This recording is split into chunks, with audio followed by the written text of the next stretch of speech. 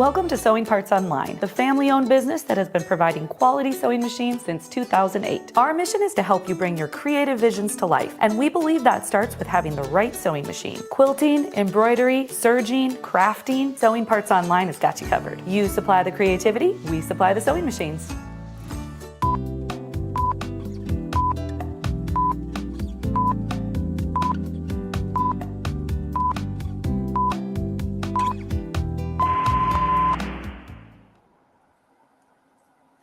Welcome to SewCreative Live Christmas in July. We are on day 2. My name is Trisha and I'm going to be the hostess for this event. So let's start with an early bird giveaway. Were you expecting that? So we decided to change things up. We want to do a giveaway immediately for all of those lovely people that are in the comments saying good morning. We are enjoying seeing you. We decided to start the day off awesome and do a giveaway. And then we'll talk about the day and what you can expect. And we'll get started. So, Brian, do you want to pop up and say hi and we can do that giveaway? Yes. Good morning, everybody. Let me make sure my mic is on. Hold on. We're doing the mic check. Check. Okay, cool. It's on. Good morning, everybody. How is everybody doing today? I'm super excited for day 2 of SewCreative Live Christmas in July. We are pumped. So why don't we go ahead and pull up that tool and we will do a giveaway for the wonderful ABC Pocket Guide, the luggage tag, and our wonderful thread kit that we showed yesterday. This is awesome. It's Aurifil thread with 50 weight and 40 weight. Elizabeth Mika, congratulations. Elizabeth. And actually, Elizabeth is waiting on a gift from last SewCreative Live. It's taken a little bit longer, but she's going to get 2 now. So thank you for your patience. Maybe it makes up for the wait a little bit. It does, yeah. You're going to get an extra goodie. We appreciate you. So let's talk about what we can expect today. We had a great time yesterday, lots of wonderful educators. You can always watch the replay on our YouTube. So if you didn't get to see it, just go check that out. But today, why don't we go ahead and pull up the schedule and we can talk about what we are going to be seeing.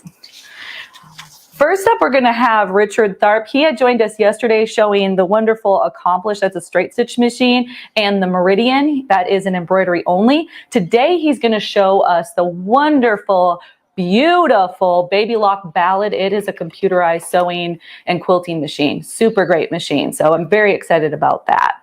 After Richard, Dee is going to be joining us.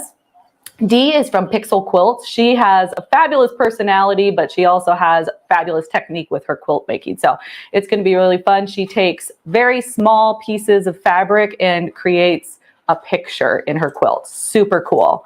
I just have to say really quickly, if anybody else is paying attention to what Trish is talking about right now, you have to tune in for Dee's segment because we did a run through with her a couple of days ago and I was completely mind blown by her technique and by the software that she designed, correct? She did, yes. And she's going to be telling us when it's released and everything, but how it works, it's so streamlined, really easy to use, and something that looks so incredibly complicated. She breaks it down and you're going, guess what? I can do that. And Brian and I were talking about it afterwards and we're just like, we have to do that. This is so awesome. Yeah, it's really, really cool. And it's cool to have a software that'll like design your quilt for you and tell you what exact fabric you need and how many cuts. It's really, really cool. So I just had to pop in and hype that up a little bit. Thank you for doing that. No, it's awesome.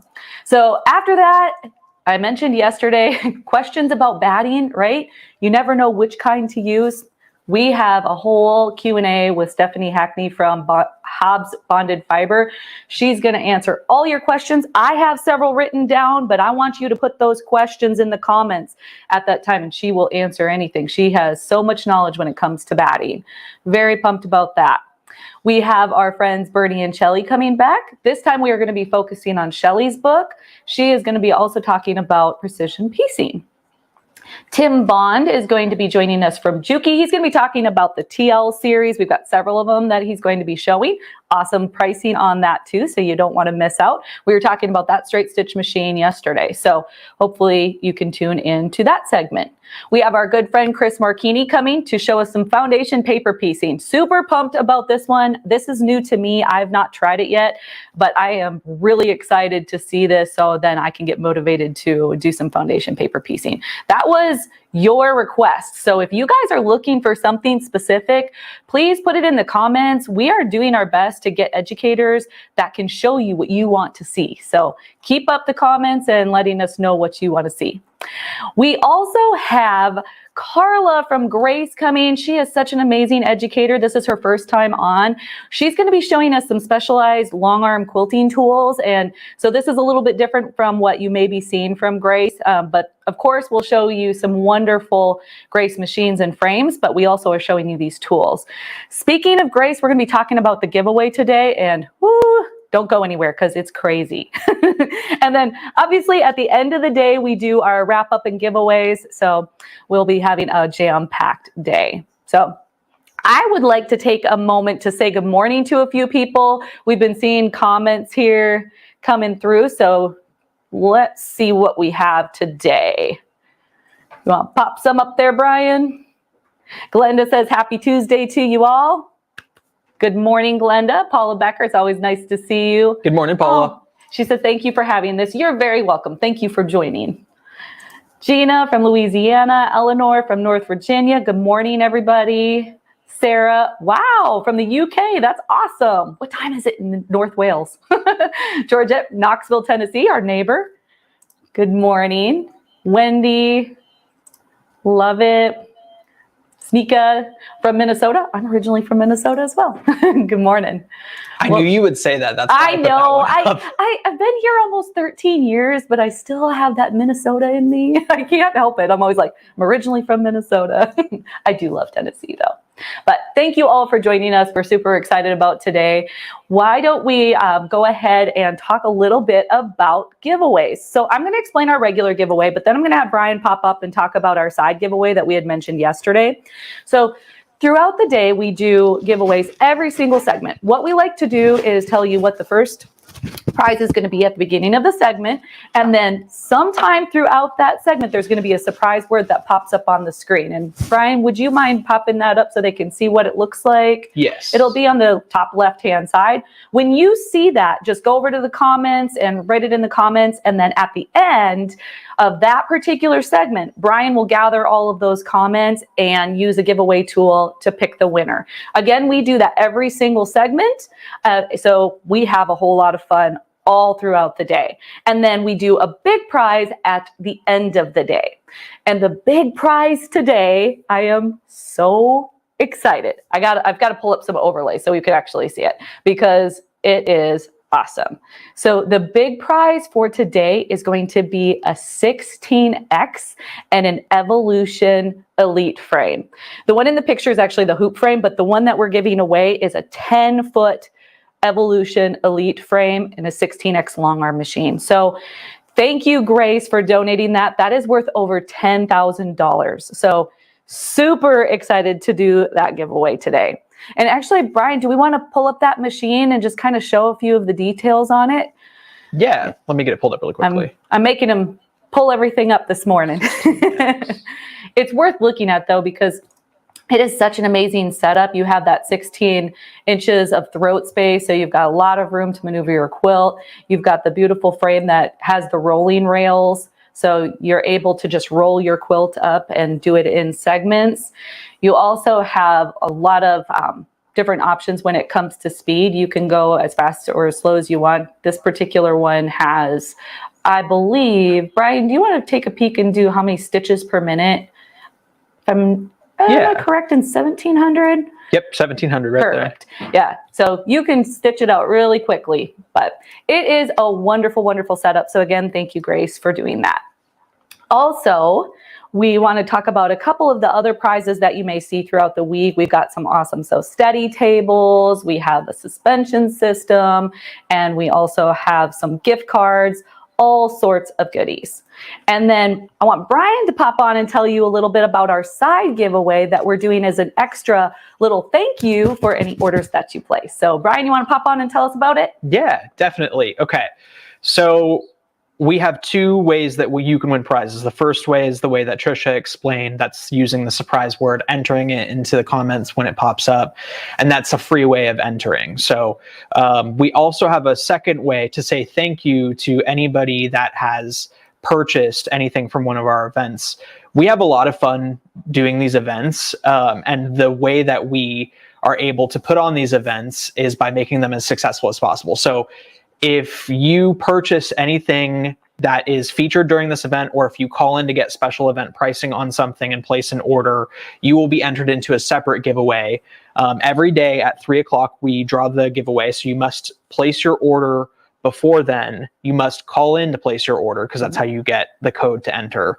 And then at 3 o'clock, we draw the prize. Today is, I believe, an Aero hydraulic sewing chair, which I know there is a lot of people out there that join our social circle that love that thing and that want one. So I know they're probably going to be placing orders. So we're doing that. We have another cutie frame we're giving away later this week. We have a luminous light bar. And then the grand prize for that separate giveaway on Friday is a JUKI TL 2000 QI, which we hype up back here. We are such fans of that machine. It is such a cool machine. And if you place an order at any time during the event, you are entered into that giveaway as well. So we originally were going to reset that giveaway every day, but yesterday we decided last minute, if you place an order on day 2, you'll be entered into every giveaway. And then if you win the giveaway, your name gets pulled and then you're no longer entered. But yeah, otherwise it just rolls over. Rolls so right you have over. some great chances. Yes. Yeah. So totally fun, very, very exciting. And as Brian had mentioned with that side giveaway, the prize today is going to be the Aero chair. And I always have to do a shout out for Aero stuff because I am such a big fan. And the fun part is the winner gets to choose the fabric. And I believe there's 9 different styles. So you can choose one of the fun patterns, or maybe you want something that's a little more solid. We've got some really Get awesome, the one with the cats on it. the cats. I like the sewing notions. I like the sew wow, sew now. So that's my favorite. That's gonna be my chair one day. All right. Well, I think our guest Richard is just about ready to get pulled up. Are we getting the thumbs up there, Brian? I think we are ready to go. All right. Well, let's pull Richard back up so he can show us some awesome baby lock. Good morning, Richard. Good morning, Tricia. Good morning, Brian. How is everyone this wonderful morning? We are doing fine. How about yourself? Wonderful, wonderful, yes. Do you have that coffee already? I know you mentioned yesterday we're going to need some coffee. My coffee right here. Oh, what a cute cup. Yes, says Baby Lock on it. I love Imagine that.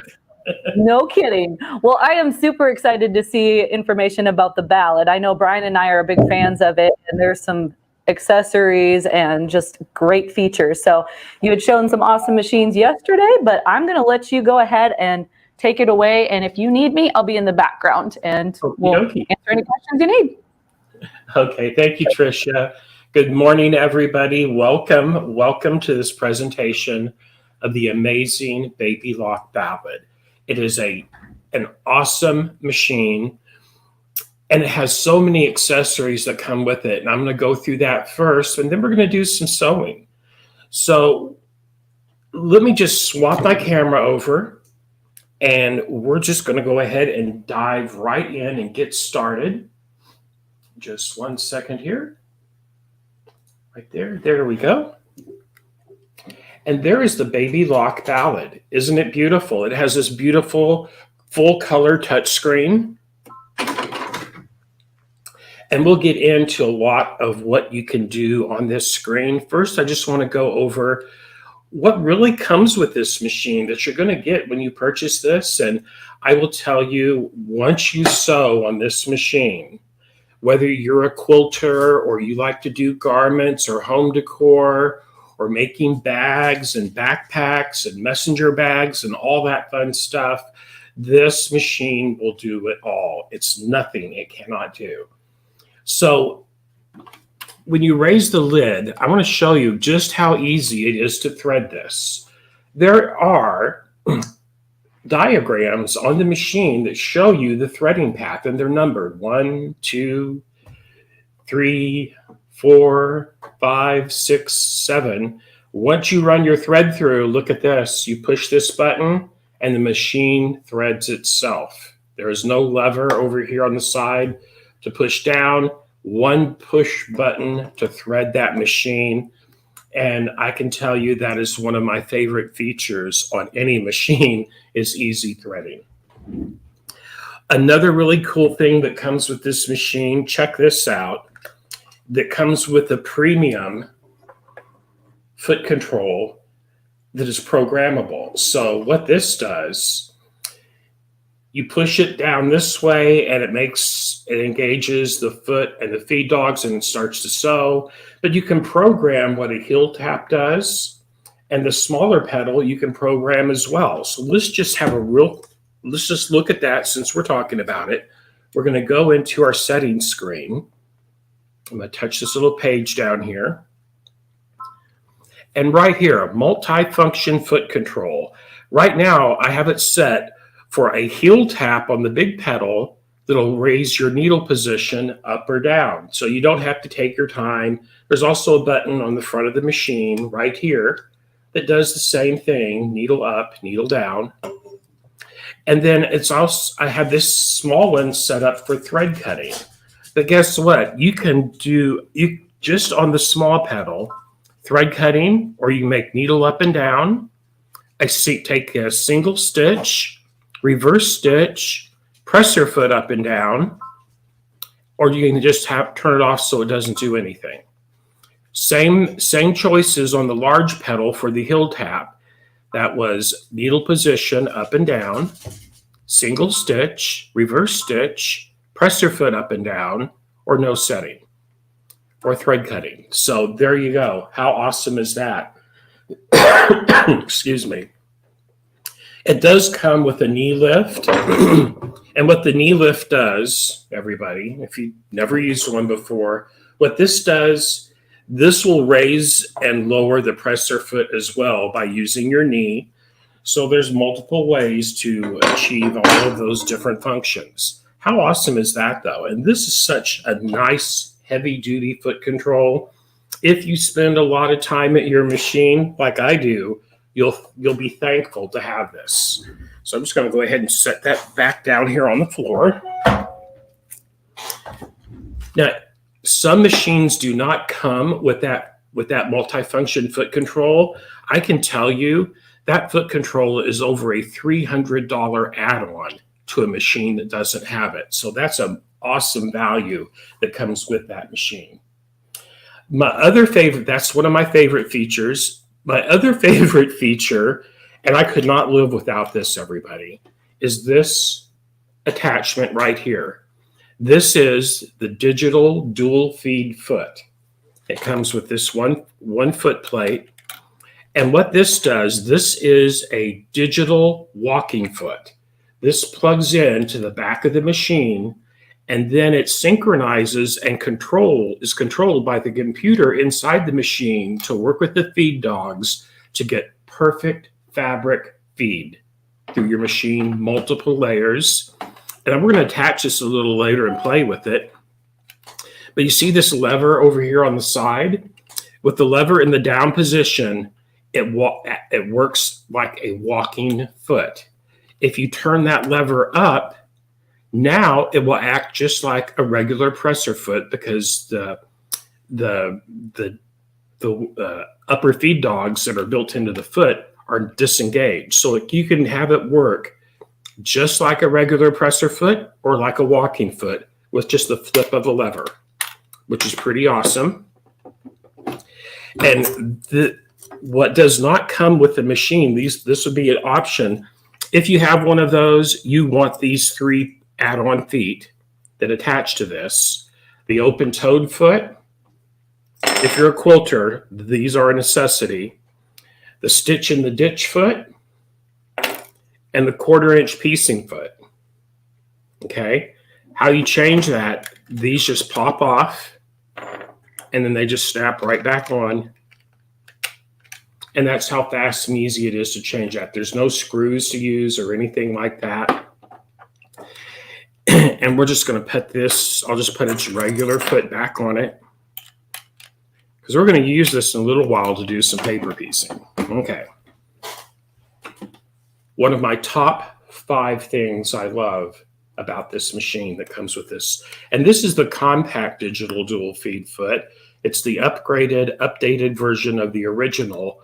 The original foot was much larger. This one is smaller, and if you're putting a lot of layers underneath it, it won't bunch up. It's a great foot. You'll love this. It also comes, a lot of machines today do not come with printed owner's manuals. This one does. Here is a quick reference guide. So this is a fast start guide to get you started on how to wind the bobbin, setting the bobbin, upper threading. It's all numbered with detailed photos. Super easy. So how to select a stitch pattern. I'm going to go over all of that. And a summary of the stitch patterns as well. Oops. Okay. And then it comes with a full instruction, owner's manual, and reference guide. Look at that. It's got some pages to it. Wonderful information there. Okay, we'll move that off to the side. Another thing this machine comes with, and I love this. This is an optional purchase for some machines, but it comes with this large cone thread stand that fits on the back of the machine. Now, you might be wondering, well, how do you attach that? So let's just have a quick look. Right here is the lid. Okay, let me get a good angle here. All you do is lift straight up on it. I'm going to pull straight up. It just came off. And now this will attach in place of the lid. Check it out.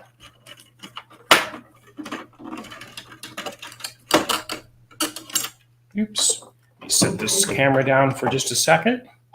That is not a one-handed operation. There we go. And now you can put any size cone of thread on that machine that your heart desires. Excuse me. It is allergy season for me, everybody. Let me give me a sip of my coffee here. But isn't that awesome? That's one of my other favorite features on the machine because I like to use large cones of thread instead of the smaller ones. That's just me. It comes with a lot of accessory feet. Let's have a look at that. So it does have free, if you like to make garments, it does have this just slides out and you have a full free arm on it, which is always a good thing. This will open up and here's where you can store all has an accessory tray. Let's have a look at this. There we go. Different feet. This is the end foot, which is for decorative stitches. It has channels underneath, so the heavy thread, if you're using a heavier weight thread for top stitching, it'll pass right under there. This is an edge finishing foot. We have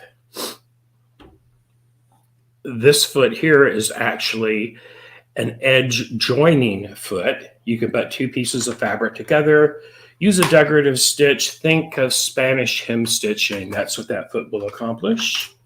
It has a zipper foot right there. And this is a cool foot. This is actually a button attachment foot to attach buttons.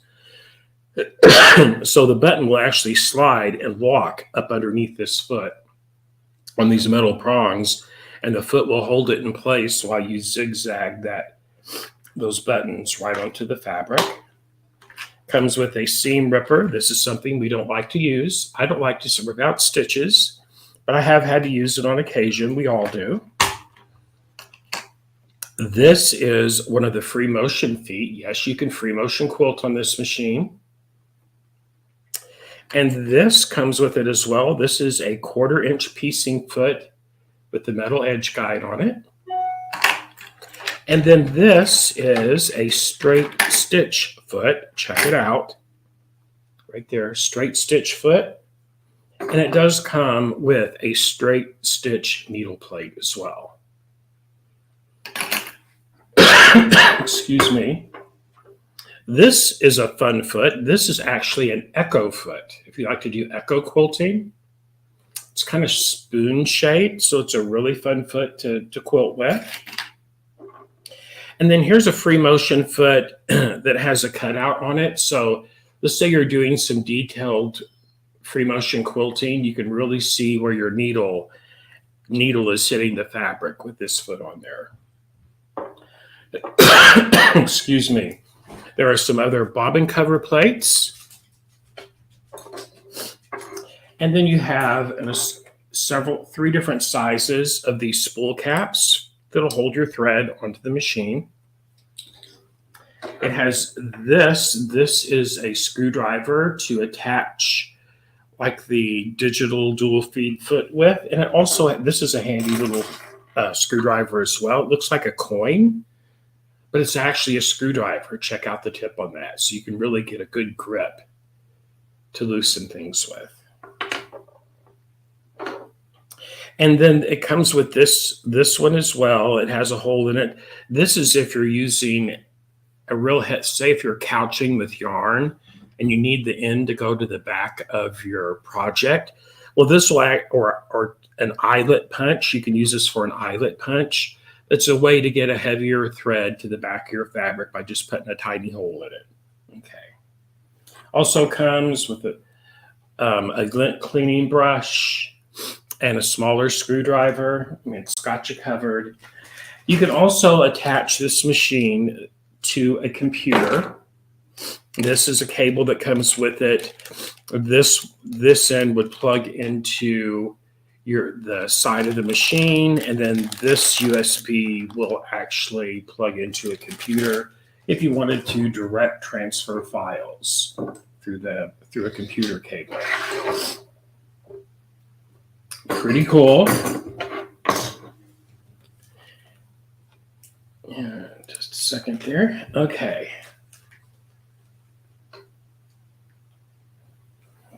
And Angela, that's a great question. I was getting to that. So everybody, this has a larger harp or throat space than the Brilliant that you're asking about, Angela. Check it out. What the harp or throat space is from the needle. Oops, let me bring that camera up. What we're talking about is the distance from the needle to this wall of the machine right here. This machine is 11.25 inches. That's much larger than the... No, it does not have a shoe shining attachment. Wouldn't that be nice if it did, though? But 11.25 inches on the throat space. Now, you might be wondering, let's look here at the screen here. Check this out. It has a lot of built-in stitches, everybody. It actually has 771 built-in stitches to this machine. Think about that for a moment. And let's just go over some of the features here. Now, if you have these turned on, these little icons right here, that will actually raise and lower the presser foot when you stop stitching. It will hover, in other words.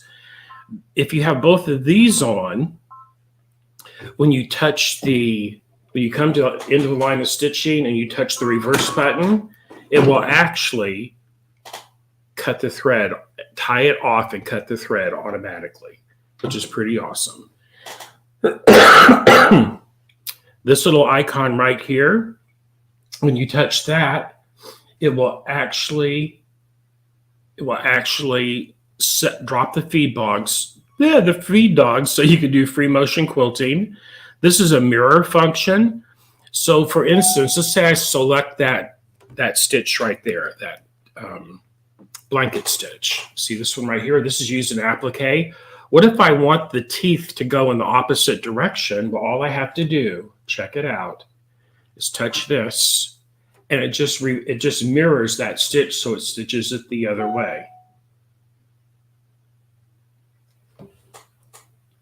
Pretty cool. And so that's a category there of just a lot of basic utility stitches. Here we have a whole menu that has different types of decorative and overcast stitches. And yeah, so there's a few there. Here's all the different buttonholes, darning buttonholes.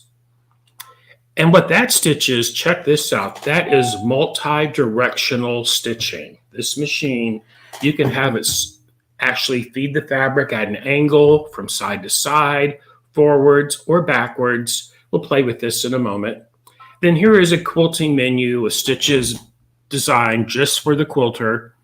And there's quite a few of those. There are 44 different stitches built into the quilting menu. But there's more stitches than that. That is under utility stitch. So if we go up and do character decorative stitch, you have six more menus of different stitches. Check it out. These are a lot of heirloom hem stitches. I'm not going to go through them all. We'll be here all day. There's a lot of stitches to this wonderful machine. But as you can see, there are just so many different stitches. Now, these stitches, you cannot adjust the length or you cannot adjust the length or the width of the stitch. They're pre-programmed in. Under utility stitches, you can adjust the width, the length. You can move it to the left or the right. You can also fine-tune the tension if you need to get that perfect stitch. Okay. When we go back down here to our menu section, we'll go through this briefly. You can actually check this out. This is a fun thing. See this lever right here? This will actually let you adjust the speed of the motor. You can adjust it while you're stitching as well. So check this out. Under this, it's turned off. If I turn that on, it says width control. I can actually use this while it's stitching to adjust the width of the zigzag stitch. It can actually stitch and you can vary the width going backwards and forwards to make some really unique, cool designs. It's an awesome feature.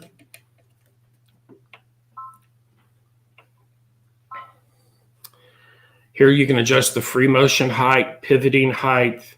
It has an automatic fabric sensor system. And what that means, everybody, when you put fabric underneath the presser foot and you lower that foot, it will automatically sense how thick the fabric is, and it will adjust the presser foot pressure automatically so that you get a beautiful stitch like that.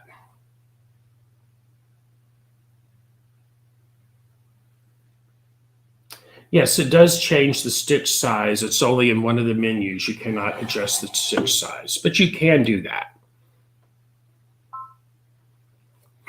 Then, of course, it has upper thread and bobbin thread sensors. So it'll tell you when your bobbin is about to run out and all that fun stuff. It's a wonderful feature that I love. You can attach a mouse to it if you want to. Instead of using your finger to touch the screen, you can do that with a mouse. And here you can actually put in your own photos for the screensaver for the screen if you want to. And here you can adjust the intensity of the light for the stadium lighting. Check this out. I'll make it even, you can dim it. See how it's dimming? Make it brighter. You can also adjust the brightness of the screen. And then here just has some of the serial numbers and all that fun stuff. Now, one thing that Baby Lock is famous for, and something that I totally love this machine about, let me go back up there though and turn that width control back off. There we go. Check this out. If you buy this machine and you're trying to figure something out at 2 o'clock in the morning, check it out. Touch the question mark, and you have a built-in help guide into the machine. For instance, maybe you want to know about the hand wheel. Touch that, and it'll just show you exactly what that does.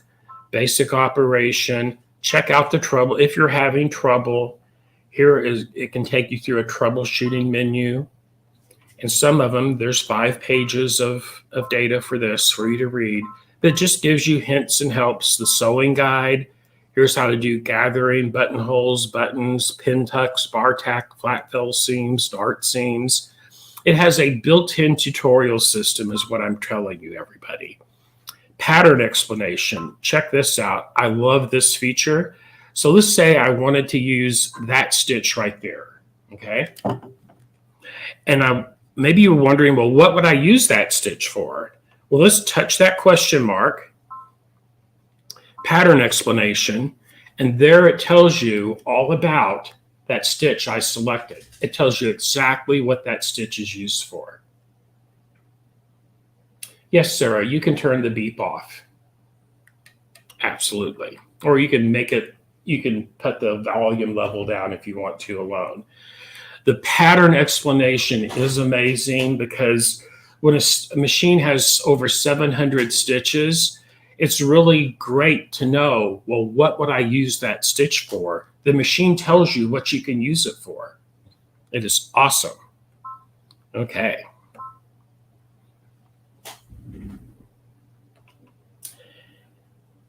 Another great thing about this machine, let's just go and I'm going to show you how easy this is to thread. Now, everybody, I'm not as young as I used to be. And as I'm getting older, my eyesight's not what it used to be either. So I'm going to show you why I love this type of a threading system on this machine. I'm going to remove my thread. And I'm using this little cap here. If you like Aurifil thread, this is the cap that comes with the machine that will hold it on that cone, okay? So all I'm going to do, I'm going to put it on here. I'm going to put that little cap on there, and that will hold it in place and keep it centered on the spool pin. Okay. So now we're going to go through our threading path. There's number 1 right here. It's going to go over and around. Right there's number 2. It's going to come down.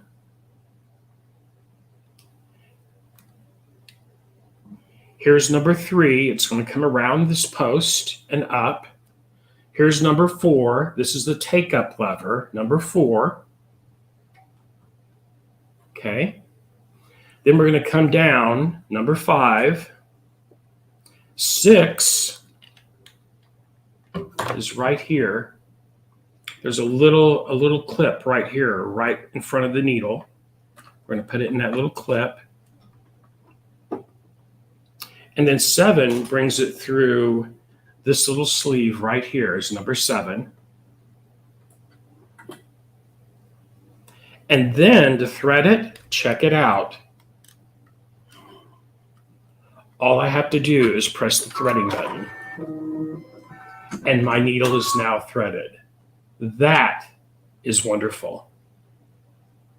That is wonderful. Also, I am reading the comments also, everybody. So yes, the mouse is wonderful. It does come with a stylus.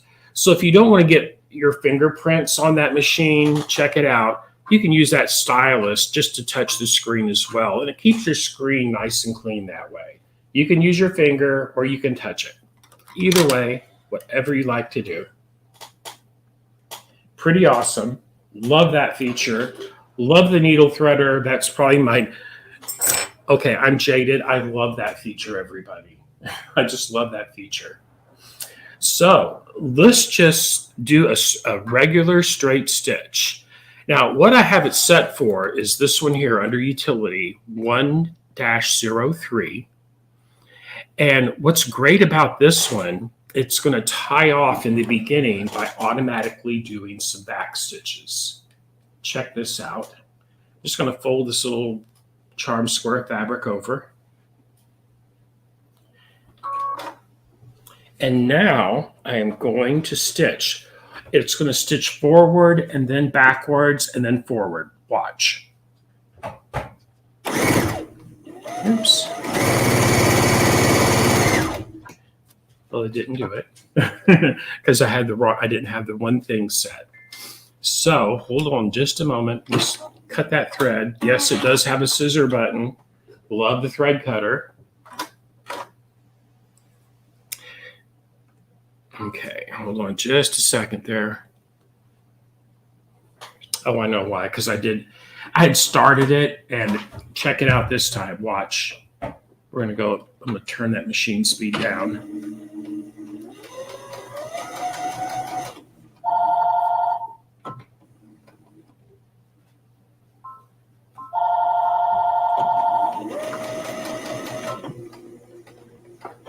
Now that's at the end of it. And what I did, everybody, I'm sorry, but that phone for our shop is ringing. I activated all these little icons right here. So when I touch, check it out. When I touch the reverse stitch button, it's automatically going to tie off the end of the seam and then cut it. Let's do that again. Let's do it again. Richard. Yes. We have a question saying, does it come with a coffee maker though? Well, I will tell you what, with the time it will save you on this machine, you can buy your coffee maker. I love it. I recommend getting one of those little ones with a little K cup, so you can have it right by your machine, and you don't even have to get up to make your coffee. But did you see that, everybody? That time, I started sewing and it backstitched.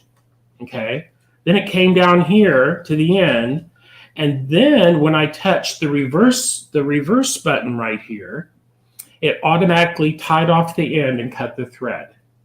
And that's awesome.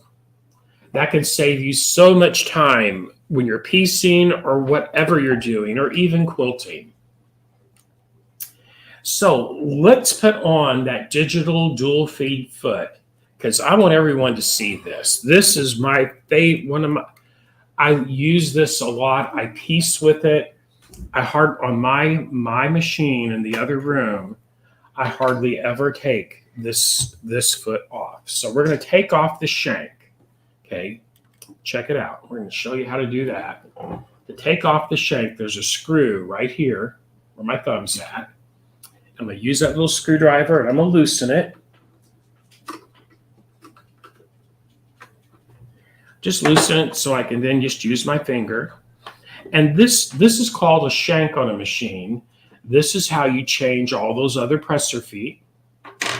And then this will slip right on in its place. See that little notch right there? So I'm going to feed it through from the back. And then tighten it up.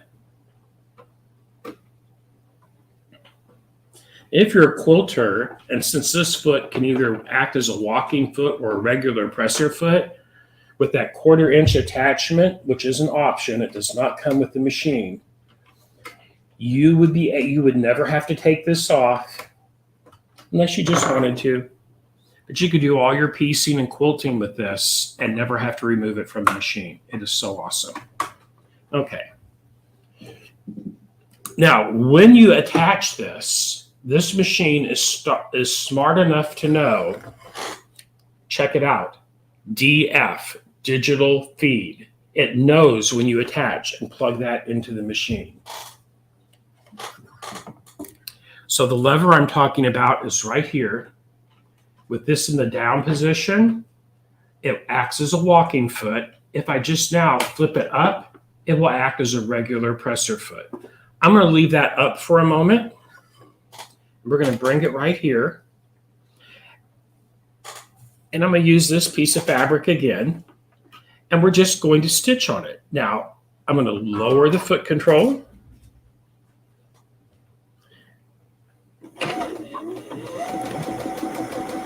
Right now, it is just acting like a regular presser foot, everybody. It is not feeding like a walking foot. The beauty of that is when you really stop and think about it, anything you can do with a regular foot, you can now do with this because it doesn't have the walking foot engaged. Check this out. Check this out. Now I'm going to lower that, move that lever to the down position. I just turned it into a computerized walking foot, everybody. Here's a little quilt sandwich we'll put in. And I'm going to show you how easy it is to quilt on this machine. Okay. I'm going to put it in right there. I'm going to use the same stitch. I have the stitch length set for 2.5 millimeters. Now that back stitch would actually be covered up by the binding. Okay.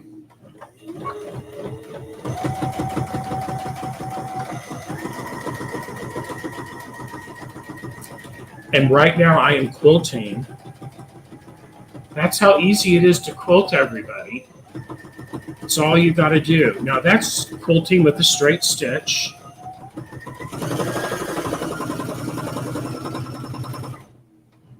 Now we're going to tie it off. It'll automatically tie it off once I have that set like I had it set. And let's have a look at that line of quilting. There we go. And there it is. Now, a stitch that I love to quilt with when I use the digital dual feed foot, check this out, everybody. It is called the serpentine stitch. Now, there's some stitches, you see how they're grayed out. That means they cannot be used with that digital dual feed. That's what that means. You go to the quilting menu. Right here, Q-18. It makes a wavy line. See the preview of it? Now, what I'm going to do, though, I'm going to adjust that to its widest width, which is 7.7 millimeters. And I'm going to put that stitch length to 3. Now, notice how it changed that. It's got a much more different curve. And now we're going to do a quilting line with that. This will really add texture to a quilt, everybody. I love using this stitch to quilt with. I also like to use it to attach binding. Look how nice and smooth that machine runs with that foot on there. And it's fast. Now we're going to tie it off.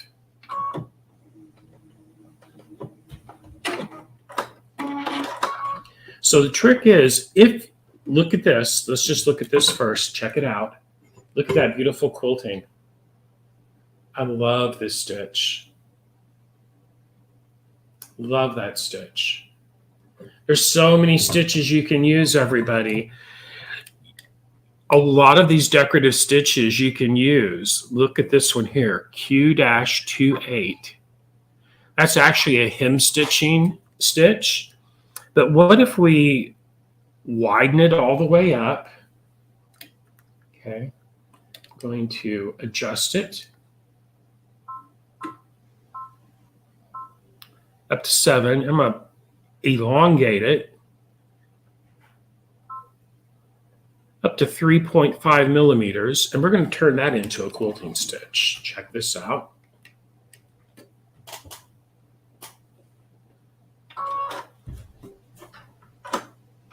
There we go.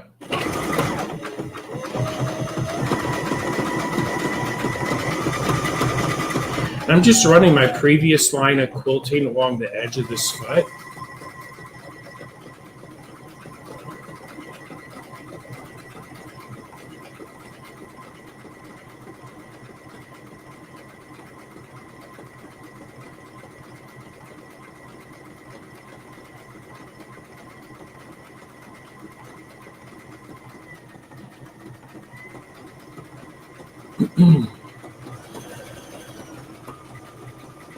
And all I'm doing, as you can see, I'm just guiding the fabric. You should never have to pull on the fabric in behind your machine. That means there's something wrong. Your feed dogs aren't working properly. You should never, ever pull the fabric from the back of the machine. That's a good way to break a needle. But all you should ever have to do with any machine is just guide the fabric in front of the foot. Richard, I do want to add about the feed dogs. Personally, using the baby lock machines, I find that the feeding is fabulous. I don't know if it's the 7-point feed dog or what it is, but it doesn't matter what model it is. I always have good results with the baby locks. Oh, absolutely. I agree 100%, Trisha. Check that out. Isn't that pretty? Look That at is gorgeous. And on the back, it's equally as beautiful. Perfect balanced tension front and back. It does come with a soft cover.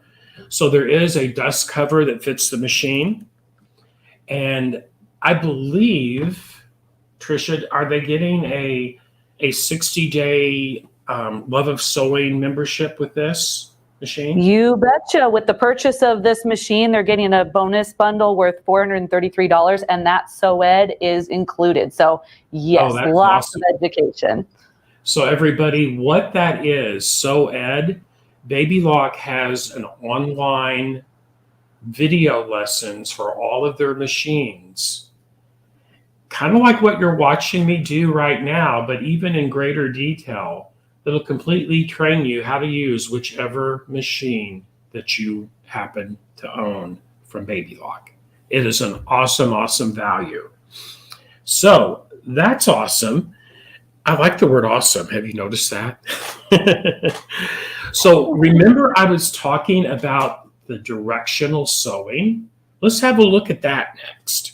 And we're going to leave our quilt sandwich in here because I'm going to show you a real fun thing you can do with this. So directional sewing is this icon right here. Let me get my little pointer stick. There we go. Now, it's all grayed out, and that's because I have that digital dual feed on it, okay? So what I'm going to do, I'm going to trick it. I'm going to turn the lever and disconnect, turn it to regular sewing instead of walking foot, and then I'm going to unplug the wire from the back. Now it's not grayed out, and this is an experiment. We're going to see how this works. But normally to do this, you would use the infoot. See that infoot right there? I showed you that earlier. So what we're going to do first, we're going to do a straight stitch from moving it forward. And what I'm going to do, I'm going to hold down on my foot here.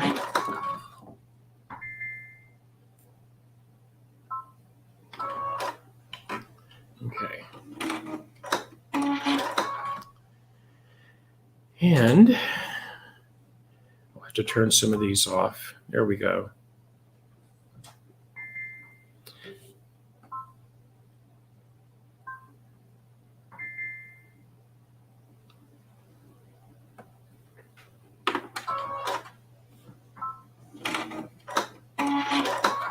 Okay, it is going to make me change that foot out. So before we do that, we will get back to that in just a second. I was going to try to save a little time and cheat, but it didn't allow me to do that. So what I was talking about earlier, though, are these accessories. These three are not included with the machine, everyone. They're an optional purchase, but they are something you would want.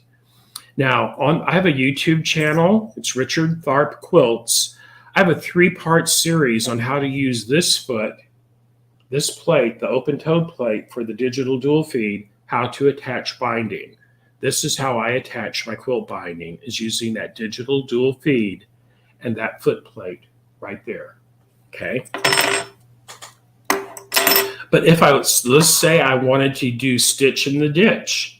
So all I would do is just change out this plate. I don't have to take the foot off. Look, push it up and it comes right off. Then I'll put the stitch in the ditch foot on it. And use that lever and back to get it lined up. And there it is, fast and easy. Then, if I wanted to put it right down that center, if I had it with, there we go. If I had piecing in here, I could put this right in the seam line and bury that straight stitching on top. So check this out. Oops. Let me plug this foot back in. Okay, there we go.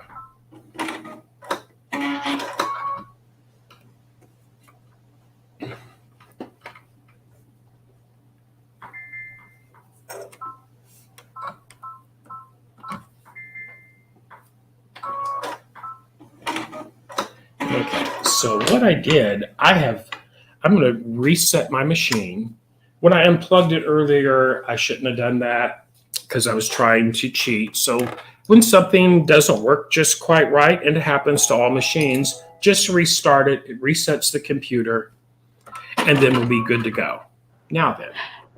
Richard, I have to laugh about that because my husband is in IT, and we always joke that to solve anything, turn it off and on again, right? It's very true. Now then, let's do that line of stitching that we were going to try to do there. And I just unthreaded the needle. It got me flustered. What I'm going to do is actually, we're going to move. I want to show that directional sewing because I know we're getting close on our time. So what I'm going to do, I'm going to remove this and put my shank back on. And I'm going to get out the in foot. In is for decorative stitching. But what that in foot does, it's a wider foot. So it will actually grip the fabric on those feed dogs better. Okay. So unplug that. Get that little screwdriver and loosen that set screw. Well, you're changing out the foot, Richard. I'm just going to answer a couple of questions that we have here. We have one that's asking about the manual. Is the manual spiral bound so it stays open on your workspace? It's not spiral bound. However, we do have that ability, so you can always call customer service and we can help you out on that. Let's see what else we have. Nina is asking, why doesn't the Baby Lock provide manuals, just the reference guide? Just to clarify, it does have the printed manual, and we can also get the awesome reference guide. So you do get both, Nina. Let's see. Can I just say something really quickly? Yeah, Brian wants to pop on really quickly. If you purchase a machine from us and it doesn't come with a manual, we would be happy to send one out for you. We print and bind manuals all the time anyway. Like we do the old vintage Singer manuals and stuff. People buy those. If you buy a machine from us and it didn't come with a manual, we would be absolutely happy to send one out to you. We gotcha. And Marcia is asking, how many years will that display board last? Richard, do you have an idea on that one? Yeah, so there is, all electronics have a 5-year warranty. However, there is a 25-year warranty with all Baby Lock machines. And I can tell you, I've had one of these machines for much longer than 5 years, and it's never went out. So awesome. For what that's worth, that is the one thing that will rarely fail on my Baby Lock machine is that touchscreen. I rarely hear of anybody having that issue.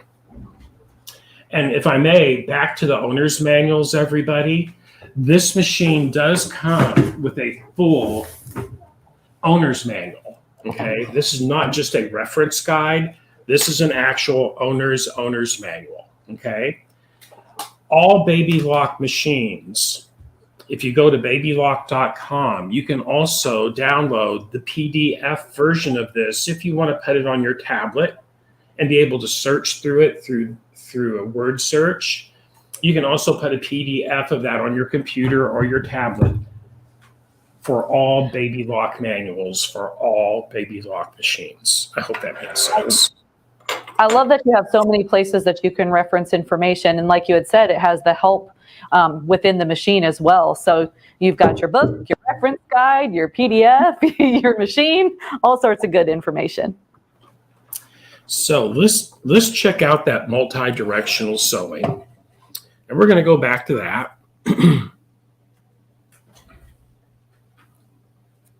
And we are going to, let's do a diagonal stitch. We're going to do that 5-06, diagonally left down, straight stitch. And let's just get that going.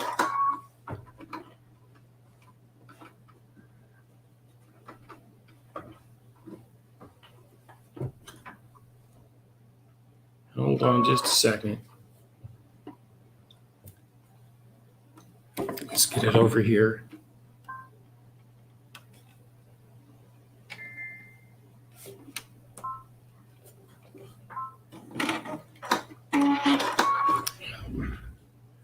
Oh, I know why it's doing that. I was pressing on that little bitty pedal. I haven't had enough coffee. Check it out. It's another cup, Richard. Now, here it goes. It is going to move the fabric at a diagonal. Check it out. This is like magic. I love, love, love directional sewing. So what I did, I had it come at a diagonal over to this other stitching line right here, and now I'm going to make it go the other way. Check it out. We'll take the diagonal over that way. Check it out.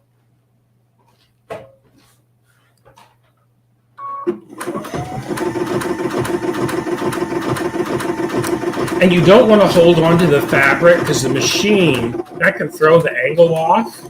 But look at that. Isn't that just cooler than heck? And now I can go over here and make it go back again the other way.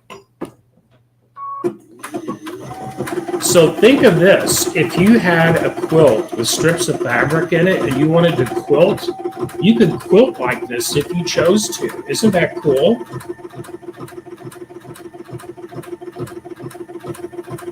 Also, just saying, any bag makers out there, if you do your straps and you do the little square on the end of your strap, this would make it look so nice and neat. Now we're going to make it go horizontally. Okay, we're going to make it go from left to right. Check it out.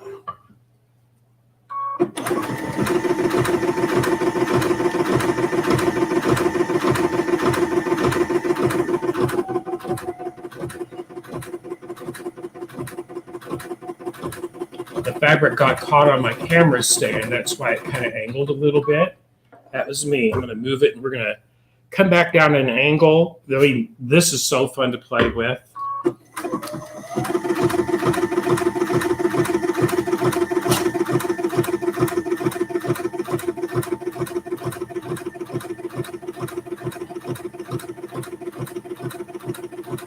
Isn't that just cool as jelly beans, everybody? Love that. But that's what directional sewing can do for you. You can make a box. There's so many different ways you can do that. You okay, Bubby? It's okay. It's my little dog. Yeah, cough up that hairball, mister. There you go. Goodness. It's okay. He's okay. Okay. Yes, them allergies get to you too. That's my little dog. Anyway, oh my gosh, there are so many awesome features on this, and we have just skimmed the surface. Real quickly, since we have a little bit of time left, and I know you're going to do a more in-depth, the one lady is coming to do a lot of paper piecing, but I just want to show you, this machine is awesome to do paper piecing with. So let's get out that straight stitch foot that comes with the machine. Right here. We're going to just swap that out.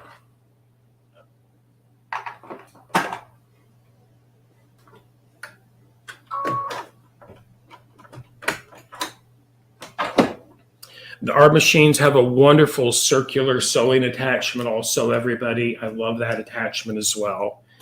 And then we're going to go to our quilting menu and get it into a straight stitch center position. There it is. Right there. That way it will. And what I'm going to do here, check it out. I printed these paper patterns off of one of my computer programs, just on regular printer paper. And what paper piecing is, the lines, those are your stitching lines, okay?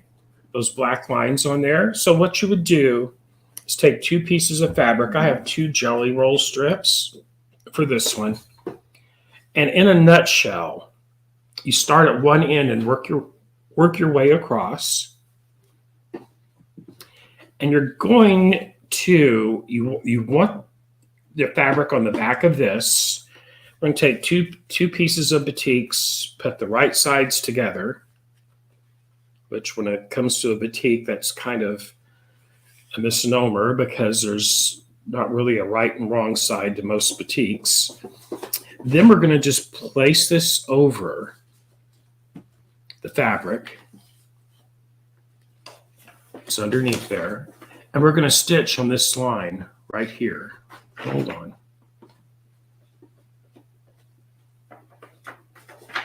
There we go. We're going to stitch on that line. If you can stitch on a line, you can get perfect points. I'm going to show you behind me what I've been working on in this paper piecing. Hold on. Here we go.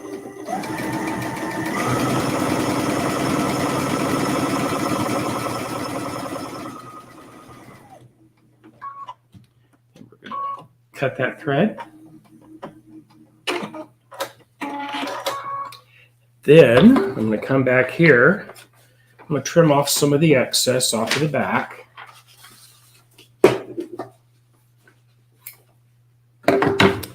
Then what we're going to do is take it to a cutting mat. Move this back just a bit. I want you to see this. This is so much fun, everybody. Oh my gosh. So what this paper piecing design is, you're making 45-degree diamonds to make a star. So once you do that stitch line down right there, you have to trim off the excess. So you're going to fold your paper back right on the stitching and crease it. This is a add a quarter ruler. So there's a lip right here. You butt it right up against that folded paper. Then you're going to trim. Throw that to the side. Then when you bring this over, finger press it.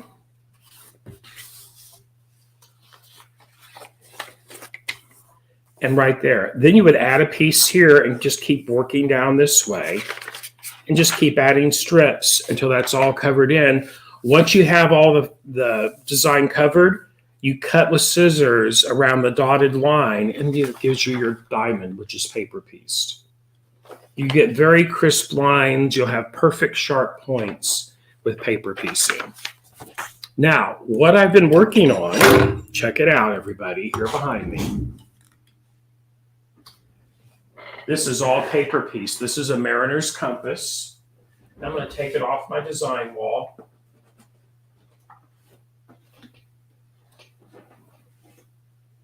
You'll see the back of it. It still has the paper on it. But check this out.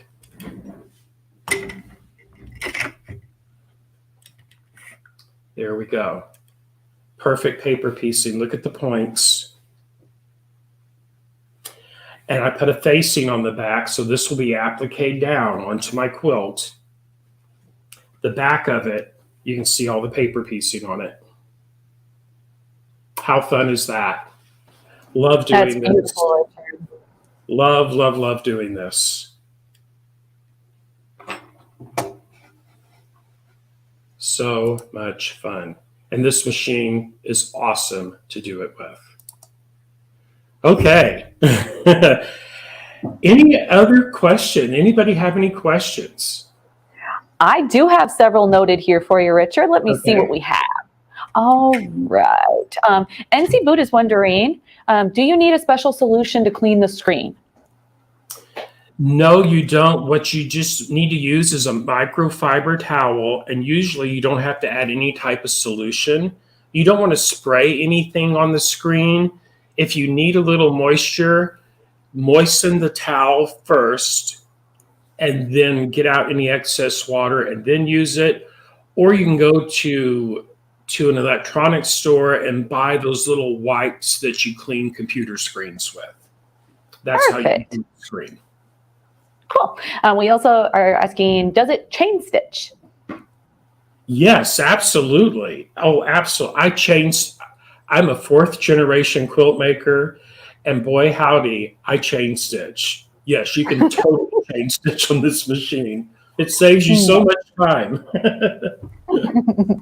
All right. Barbara is asking, can you get that foot for the Baby Lock Soprano? I'm not sure which one she's speaking of, but the digital dual feed? Okay. No. Do you know offhand if you can get that for the Soprano? No. Nope. Okay.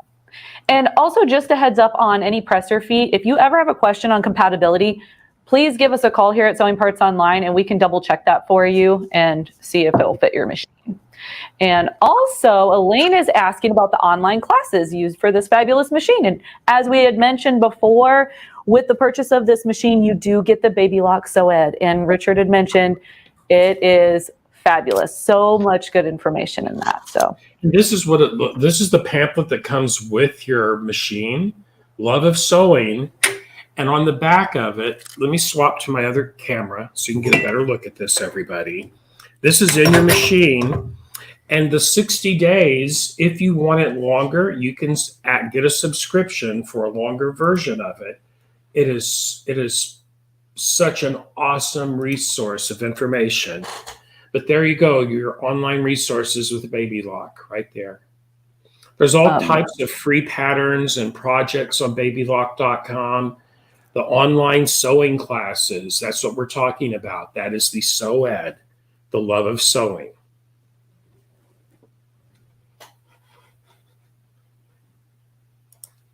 Okay.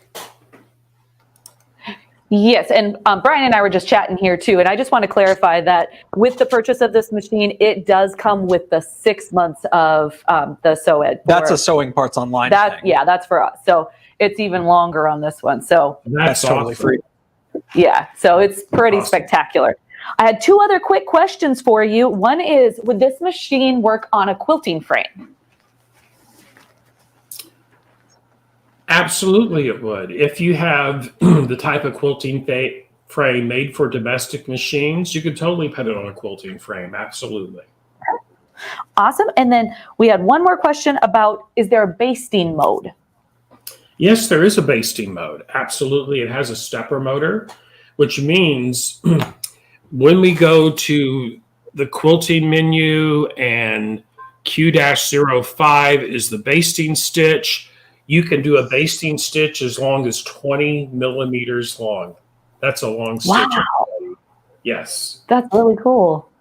Yes. Awesome. Well, I think that's all the questions for today, but Richard, thank you again for doing such an awesome demonstration. You showed 3 pretty spectacular machines over the last couple of days, so we appreciate your time and knowledge, and we'll go ahead and share some information about the pricing. Awesome. And thank you so much, Tricia and Brian, for having me here. Everybody, if you're on the fence, just do it. I'm going to tell you, this is how I look at a sewing machine. Okay. I'm not saying this because I'm a Baby Lock educator. I love sewing. Think of it this way. It's an investment. If it makes you happy, just do it. Life is too short not to be happy. If you want this machine or any machine, just do it. Well said. That is very well said. Just do it. Do you want to stick around while we do the giveaway, Richard? Sure. Awesome.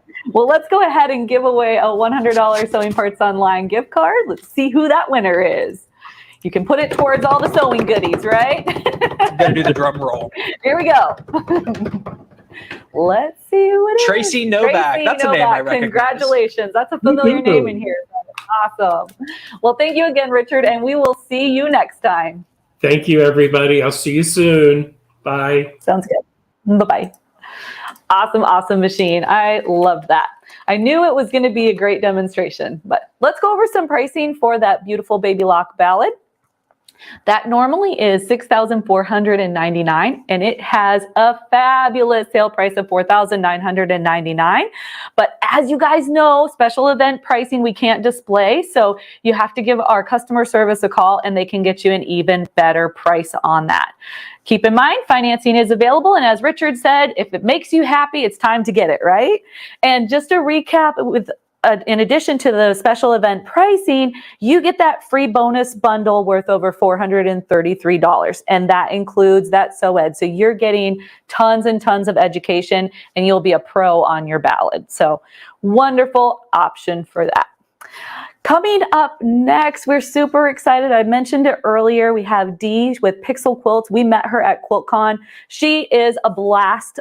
She had us laughing at dinner, and I know she's going to be a good time. But in addition to having a great personality, she also is a very, very talented quilter. So I am excited to introduce you to Dee. Let's go ahead and pull up Dee.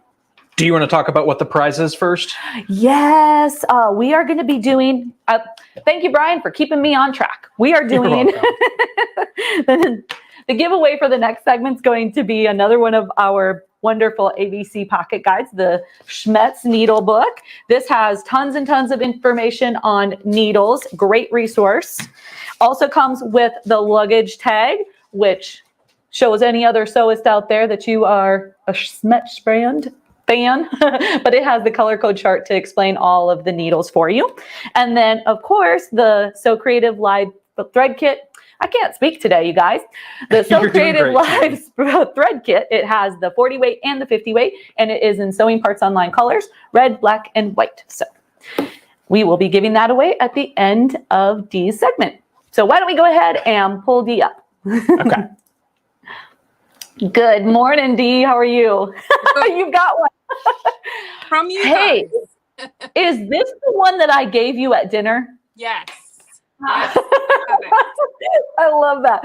We were actually given these, from Rhonda with Schmetz, and we had all gone out to dinner at QuiltCon, and she was like, "Oh, I love that," and I'm like, "Well, here you go. You get one."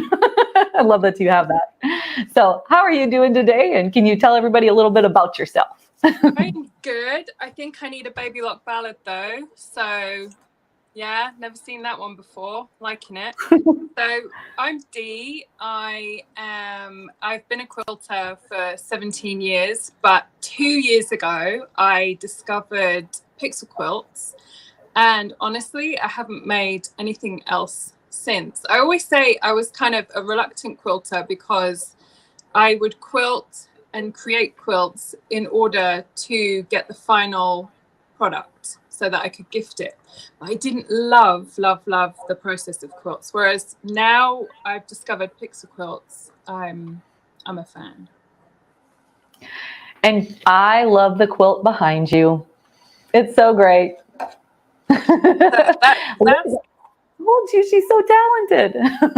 So that's Posty. He was like the second pixel quilt I ever made. And he was the one that kind of sealed the deal for me because the first one I did was Billie Eilish. And I just thought I'd chosen the only image in the world that could translate into a pixel quilt of a face. And so when I went to do my second quilt, I wanted to choose the most difficult face I could find, which my daughter introduced me to Posty and all his tattoos. So yeah. And then, of course, there's Her Majesty, and that is she's a replica of the one that was sent to Queen Elizabeth for her Platinum Jubilee. So that's so amazing. Yeah, you'll definitely have to share that story too. So I know that you're a little nervous with it being alive. You're going to do an awesome job. If you need anything, just let me know. I'll be in the background, but I will let you take it away and we can start showing everybody what pixel quilts are. Cool. Well, I will go into the one question that people always ask me, which is how do I do that? And I am going to detail every single stage of how you can create a pixel quilt. But before I did that, I wanted to show you the two different options that are available to you so that when you have designed your pixel quilt, there's two different ways you can sew it. So the way I make pixel quilts and the way I will show you is that everything will be broken down into 8x8 blocks.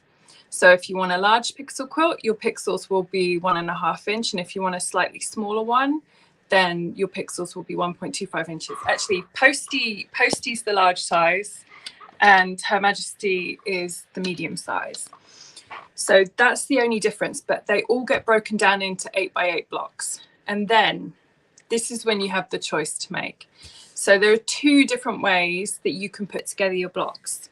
The first way that I usually do, and which 99.9% of my quilts are made out of, is the blocks, if there are similar like colors, then the pieces are blocked together. So this way you actually have less pieces that you have to cut out.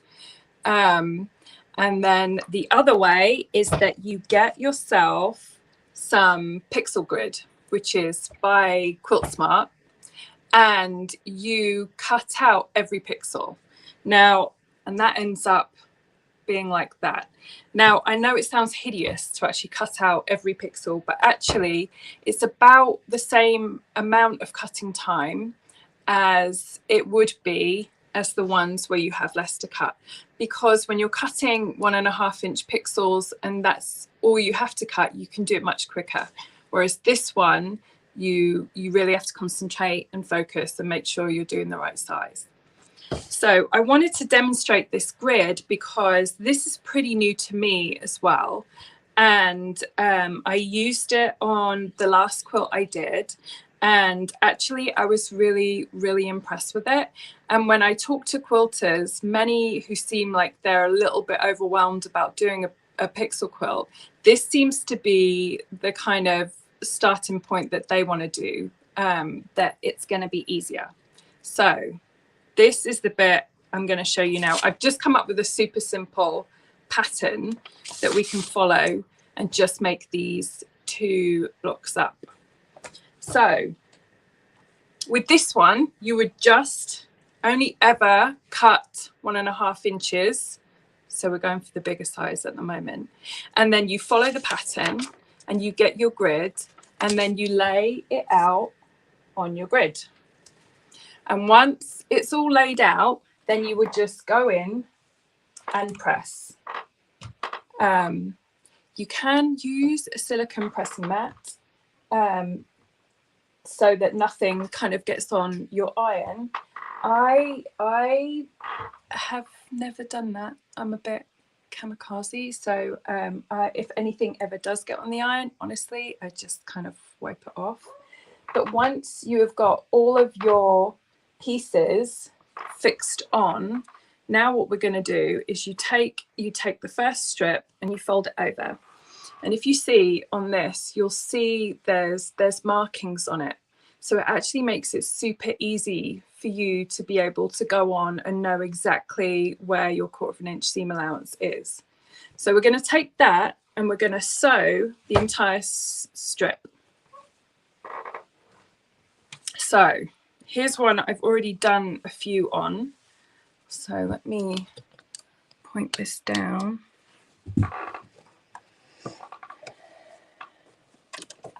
And like I said, the markings just make it kind of super easy.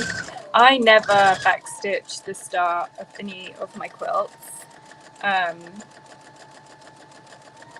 I think especially with this interfacing, you really don't need to, because it just gives it like another level of like security. So once you've done that, you just go on to the next strip and go ahead and fold that one over, and you would go through the whole block like this.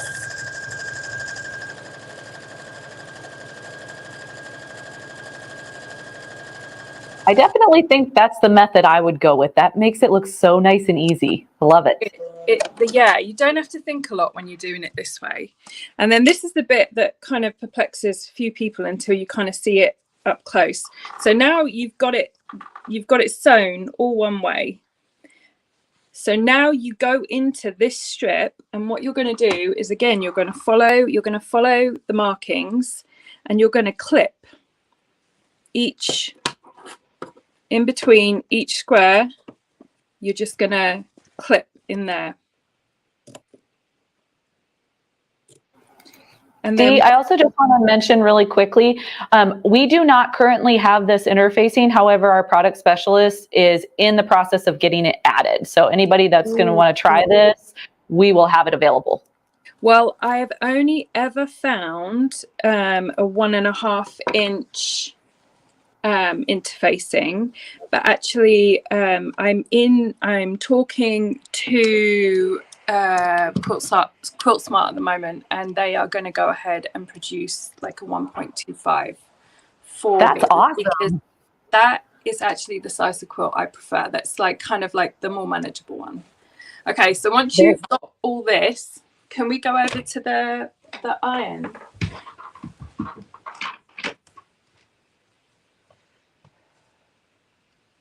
you are going to go ahead, and this is the bit that I'm going to make it look crazy tricky, and it isn't at all.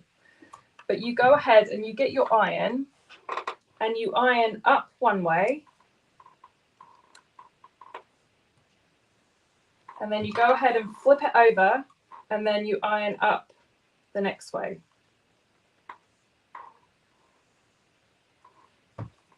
And you do that throughout the whole thing. And all that means is that now you are going to be able to nest like those seams. I don't know whether you can see how nicely they kind of fit together now, because you've kind of ironed them so that they can all nest together. And then again, you just follow like the little lines, and you go through each row. And so again,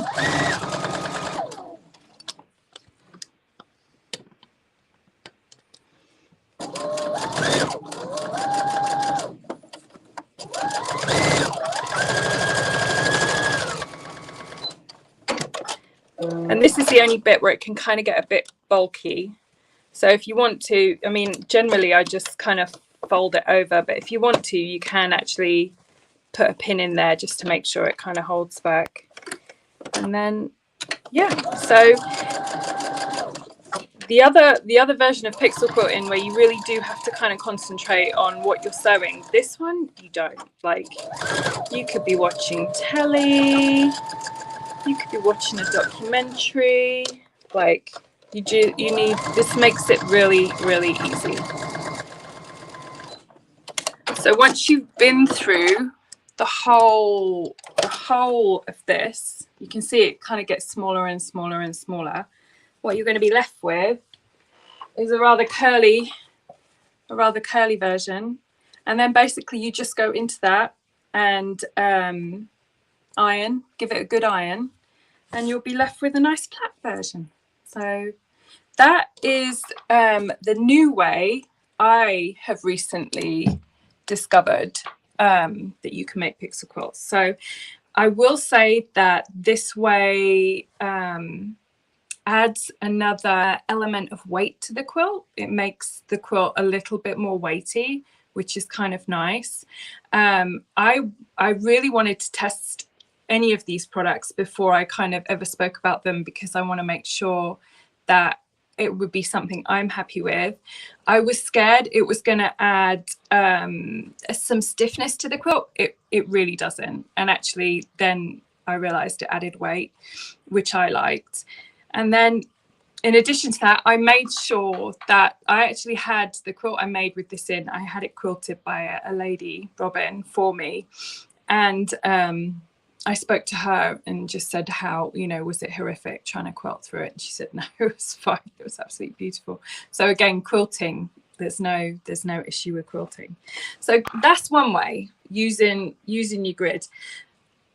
I will say you will probably be cutting, you know, 2, 3, 4 times as many pieces with this way than you will with the way I'm going to show you next. So, but I think the cutting time is either the same or reduced, because again, when it comes to the cutting and you're just cutting the same pieces all the time for every color, then there's really, you don't, you know, you concentrate, but there's really, you don't have to think about it, you just do it. Whereas this next way, you kind of have to think, you have to keep looking back at your pattern. So this way is great because there's kind of not as much sewing, but the sewing that you do, you are gonna have to think about it. So this way, you basically, you follow the pattern just like you would the other way, but this way you're gonna be getting all your blocks of all the different sizes. And then when you've got all of your blocks of all the different sizes, you then have to look at the pattern and split it into sub blocks, because you need to find a way to put this together that is going to mean that it goes together beautifully and fingers crossed without any Y seams. So the way I would do this is that I would go ahead and sew this one. So sew these two to this one, same there, and then that is a whole column that I would put together. And then here, the same, that whole section, these two you'd go first, so to that one, that one, that one. So it's that column, these two, and then this one finally. So you can see there's kind of a lot of sewing here, or a lot less, but you have to think about it, and you have to kind of stay on the ball with this type. So those are the two different variants of how you can put together a pixel quilt. The look at the end, a tiny bit different. I don't have the one that actually I made recently that is made from the grid, the interfacing grid, is actually on its way to Houston. It's going to be in the Houston quilt show, so I can't even show you that. It does look slightly different. These guys were both made using the method of like blocking the light colors together. So the quilt that uses the grid, it is going to give it much more of a pixel look. From afar, you won't notice any difference, but yeah, I'll stick a picture up on my social media of the quilt that's going to Houston, just so you can see. It's the Dahlia quilt, so you can see it does look slightly different. So I was going to go ahead and show you something that I have never shown live before, and it's the process that I have come up with now to create my own pixel quilts. I've used lots of different every program on the market. If there is a program, if there is a software, if there is a website, if there is a free pixelating software, if there is an app, I've used it. And ultimately, I wanted to create my own, so that so that my designs are my own. But also just to make it super easy and super accessible, because I think people look at these quilts and think they're really difficult, and actually they're the opposite. They are actually a lot less difficult than probably the quilts you've already been making, because everything is a tiny straight line. That's it. If you can sew a semi-decent 1/4 inch seam allowance, you can make a pixel quilt. Like the ones you do and you have triangles and you have bias seams, far more difficult. So, and people think actually you have to be really precise with a pixel quilt as well. Now, I'm sure if I was that personality type of like very precise, then I think maybe my quilts would look a little bit different, but I'm not. And if you ever get up close to any of mine, you'll see that, you know, there's going to be wonky seams there. In fact, my husband is an aviation engineer, so he used to design aircraft, and very precise. He's exactly the person you want designing the aircraft that you fly on. And he actually came in and saw me. I was straight line quilting the Maya Angelou quilt. And he realized pretty quick that my straight line quilting was kind of a little bit off from the seams. And I could see him just like almost twitching, like I had to send him out. But why I say all this is that people think you have to be super precise when you're making pixel quilts, and really you don't. They are so forgiving. I think they're probably more forgiving than other types of quilts. So all right, can we swap to my screen and I will do a demo. Oh, sorry, I'm going to shuffle. Okay, so can I share the screen? Yep. Under present, if you go to click on that, and then you're able to share the screen, and then Brian can bring it up. I just have to say, Dee, I think it's so cool that you have a quilt that's going to be in the Houston show. I know that's a really big deal, so I wanted to say congratulations. Oh, thank you. Well, I actually just found out I'm going to have 2. Oh, Yeah, I know. That was a total surprise for me. that's awesome. Okay, so can you see my screen? We can bring it up. 1 second. There we go. Yeah, you can see it? Cool. Okay, sorry. Everything away. Okay, so this is the program I've been working on for a long time with some software developers. It is not out yet. I desperately wanted it to be ready, and it's really not.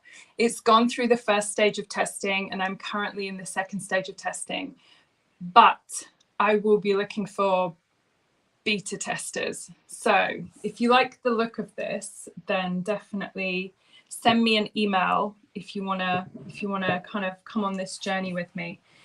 So, all right, I'm gonna go through just the process that I go through.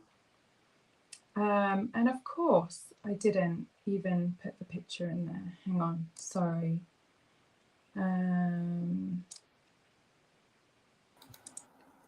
I just have to say, I saw Bora Bora snorkeling in there, so a little jealous.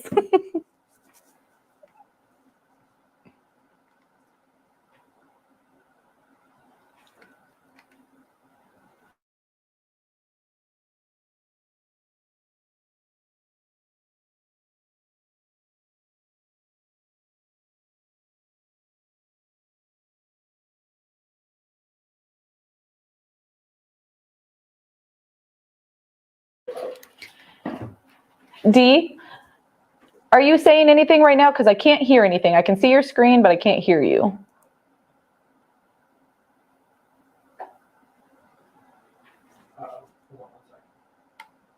Brian's double checking something really quickly. Can you talk, Dee? Okay, I'm going to kick your main from the studio if you want to pull it back in. All right, so we're just gonna kick her up for just a second and have her come back in. Gotta love the live stuff, right? All right, so while we're doing that, I'm just gonna back up and talk about the ballad that we had just seen. So if you're just coming on, we had an awesome demonstration from Richard on the Baby Lock Ballad. That is a beautiful quilting and sewing machine. It normally has an MSRP, it has an MSRP of $6,499, and it has a sale price of $4,999. But that is not the best price that we can get. You can always give us a call and we can get you an even better price than that. And as Richard had mentioned, if you want it and you want it, it makes you happy, get it, right? Financing is available for that particular machine. Also, in addition to purchasing that machine and getting a fabulous sale price, you get the free bonus bundle that's worth $433. And that has this Baby Lock Sew Ed. And they have so many great tutorials available, and it just helps you really learn your machine. It's a great addition to the purchase of your machine. So super awesome about that. And again, at the end of this particular segment, we're going to be giving away this great little bundle here. We've got the ABC pocket guide, the Schmetz book, and as Dee had shown you, she also has this book in the luggage tag. So we had met her at QuiltCon and we went to dinner and we were talking about this and talking about how great they are. Just a wonderful resource. So these particular books show you all sorts of different information. You've got the anatomy of a needle. You can see the different types of needle, what the differences are, what type of material to use with those needles. And it's just a wonderful, wonderful resource. You've also got the color-coded chart, and this is going to tell you what type of needle. So you've got like orange for jersey, blue for jean needle, and then you also have the different sizes available as well. So I just want to back up to a couple of questions while we're waiting on Dee here. Let me double check. We're working on texting her and letting her know she got disconnected from the stream, but if you want, I have a video we can play.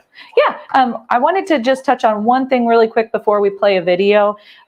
We were talking about pricing. Somebody had asked what a price of the machine was from yesterday. We will do a recap at the end of the day, and usually on the last day as well. But you can always give our customer service a call because they're going to give you that special event pricing anyway. So it's best just to give them a call at the 888-824-1192.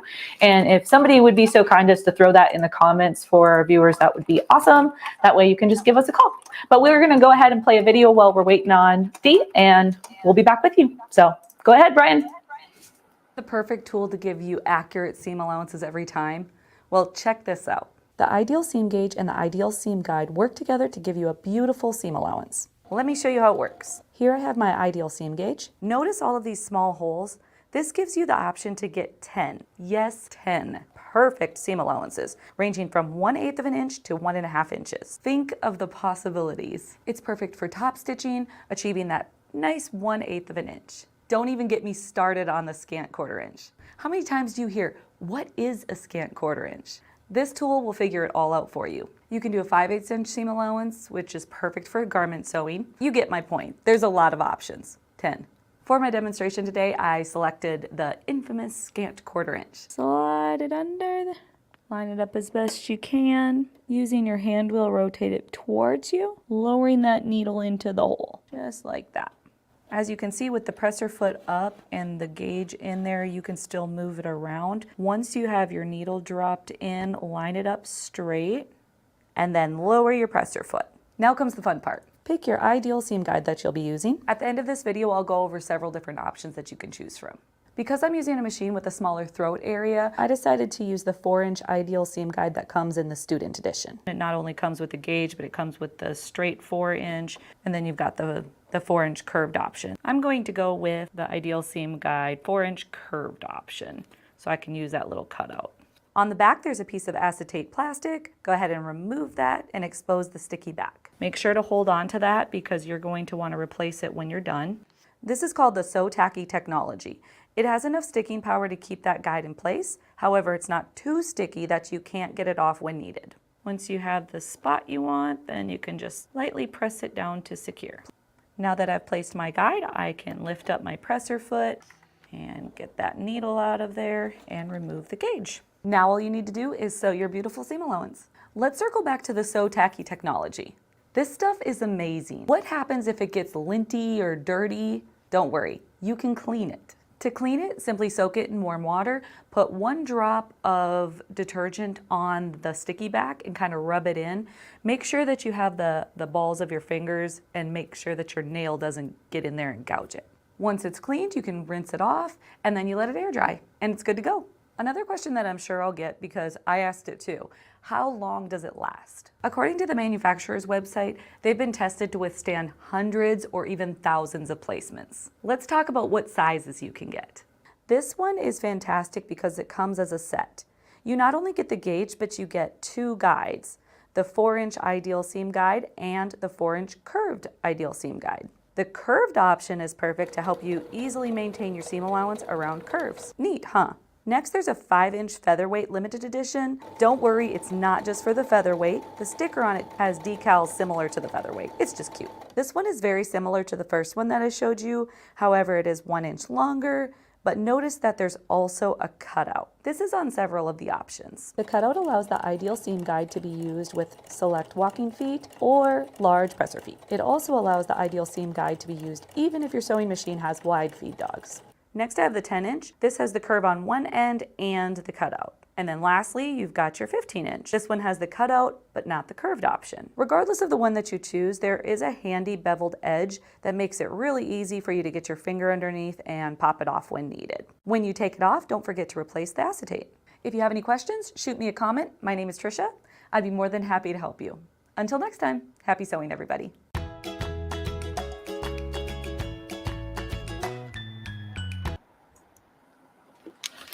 Everything works out, right? We had a chance to show you a really cool product. So Dee is back. We'll get her pulled back up and we can get going again. Welcome back, Dee. Back in the room. Hello. Hello. I was talking away there, like, no idea, nothing.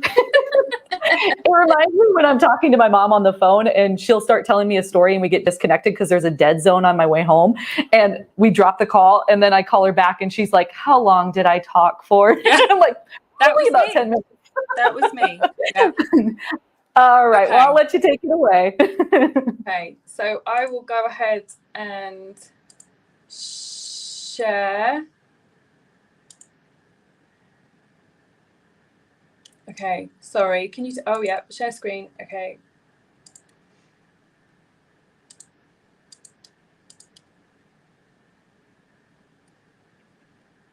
Okay. Right. You can see my screen then, yes? Yes, we could see it.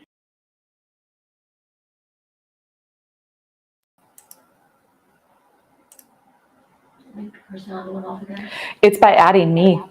Can you hear me? Yeah, I don't know what's going on, Dee. Every time you bring your screen up, it goes you silent. So let me get rid of your screen again and pull it back up.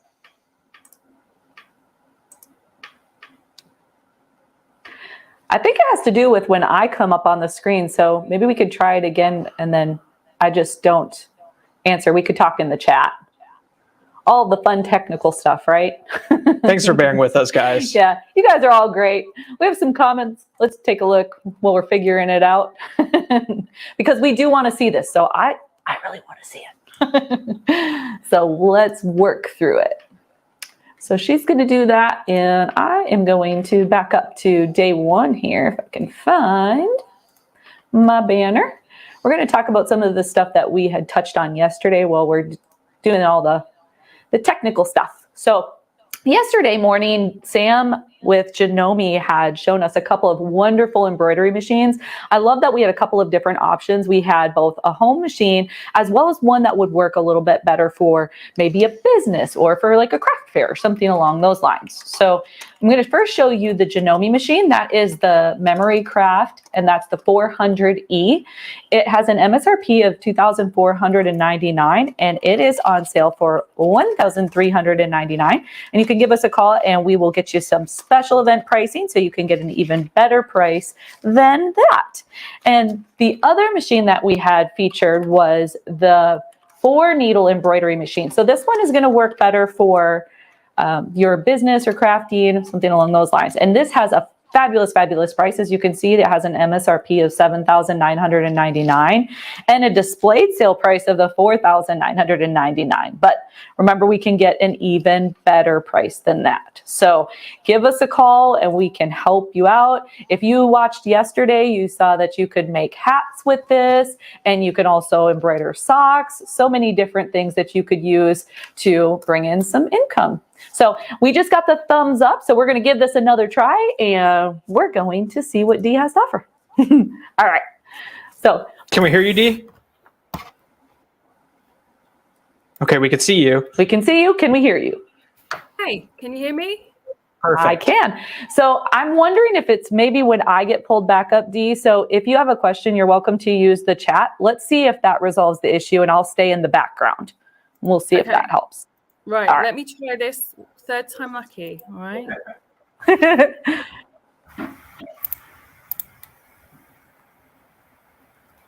I like Lad though. Troubleshooting, Okay. right? Cool. So you can see this, yes? And I can hear Yes, you. and we can hear. Okay. So this is the program that I have been developing for over a year now with some software developers. Basically, I wanted to come up with my own program so that I could make it really easy for other people, because any quilter that ever sees my quilts, the first thing they'll say to me is how. So I wanted to make it super easy. So this is the process. I'm going to go ahead and show you. You just go ahead and select the image that you would like to make a quilt out of. This is Miss Kelly. And then there's just, there's a crop function. And once you're happy, you can go ahead and move to where the magic happens. This is where the magic happens. And this is why it's taking so long to release. So when the image comes up on the left, you will see that this is a list of the colors that are referenced to Kona cotton fabrics. So their solid line is in this system, and it will take the image and then it will reference the fabrics for you. So at this point, you've got a few options. You've got the ability to go high or medium with your choice of how you want this quilt to look. I have only ever gone high, so yeah. And then it will give you the option of the sizing. The large is going to be your kind of Post Malone size. So he's about 8 foot. And then the medium is going to be like your queen size. So she works out about 72 inches tall. And then this is where you get to play. Like, this is the fun bit. So you can go in and you can tell the program, I only want to use 4 colors because I want something a little bit more abstract. Or you could be really brave and say, I want 19 colors, and that will be 19 different fabrics you have to buy and 19 different fabrics you have to cut. I've only ever used 19 once, and it took me a long while. So I will say there is a learning curve to this, and generally there is a sweet spot, and that sweet spot is, I think, between about 8 and 14 colors. So it really depends on the kind of look you're going for.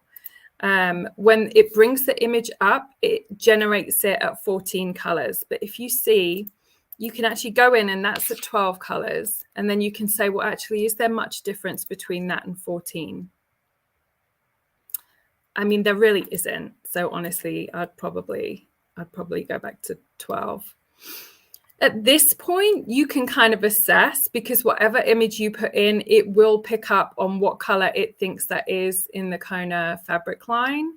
And so if you're kind of not happy with some of those colors, you will be able to go in and kind of retouch them and change them if that's what you wanted to do. The other thing you could do if you want to go either a little bit more abstract is there is the pink color palette loaded in there. So it will just translate it into pinks. There is also the blue color palette in there, which it will just translate it into blue colors. These color palettes are smaller, so you're never going to have as much detail as if when you just say all colors. There is a grayscale function. I will say probably half of the quilts I've made I do in black and white because I just think they're so striking.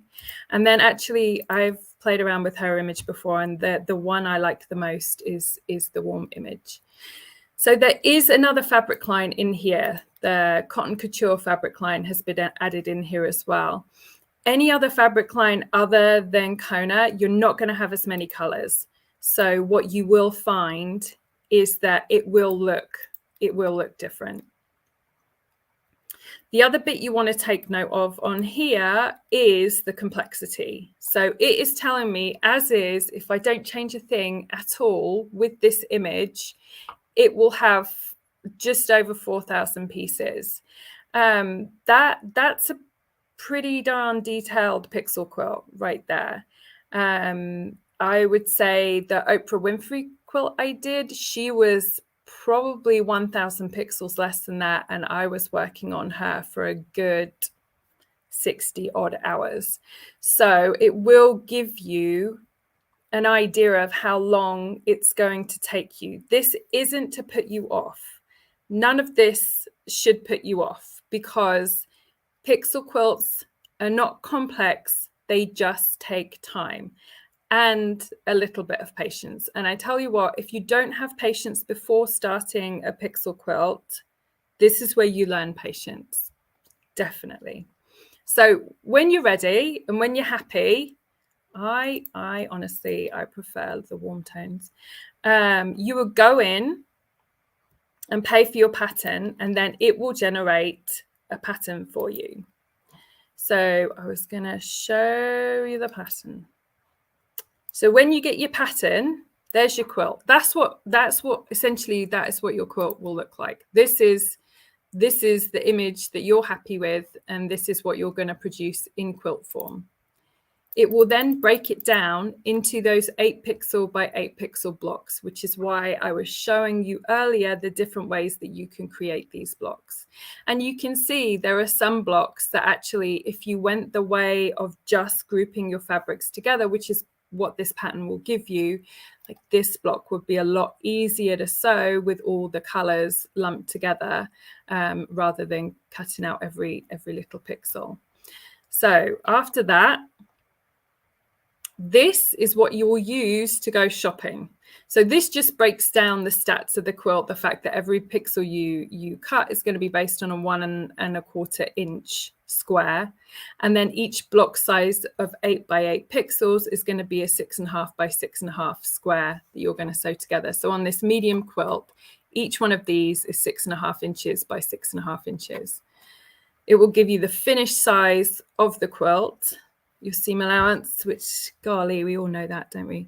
And then this is what you go fabric shopping with. So this is what you would take, and either if you didn't want to use Kona or the other fabric line, you would kind of take and try and match up when you're in the store.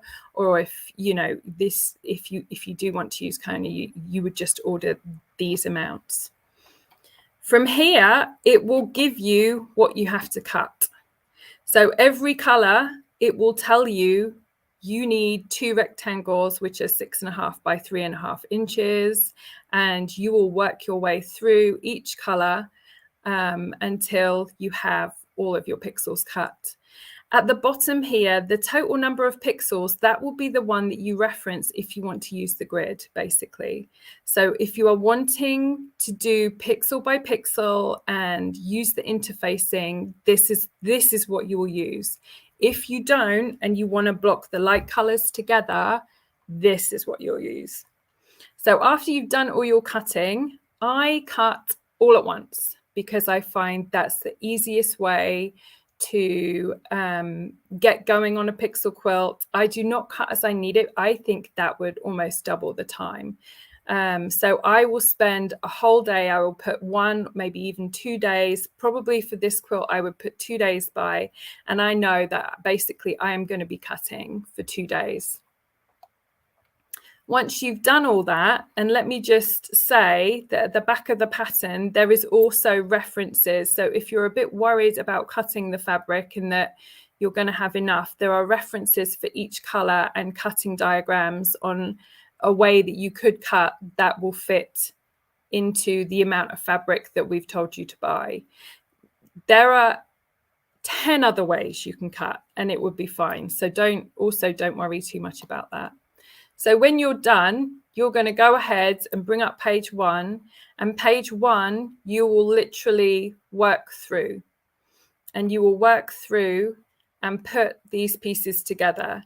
You will look for subsections of blocks, just like I showed in the demonstration. So I usually get all of my pieces on a folder and I lay them all out. I actually will go ahead and get 9 folders that I use just to support. And then I get all of my pieces for each block and I will stack those folders next to my sewing machine. And then I will actually just know that once I've got 9 ready to go, I will be sitting and I will be sewing for a good long while. So 1 page will equate to 1 line. So 1 page of these will equate to 1 line. And so I go ahead and I sew them all together. And then the next one I go ahead and I'll sew them all together and I attach them straight away so that I never lose where I am in a pattern. I find that is just like the easiest way to do it. With these patterns, I find that I really have to plow through like the first quarter. And then after that, you can really start seeing the quilt come together. I really recommend that when you are sewing these, every line you take a picture because it's almost like in person, it's really difficult to visualize, am I doing this right? Is it even coming together? But actually, when you take a picture and you look at it through the camera, it pops and you just see it. So that it's as easy as that. You literally work through every row, and when you're done, you'll have Kelly. So pretty cool, huh? It's amazing. It is so wonderful. I absolutely love your method. It's awesome. Oh, cool. Very Thank cool. you. You're welcome. Bridget is asking, is the software going to be available, or when can it be used? So I was hoping, Bridget, so much that it would be ready for today, and I'm really upset that it's not. So what my plan is, that if people are interested in actually being a beta tester, because I've tested it, I have got quilters testing it at the moment. And so as soon as I've started to receive feedback from them within the next few weeks, 2 weeks to a month, I wanted to kind of find the next load of testers that will try it out for me. So it won't be live, it won't be online, but if you want to be a beta tester, what I will do is if you send me an email, d@pixelquilts.com, I will put you in for one of the ones that can be a beta tester, and then when it's good to go, I will. I was waiting for you to pop D, up. please, because I want to do this so badly. So I'm shooting you an email today, okay? I'm waiting. I was like, do, do, do, do. I know he's going to pop up. Well, and what the beta testers will get to do, which actually the other testers haven't, is that they'll actually be able to go on and play. With my first round of testers, I said to them, I didn't know how it was going to turn out. And so I said to them, I will design it for you and I will send you the pattern. Whereas the beta testers, I'm going to need you to just go on, play, feedback, make a quilt, tell me what you think. So definitely, if you're interested in that, then email me. So question, if you decided to do that, what's your time frame? Like, how long do you have to finish your quilt? There's no time frame, because I know people aren't crazy and just do these things in like 2 or 3 weeks like I do. But just to be able to get some feedback from you from every stage of the process, that's what I'm after. I'm not after, I need a finished product in 6 weeks and I need it photographed beautifully, none of that. I need feedback. That's what I need. Cool. I'm interested too, Brian. We're going to be talking about this. This sounds pretty awesome. Love it. I love it. So one thing I do want to ask about your website, does the price per pattern vary by the complexity, or how does that work? No, it's just going to be a flat fee around the $25 mark. And Okay. for that, you'll get your custom pattern, and no, everything will just be the same. Beta testers, obviously, it'll be half price probably. So. Okay. Well, we'll definitely have to keep everybody in touch too. We can let people know on our Facebook group if, when it's released, where they can use the software as well. But I think that's pretty exciting. So I need you to tell everybody about your little GoPro that you're going to bring to Houston, because it was hilarious. I wish I'd got it up here. I haven't got it. There's a train spotter, and he wears a GoPro around his head and it faces his face, which really distorts his face and makes it look hilarious. But the reason he does that is because you get to see when a train pulls in, his joy, like this pure unadulterated joy of him seeing these trains. And I just thought, I need one of those for the quilt show. Like, I'm so excited. I'll be so excited to see my quilts, but I'll also be crazy excited to meet people and see other people. So I just thought, that would be kind of funny. So yeah, so I expect to see a lot of videos. Number one, when you have your quilts displayed and your true reaction. And then I just hope you have a bunch of TikToks from Houston, because we're sad that we're not going to be able to go, but I know you're going to have a great time and we'll live vicariously through you. See all the beautiful quilts. I'll send you the videos of my face looking at the quilts. That's awesome. Well, do you want to tell everybody where they can follow you? So any social media, Mainly TikTok and Instagram is just Pixel Quilts. That seems to be the ones that I favor the most. And then my website is pixelquilts.com, but you're not going to be able to access the pixelating part of the website yet, unless you want to be a beta tester, in which case you may be one of the first ones too, and you just need to drop me an email. Sounds awesome. We've got one question here from Pamela. She is asking, can you clarify what that interfacing is that you used, or the paper? So the one I use is called Quilt Smart. They call it the Pixel Grid. It is only available in 1.5. So if you wanted to use that at the moment, you would have to go for the larger quilt. But me and them are collaborating and producing a 1.25 inch one. So I'll let you know when that's out too. Awesome. Well, we'll definitely stay in touch then. All right. Well, Brian, do you have any questions for her too? I know we're sitting over here thinking all the stuff and things. No, I don't have any questions, but my favorite part is coming up next. And that's the giveaway. Well, do you want to stick around while we do the giveaway, Dee? Yes, of course. All right. Well, let's see who wins this lovely bundle. Here we go. And drum roll. Brian's back there doing the drum roll for me. Alex, good job, guys. Let's see. Lacey McGill, congratulations. Awesome. Well, thank you, Dee, for joining us. We had a lovely time, and thanks for being patient with technical stuff, and we're glad you were able to show all your goodies, so thank you for that. Brilliant. Thank you. You're welcome. We'll see you next time. Awesome. We told you that it is pretty fantastic. Who's going to be making a pixel quilt? I'm very excited. Like, she took all the fear away from it, so I want to give it a try. I was excited that Brian popped on when he did, because I knew, like I said, I knew he was going to be like, I want to do it. So he loves quilting. So very, very cool. Awesome sauce. So next up, we're going to be getting ready for our next guest, which is going to be, let's see. Oh, yay. Up next, we're going to have Stephanie Hackney, and she's going to be doing the Q&A on Hobbs batting. So we also met her at QuiltCon, so that's going to be fun. She has not arrived yet, so I'm just going to go back through and talk a little bit about what we discussed yesterday and see if there are any questions. So if you guys have some questions that you maybe want us to touch on throughout, that you've seen throughout the event so far, we can try to answer those now. I do see Angela is asking about the ideal seam gauge. Is it eligible as a purchase towards the end of the day drawing? Yes, it is. As long as you call in to place your order, you will be eligible for that final drawing. So, Brian, do you want to pop up and talk about the side drawing again, since it's been a little bit since we've talked about it? I would love to. Thank you, Brian.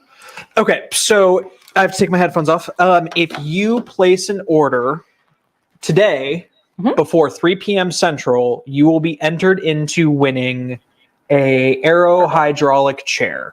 So, and then we will draw that at 3 p.m. If you are the winner, your name will get pulled from the bowl because you're a winner.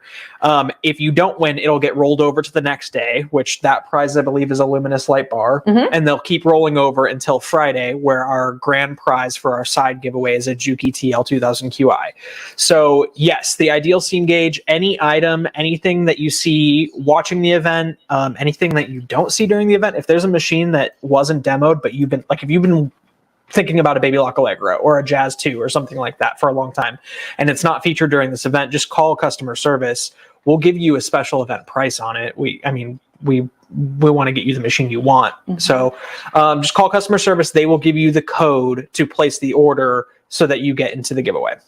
Yep. And then actually we'll touch on this question too. Shelly's asking, is the event pricing only good for machines featured during the live or any machine on your website? And that's what he's saying, just any give machine. us a call and it'll be any machine.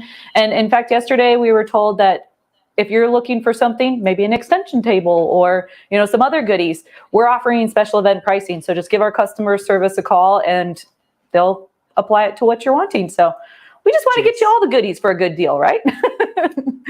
Wonderful. Okay, so we are going to talk about our next giveaway. So like I said, at the start of every segment, we want to talk about what our next giveaway is going to be. as I had mentioned, Stephanie Hackney with Bonded Fibers is coming on, and we're going to do a Q&A, and she's going to tell you all about batting. But they're going to give away a 3-piece bundle for specialty batting. So when Stephanie comes on, we'll talk a little bit more about that type of batting and what it is. But she was telling us a little bit about it, and one of them was the Thermore. So super excited to hear more about specialty batting. I've got questions about batting. I've written down several, and I'm hoping you guys have your questions ready because we can get them answered from Stephanie. She's got so much knowledge regarding batting. So I think we're just about ready to get started. Brian, are we good to get the thumbs up to bring Stephanie on? I believe so. Let's go ahead and bring her up. All right, let's bring her up. Hello, Stephanie. How are you doing today? I'm great. How are you guys? Very good. Thank you for asking. I was just telling everybody we're super excited about this segment because I know I have a lot of questions about batting. So I'm hoping those questions come on in and you can help us get all of those answered. Awesome. Awesome. That's what we're here for, right? We want to get the questions answered. And I think oftentimes what happens is people maybe don't even know what they don't know.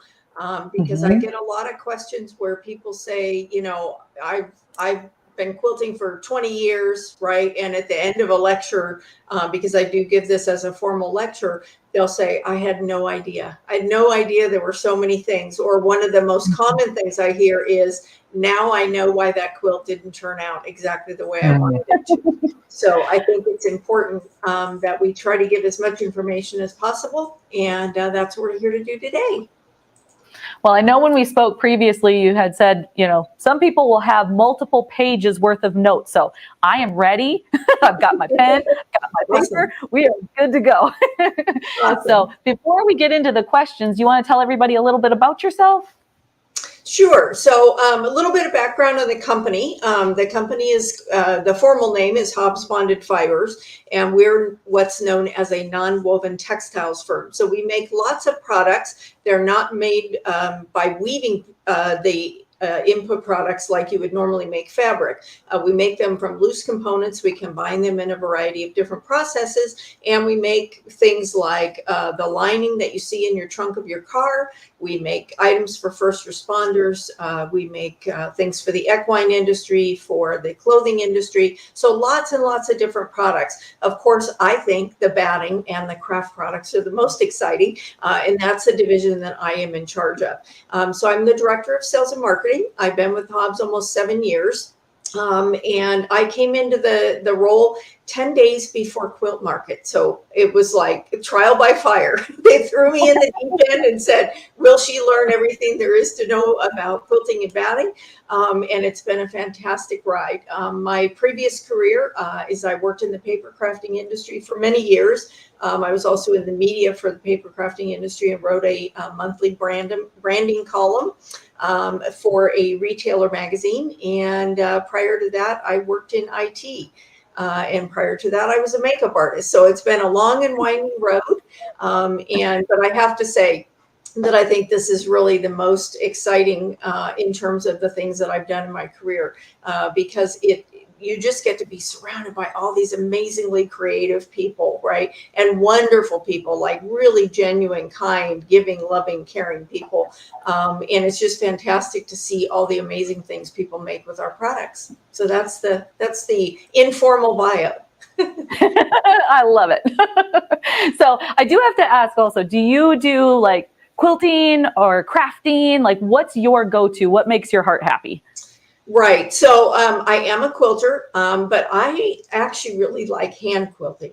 I love EPP. So I've always got 3 or 4 EPP projects going on whenever I'm traveling. And that's usually where I have time to work on them.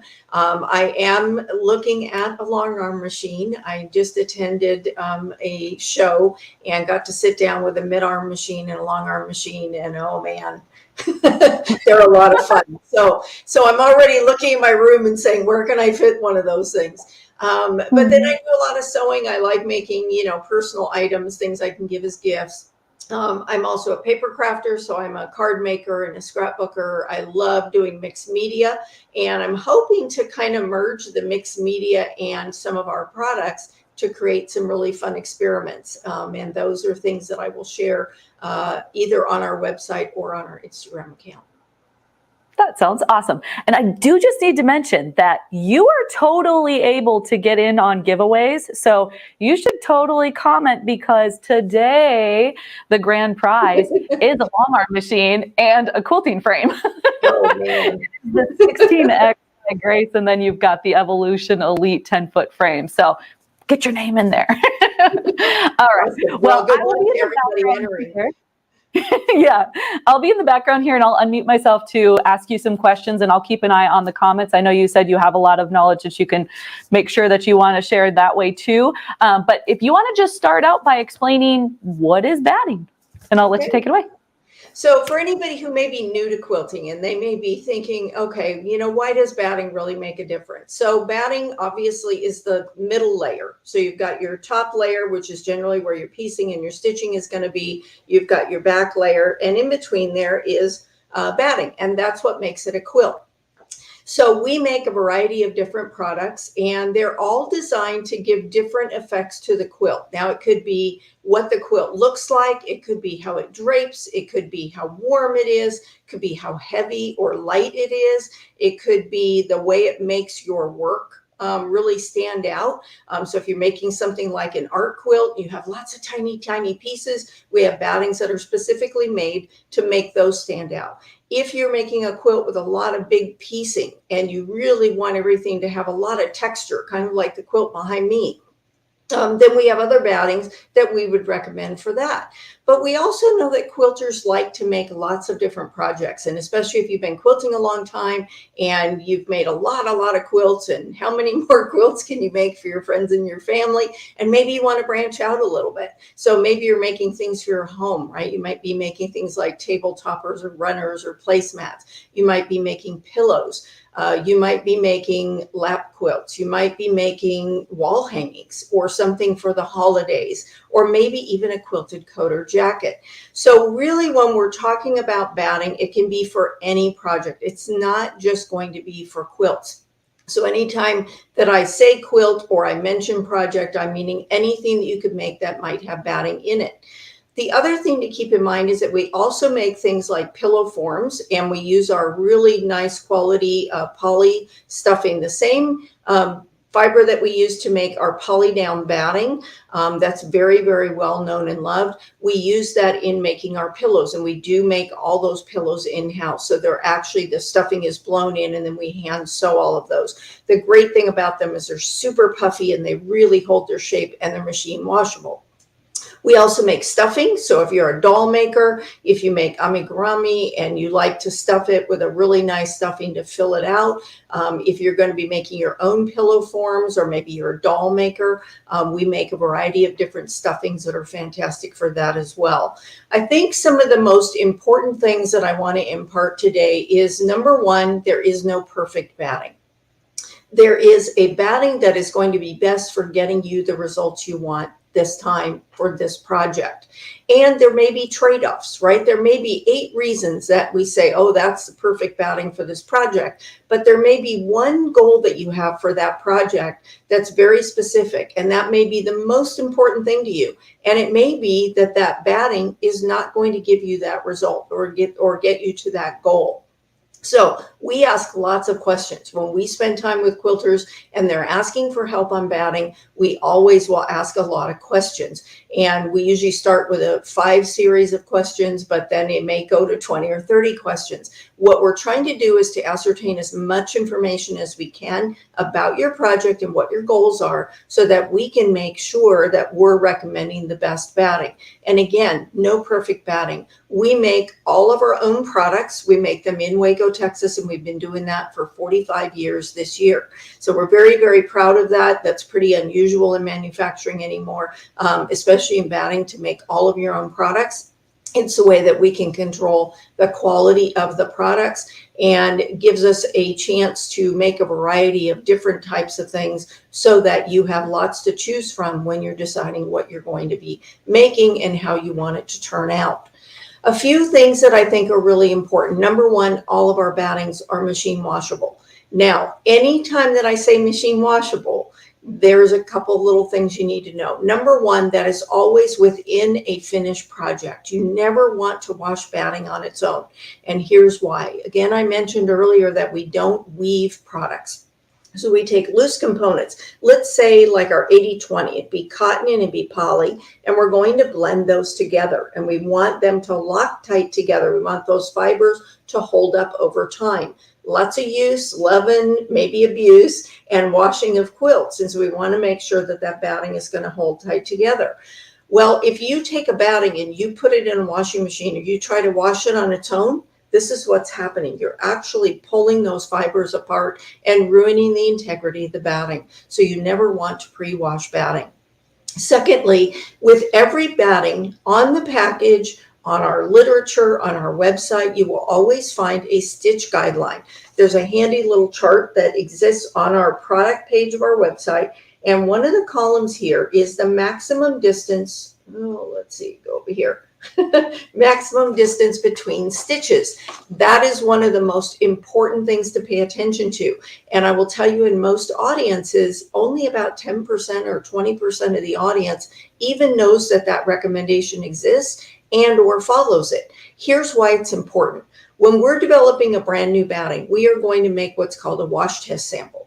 So we're going to make little mini quilts. We're going to quilt them at different distances, and then we're going to torture test them. We're going to wash them and dry them over and over and over again. Then we are going to take them apart, and we're going to inspect the batting. If we have quilted the batting at 4 inches and at 6 inches, and we look at it and we say at 4 inches, it looks great. But at 6 inches, we're seeing a little bit of stress in the batting. We're seeing fibers pulling a little bit, or maybe migrating a little bit. Then we know that 6 inches is too wide of a stitch guideline. And then we're going to recommend that you stitch the batting every 4 inches. And what that means is that when you have a quilt like this, you need to go 4 inches this way and 4 inches this way.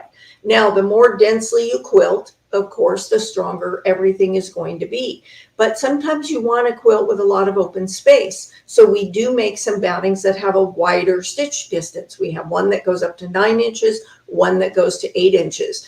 2 of those are in that bundle today. So that's a chance for you to try some battings that give you a little wider stitch guideline, which number one indicates that they're super, super strong, and also indicates that you've got more design options, right? That means that you've got more open space that you can leave open if that's your desire. So that stitch guideline is very, very important. If we tell you you should stitch the quilt every 4 inches, and you stitch it every 6 or 8 inches, you are risking the integrity of that quilt over time because it's not anchored in enough places for that particular combination of fibers, right? And that doesn't mean that a batting that has a 4-inch stitch guideline or even a 3-inch stitch guideline is not the same quality as something with an 8 or 9-inch stitch guideline. It just means that those fibers have different strengths, and the way we make the batting makes one even stronger than the other one. So just important to keep that in mind. Another thing to know is that we have 2 different product lines. So if you notice on the banner behind me, there is Heirloom at the top, Tuscany at the bottom. Those are actually 2 separate product lines. And those product lines have some crossover products like cotton and wool, and they have some unique products. The primary difference between the 2 lines is in the way those are packaged. So the Heirloom products are rolled very tightly by a machine. They're compressed, they're put into a pre-printed bag, and those go out in case lots. When we do the Tuscany products, we actually use the same base materials when the products are the same in both lines, but we're going to take those to another part of the plant. We're going to hand cut, hand fold, and hand package them, and we leave some air in the bags. They're not tightly compressed. They're going to be very lightly folded. There's going to be air in the bags and a pre-printed insert inside. So what is the difference? Well, the primary difference is with the Heirloom products, you will see some wrinkling and creasing in the batting. With the Tuscany products, you won't. Doesn't, again, mean that one is better than the other. It's just a feature of those. Also, the Tuscany products are not sold to big box stores or deep discounters. We only sell those to online resellers, sellers like the ones hosting today's program, or to retail shops, right? Independent quilt retail shops. So those are the primary differences between those product lines. And again, there's some crossover and then there's some unique products. I think another thing that's really important to think about is when you're thinking about the end result, especially for things like quilts or clothing, there are many different things to consider, right? You've got things like the warmth or the thermal value. Is it going to be cool? Is it going to be warm? Is it going to be both for all year round? Lots of different things to consider. You want to consider finish and loft. You want to consider the drapeability, right? And the washability. Some battings, even though all are machine washable, some battings have specific requirements around temperature and the cycle that you should put the washing machine on. And I can answer questions about those as we maybe talk about some individual products. So those are the really, I think, the most important things that I wanted to make sure we get out there early. And if we have time at the end, we can talk a little bit about bearding as well, because I think there's a lot of misconceptions about what causes bearding and how you prevent it, if it happens to, how to fix it. For anyone who doesn't know, bearding is when the batting comes up through the surface of the fabric. It'll either come up the top or the bottom. It's generally going to be in the stitch lines. Generally not a happy moment for a quilter. And so we have some ways to prevent that and a lot of advice we can give around that. Fabulous. We actually have a few questions coming in for you already. So let me read those off for you. We have this one here. Do you have a specialty batting for microwave use? We actually do not recommend any of our battings go in the microwave. Here's the thing on microwave use. Number one, everything you put in the microwave must be 100% cotton. So if you're going to make something like a potato bag or a bowl koozie, it does need to be 100% cotton. And that means the fabric, the batting, the thread, and if you're going to put any kind of a little tag on it, make sure that that is also 100% cotton. The reason we don't recommend putting things like that in the microwave, so if you're making like a bowl koozie, we recommend putting the bowl in the microwave, heating it up on its own, and then using some pot holders to drop it into your bowl koozie, using that when you're going to actually eat your soup or whatever you've made. The reason we don't recommend putting it into the microwave is because things can change in that fiber and you're not going to be able to see it, right? It's encased in fabric. So the more times you microwave it, the more chance is that something is changing inside there in with that fiber. Now, you might put it in there 100 times and it works great. The 101st time, it catches on fire. That is always a risk. So you want to make sure that whatever you're using in the microwave, that it is made specifically for use in the microwave. And again, that every component of your project is 100% cotton. While we do have 100% cotton battings, and they are 100% cotton fiber, we still don't recommend that they go into the microwave. And that's primarily because we're just concerned about safety. When you do put something in the microwave, never leave it unattended. Never put it in for more than 2 minutes at a time. Check it periodically. And again, just always kind of stay there and keep an eye on it.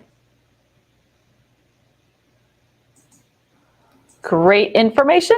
We have a couple of questions about your facility in Waco. Do you give tours? We don't at this time, and here's why. I mentioned earlier that we make a lot of different products. We make products for all different industries. Some of those are exclusive products. They're things that we cannot talk about, that we cannot have anybody in the plant when we're producing those.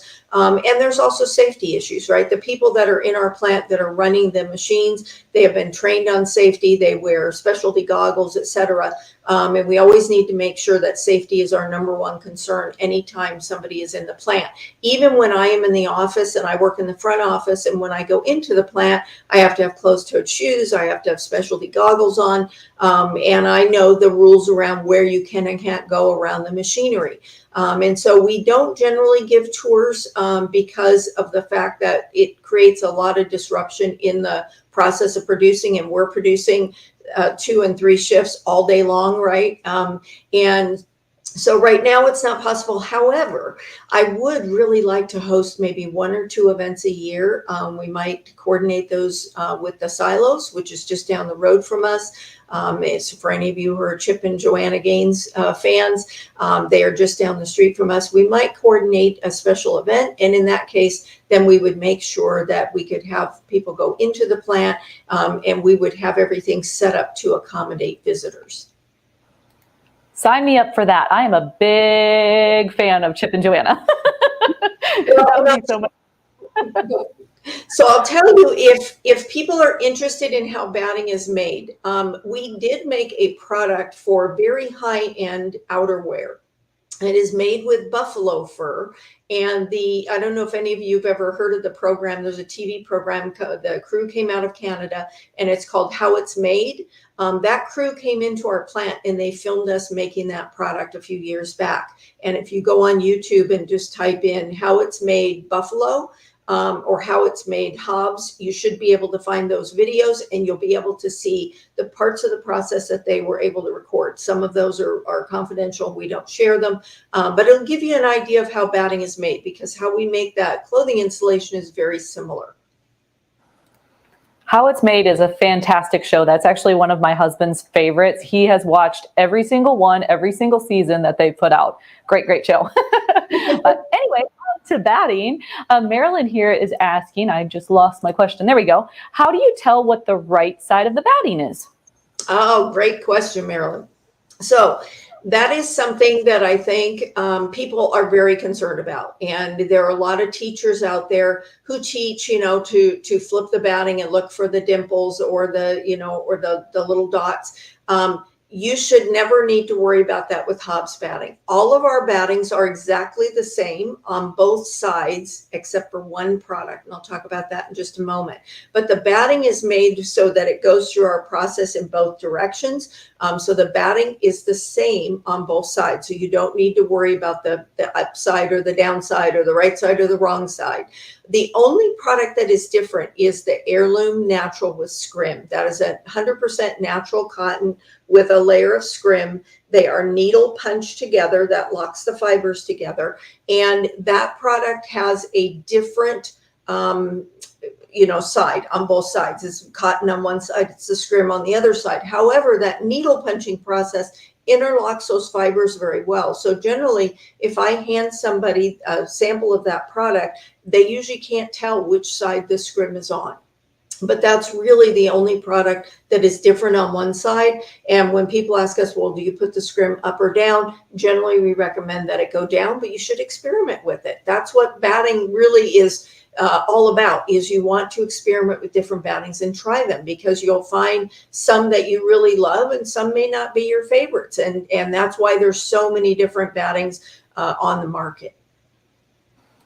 Can you elaborate a little bit on scrim? What is that?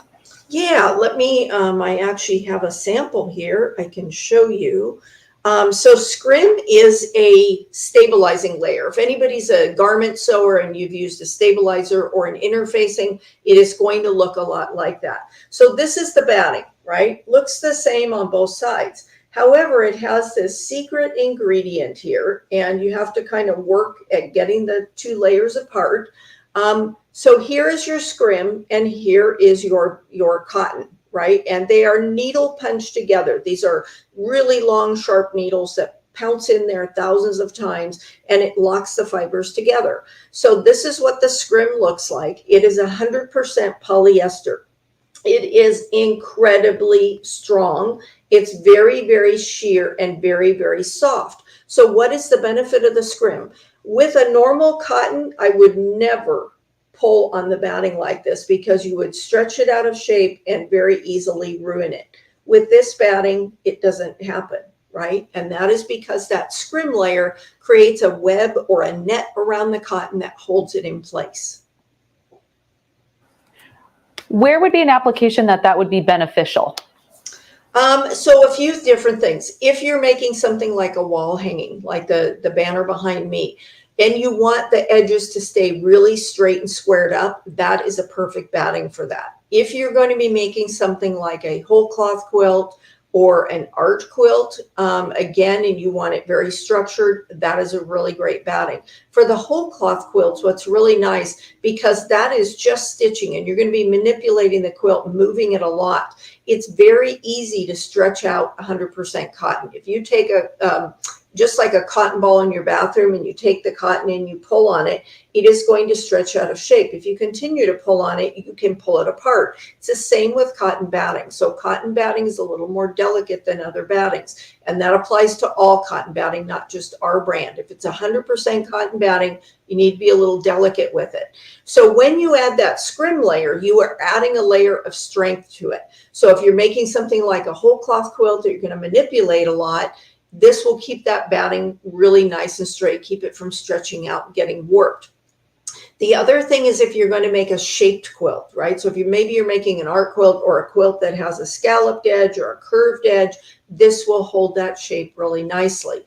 And then as I mentioned earlier, with some of the battings, they have a wider stitch guideline. That scrim batting has an 8-inch stitch guideline. That means that you can go 8 inches apart on your stitching, which gives you more design options. And it's a very, very strong batting. If you're making quilts for teens or toddlers, and you know they're going to be pulling on their quilts and maybe giving them a lot of love, maybe abusing them, even for quilts that are going to be used outside, this can be a really nice batting because it'll really, really hold up well. Wonderful, Stephanie. We've got a couple questions here. One is from Sin. What is the lightest batting to sleep with?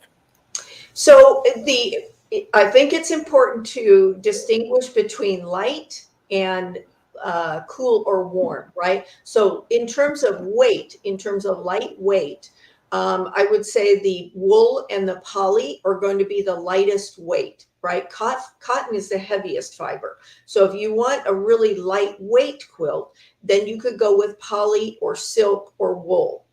However, there is a big difference between the thermal value or the warmth of those quilts. So if you mean light in terms of cool, then you would want to stick with something like the silk or the wool. And oftentimes people say wool, but wool is warm. Well, wool is warm and silk can also be warm, but they also breathe. They're a natural fiber and they breathe. And so even here in very, very hot Texas, it's like 102 and 104 all week this week. We use wool and silk in our quilts because we want to make sure that those quilts can be used year round. We don't want to have to swap out our favorite quilts. So we use the wool and the silk. The poly is a really fantastic batting for a lightweight quilt, but it is going to be warmer. It's a man-made fiber. It doesn't breathe the way the natural fibers do. So when your body temperature warms up, it is going to hold in the heat.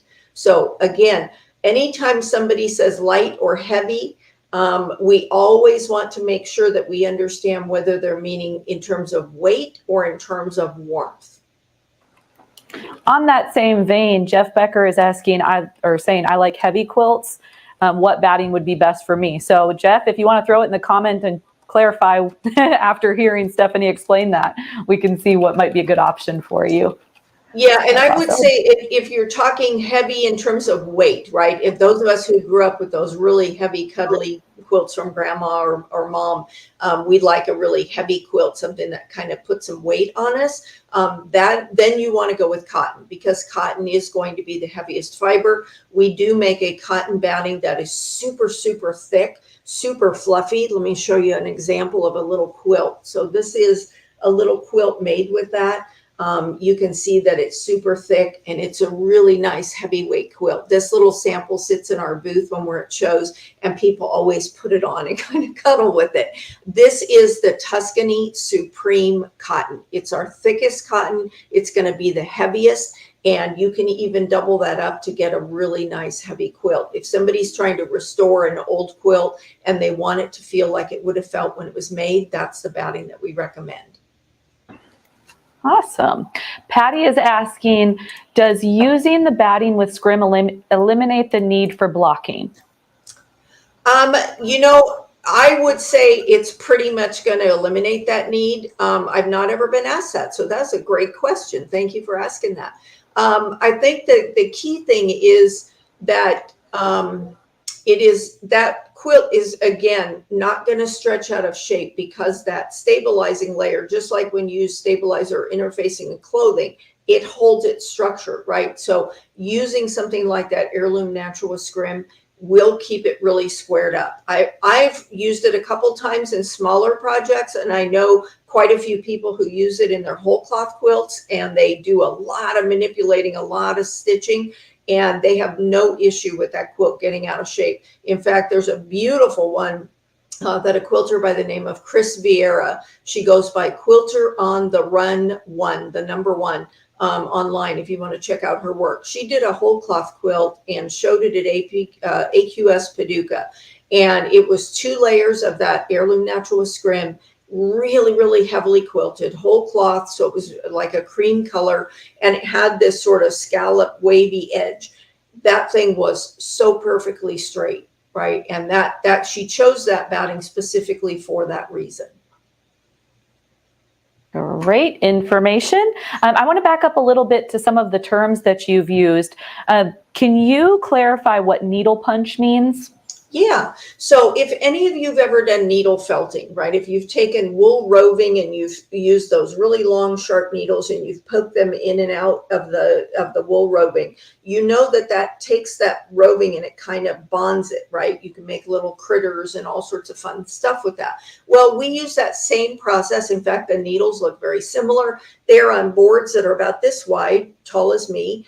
And there's thousands of them, right? And they go in, and when the batting is coming through on the line, those needles go in and they punch over and over and over again. And what that's doing is it's locking those fibers together. So needle punching is something you'll see written in the descriptions of products. You'll see it on our packaging. Anytime that you see the term needle punching, that's what they're referring to. And it is commonly used in the making of bat.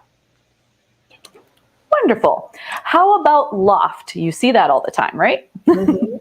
Yeah, so loft is the puffiness or the thickness. So let's take a look at a couple examples here. So this is what we would refer to as low loft, right? This is Thermore, and this is just a fantastic batting, has a lot of really great properties. Also one of the battings that we're putting in the giveaway. That is what's called a low loft or a thin batting. Then we have another polyester that is called poly down. This is what's called a high loft or puffy batting. So the low loft battings are best for when you're making things with a lot of tiny detail. So imagine you're making an art quilt and you have lots of tiny pieces, right? If you have a really puffy batting, which is meant to puff between the stitches, right? So here's your stitches in between my fingers, and here's where it's going to puff. If these are really, really narrow and that batting really puffs, it may obscure some of your work. So you would want to use a lower loft batting for those kinds of projects. If you're making something for the table and you're going to have food and drink around there, you want to make sure that you're using a lower loft batting, because if you have a really puffy batting and you put a tall stem glass on there, probably not going to end up well. Now, conversely, if you want something to really pop or puff, like in the banner behind me, a little hard to tell maybe from here, but those K-facet fabric strips, they are super puffy and they really pop off the background. Also, all of that texture that you can see, those straight lines that go around those colored strips, and then in the middle where it's very heavily pebbled, that was achieved by having a very puffy batting. So in the case of this banner, it's actually 2 layers of batting. We put the silk on the back because it holds the shape and the structure, and it helps that quilt to hang really, really nice and straight. And then we put polyester batting on the top. And the polyester is meant to puff or give a lot of the texture. Why did we put those 2 together? Well, primarily because I fold that banner up and I hand carry it on every flight. I don't ever check that banner because that goes in the middle of our booth, and I don't ever want to worry about it getting lost or damaged. So I always hand carry that with me. That means it needs to be lightweight so that I can carry it all day through airports and getting it to the hotel and to the show, etc. One thing I do want to mention, those 2 battings have a different shrink rate. And shrink rate is very, very important when you're going to be piecing or pairing battings and the project is going to be washed. So in this case, The silk batting does not shrink, or does shrink 3 to 5%, and the poly batting does not shrink. So if we were going to wash this quilt behind me, that would not be a good pairing, because the batting that shrinks is going to pull in on the non-shrinking batting, and that can twist or distort your quilt. So if you're taking your batting scraps and you're laying them side by side, you're running a zigzag stitch over them to connect them to make some new batting or to make for small projects, you want to make sure that the battings you're putting together have the same shrink rate and the same loft. Anytime that you're pairing battings, right? So you're taking two different types of batting, putting them together. That could be cotton wool with wool, could be 100% cotton with wool. It could be silk and wool. You want to make sure that the shrink rate on both battings is the same if you're going to wash it. Because again, if one batting shrinks and one batting doesn't, that batting that shrinks is going to pull in on the other batting, and that could create twisting or distortion. That actually leads right into my next question. If I'm a fan of a crinkled antique look, what batting would you recommend?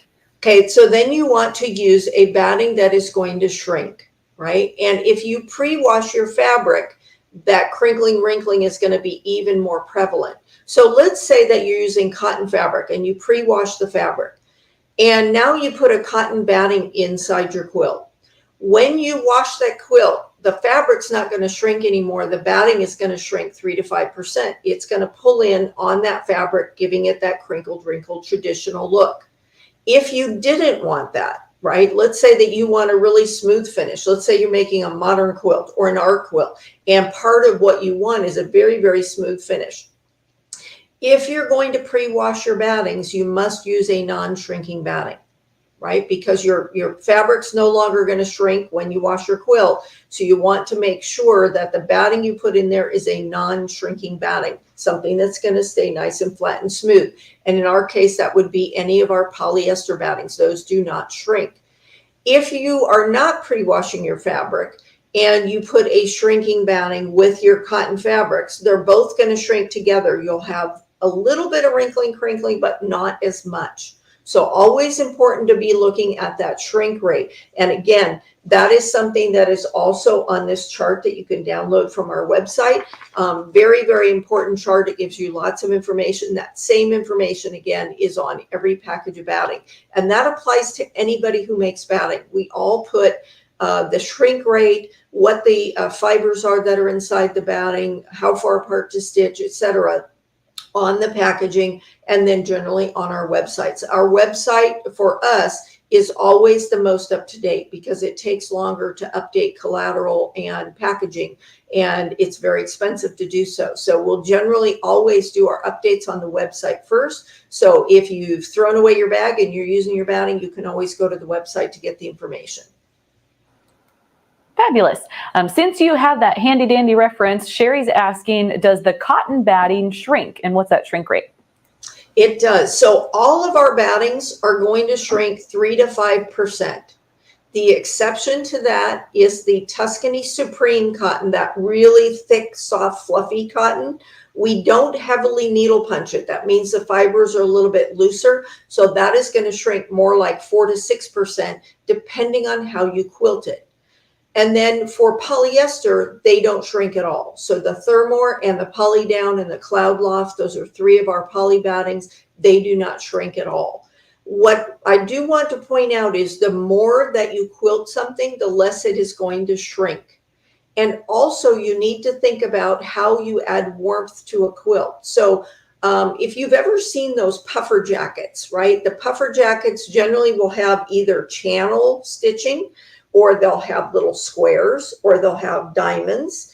And the reason those are put into those garments is to create pockets for air. And that air, again, generally those are going to be filled with down or with polyester that is going to hold in the heat. So when your body temperature warms up, it goes into those fibers and it gets locked into those pockets. So when you make pockets in a quilt, it's going to have more warmth than a quilt that is very, very densely stitched. Awesome. We have a couple of questions regarding the wool. NC Boot is saying, I'm allergic to wool too. Will it affect my skin? Okay, couple things. If you are allergic to wool, I would not handle the wool batting. Now, our wool is 100% wool, meaning there's no other fiber blended into it. It's 100% wool. It is also a wool that is superwashed. That superwashing process cleans out the impurities, makes that wool fiber super clean and smooth and nice and soft and drapey. But it also removes the lanolin. And the lanolin is often what people are allergic to or sensitive to. Again, if you're allergic to it, I would not handle it yourself. However, you could put it inside of a quilt. I know several educators that use nothing but our wool, and they make quilts for their whole family, and they have kids who are real sensitive or allergic to wool. They still have wool batting in their quilts because we're here in Texas. Again, I wouldn't recommend handling it if you are indeed allergic. If you're a little bit sensitive, you may find that you can handle that product because of the fact that the lanolin's been removed. Wonderful. Also, what would be your recommendation for an all year round batting? Wool or silk? Wool or silk? Those are the two. Yeah, and primarily because they're great in any climate, right? We're really hot here right now. Our whole week is 102 to 104. And I'm in Austin. The plant is in Waco. Then we also have, Dallas and Houston on either end of us. And in Austin, it never used to be very humid. It was always pretty dry. But right now, we seem to be getting a lot more humidity. Well, I don't want to sweat under my quilt, and I tend to run hot anyway. So I like to use the wool and the silk because they're lightweight. They're going to be super drapey and cuddly, but they're also going to breathe, right? They are actually antimicrobial fibers, meaning that when that fiber gets wet, it will wick, and it does not mold or mildew, right? So the batting is not going to mold or mildew if the quilt gets wet. They also dry more quickly. Your cotton fabric's going to take a lot longer to dry. So if I'm looking for something that I can use year round in any climate, the wool and the silk are going to be my choice. Now, I do want to mention that those two, in addition to the cotton wool, the Tuscany cotton wool, that is a 80-20 blend, 80% cotton, 20% wool. All three of those must be washed, again, once inside a project, cold water on a delicate cycle. You don't ever want to put hot water, high heat, or steam against any project made with those, because the wool will very easily felt through the fabric with high heat or steam or hot water. So you wash them on a delicate cycle, cold water, and then you throw it in a dryer that's set to delicate or air fluff, or you can air dry those quilts. Perfect. This is not a question, but I just want to throw this out there because I completely agree. It's saying, really appreciate you, Stephanie, for all of this information. I've learned things about batting that I never knew. Thank you. So this is great. That's awesome. I will tell you that is the absolute best comment, best compliment I can ever get. And that I'm very passionate about this. I do probably, I think in the last couple of years, I've done 250 of these lectures via Zoom. And that's a more formal lecture, but I like doing this as well. This is really fun for me to get to do this and deliver this information in this format. So thank you. Well, we are very thankful for your time and knowledge. We are really loving this. So we're going to keep on going. Kayla Quilts, that's Kayla now. She's going to be joining us too for this event. So, hey, Kayla. She is saying, can I piece the scrim batting together and still get the benefits? I like to use all of my waste. Yes, you can piece any of the batting. So for anybody who's not ever done that, number one, always keep your scraps, even if they're really small scraps. So those really, really tiny little teeny tiny scraps, you can actually use those, wad them up, and you can use them as a little eraser to take the marks out of your quilt top. A quilter told me that tip, and I tried it, and it works great. Especially works great with our 80-20. Anytime that you have larger scraps, all you're going to do is you're going to lay those two pieces side by side like this. You're going to have a nice clean edge here, and you're just going to run a zigzag stitch over that. People have asked how wide do you make it? As long as it's catching both sides of the batting, that is plenty. There is a tape that you can buy that's called a batting tape. It's about this wide. It's a poly tape, and you iron it in place. Two things to note about that. Number one, you want to be very, very careful. You don't want to put you want to use a pressing sheet, right? Don't put the sole plate of your iron on anything polyester because it will melt. It will not catch on fire, but it will melt, and that makes quite a mess on your iron. Second thing is when you're going to put battings together like that, if you're going to use the tape, I don't recommend using it on really lofty battings, because remember I said that these areas are the part that's supposed to puff, right? These are your stitch lines, and this is the part that's supposed to puff. If you happen to have a piece of tape right here, when you stitch over it, it's not going to puff the same way the other areas are, and you may see a little bit of a flat spot in there. So I don't recommend using the tape on really puffy, lofty battings, especially if you really want a lot of puff and texture. Then I would use the zigzag stitch, and it holds together perfectly well because you're still going to be using your stitch guideline, right? Everybody's going to use that stitch guideline. So again, most of the time it's going to be 4 inches. For some battings, it's up to 8 or 9 inches. BL is asking about that batting tape as well. Just a quick question. Does Hobbs have the batting tape, or do you use a different brand? No, we do not make it. There are several different brands on the market. There is one called Batting Tape that was the first one on the market, and there's several other companies that make them now. They run around $10. You get a roll that's about this big, and it'll last you quite a while. But I'm sure that you can find that. I think it's a great thing for stores to carry because some people are not as comfortable with that zigzag. But my personal preference is I use the zigzag stitch method, and it works just fine. Yeah, we just peeked on our website. We do offer some from Bosel, and then the zigzag method, I'm a big fan of that. I've done that multiple times. It's always nice when you're not throwing away those little pieces. So great, great. Sherry's asking, can scrim be purchased by itself? It can be because it's basically going to be an interfacing or a like a stabilizer that you might be able to buy in your fabric store or at one of the big craft stores. However, we don't sell it on its own. We buy it in bulk, and it's applied to not just our batting. We apply it to other products as well that we make for other industries. Wonderful. Bridget is asking, is there a batting that is better for using a domestic quilting machine like her Elna? So I would say the key thing when you're doing a domestic machine, especially if you're doing larger quilts, is you want to use a lower loft batting or a batting that easily compresses, right? Because if you're trying to manipulate your quilt through a small throat space, you're going to need to really tighten that quilt down and move it around quite a bit. So when you're using a lower loft batting, something like the 100% cotton, our regular 100% cotton, or the 80-20, or even that Thermore, that very thin poly, those are going to compress down very nicely, and you're going to be able to manipulate those around. If you get a much, like the thicker cotton might be a little bit more challenging with a domestic machine. But even the wool and the silk, I mean, the wool, even though it's puffy, and the poly down, they push down as well. So if you press it as you're going through, you should not have any problem. We have lots of very well-known quilters that only use domestic machines, and it's amazing the quilts that they make. Just absolutely stunning quilt work and ruler work that they do with a domestic machine. Wonderful. Do you have a specific needle that you recommend using when you're using your batting? We don't have one specific needle. I will say, this goes to that talk that we do about bearding. It is very, very important that you start every project with a brand new needle.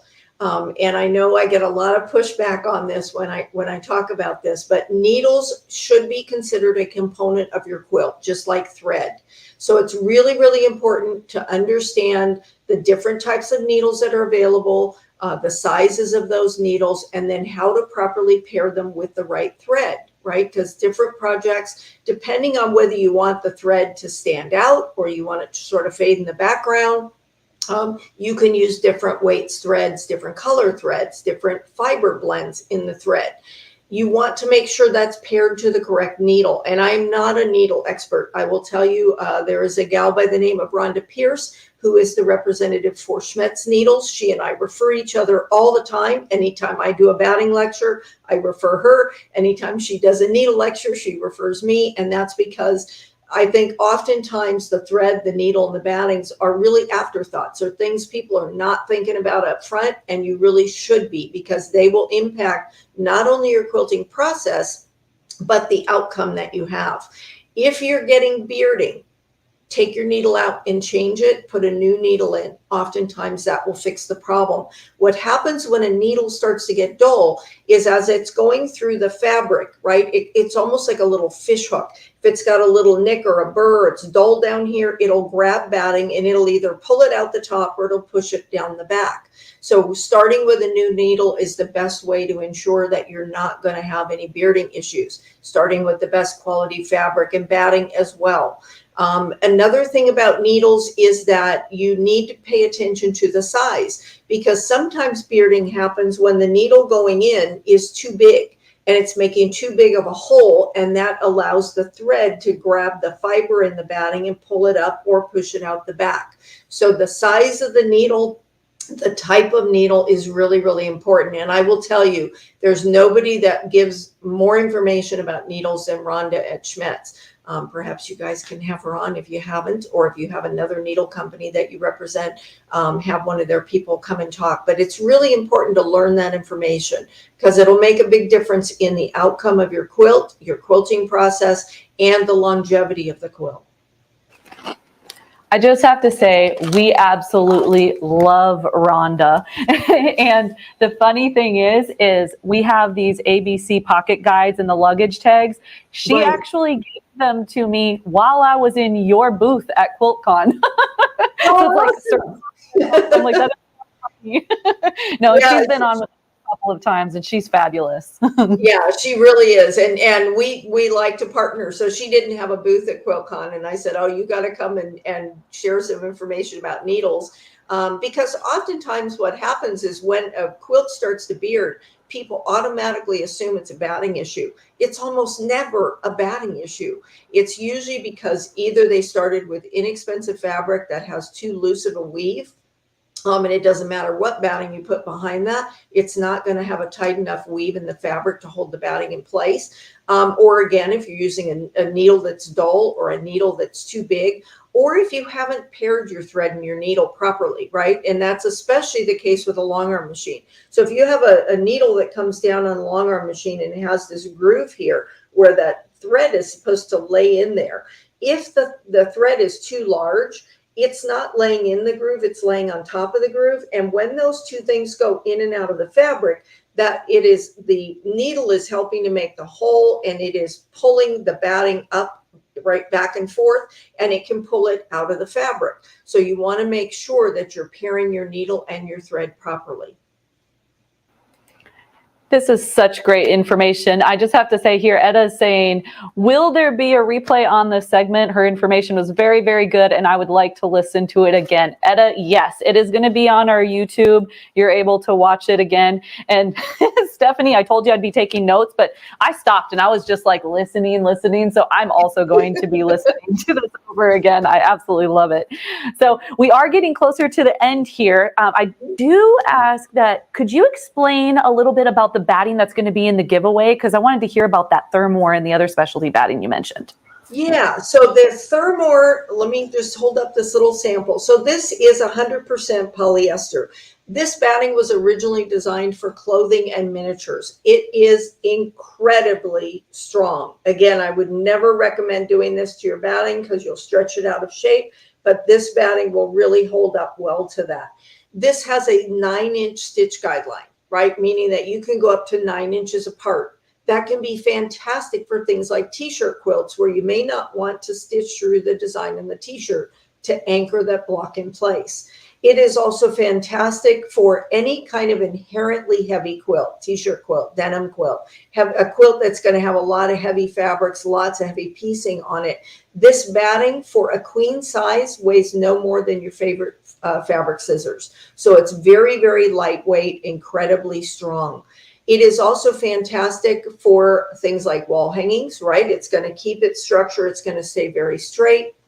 Great for art quilts, great for hand quilting. You can also use it for embroidery in the hoop, either by machine or hand. So if you're doing any kind of hand embroidery, I do embroidery and crocheting and other things as well. When I do embroidery, I put either the thermore, the silk, or the wool behind that. But the thermore is a really nice thing to put in there because not only will it keep your fabric stretched really taut without that ring getting locked in there, it also hides a lot of sins. So if you're like me and the back of your projects is maybe not as clean as it should be, your batting will hide that, right? It keeps it away from the fabric. And so it can be really nice for that. It is fantastic for making things like clothing, right? For jackets and coats. It's going to give a little more structured feeling. Now, keep in mind again, 100% polyester, so it is going to hold in the heat. Wonderful for a quilt when you want some warmth. If somebody has strength or dexterity issues, but they're always cold, this can be a really nice batting. So it's great for like a lap quilt. If you have somebody who's in a wheelchair or a walker and they want to have something they can put over themselves, it's really easy to move around, but it'll keep them warm. Thermore is fantastic for that. Let's go to the scrim, the one we talked about earlier. So this is the natural cotton with scrim. Again, it's 100% cotton, then with that scrim layer needle punched into it.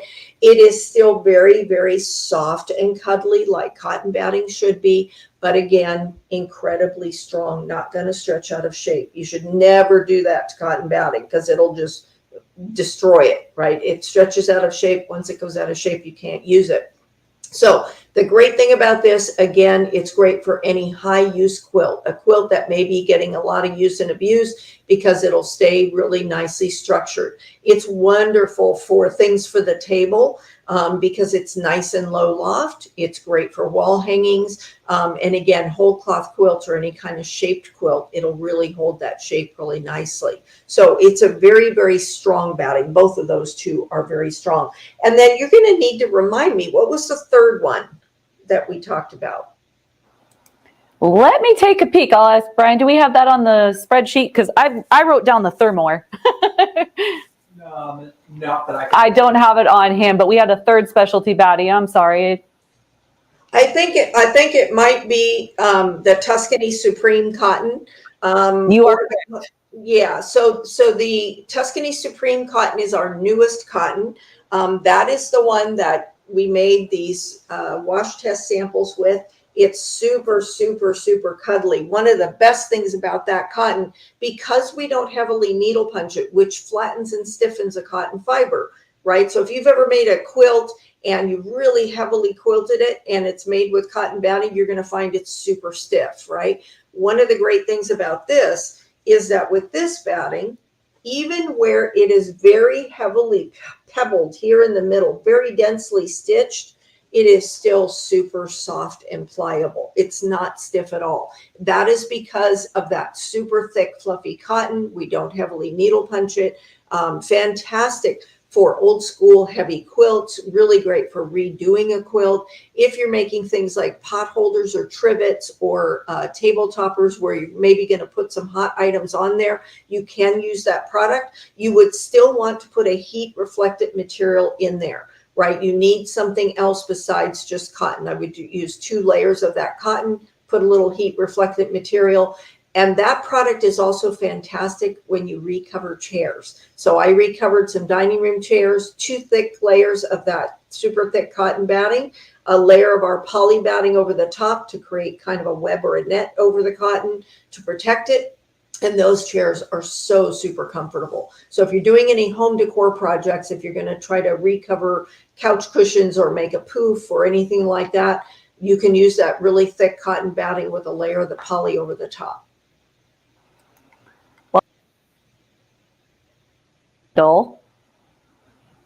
That sounds like an amazing bundle. Thank you so much for donating that. Very excited for the winner. So, Brian, do we want to go ahead and pick our lovely winner of that awesome batting? Let's do it. All right, here we go. Here we go. I love the sound effects. Who's it going to be? Minimal Lady. Congratulations. We hope that you enjoy that. Awesome. Well, Stephanie, thank you again for joining us. This was absolutely wonderful. As I mentioned, I was taking notes and I just stopped because I was so absorbed in what you were saying. Like, so much information that I am going to go back and we'll all watch it on our YouTube. So hopefully you can come back and join us again. Maybe we'll have Rhonda on with you too.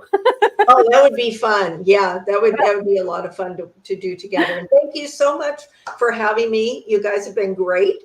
And I hope everybody enjoyed it. If anybody does have any questions, you can always reach out to me at shackney@hobbsbondedfibers.com, or you can chat with me on Instagram. I'm on there every day, and I love to field questions there and to chat and get to know what everybody's making. Love it. Well, we'll be following you on Instagram. Thank you, Stephanie. Thank Have you. a good one. Bye-bye. Bye-bye. Awesome. That was so good. I knew that was going to be a wonderful segment, but I thoroughly enjoyed that. So I hope you guys all did too. Guess who's coming up next? I'm so excited. We have our friends Shelly and Bernie Tobish. They're going to be coming in and showing some of, excuse me, I've got it here. We've got Shelly's book, Precision Piecing. She's going to talk about some tips and tricks as well. And we'll also throw in Bernie's book too, so you can see a little bit about that at the end as well. But this time we're focusing on Shelly's book, and she's going to be chatting about what's all in here. So why don't we go ahead and pull them up, and then we'll talk about what that giveaway is going to be at the end of their segment. Hello, you guys. Hey, how are you doing? good morning. Good morning. Great. Thank you. How are you? We're doing pretty well. I smell my lunch over there, so. Oh. You hear my tummy growling? Yeah. Oh, well, we're really excited. We're really excited for your segment, you guys. I know, as I'd mentioned, we're going to be focusing on Shelly's book. So, yeah, Brian was saying that you guys had come up with a giveaway for the end of this segment. Can you tell me a little bit about it? Yeah, I'd be happy to. So what we're going to be giving away today is a couple items that we'll be discussing during our presentation. And one of the items is the starter kit here, which includes a 1 ounce bottle of the Seam-Align glue. And it has the Easy Press fabric treatment, 4 ounces, and an Easy Press pen. And the other item is the combi pack here. I'm going to be showing you, we're going to be starting with fabric preparation, which is a super important part of our quilting. And so for fabric preparation, I do like to use the Easy Press fabric treatment and the Mr. Spray bottle.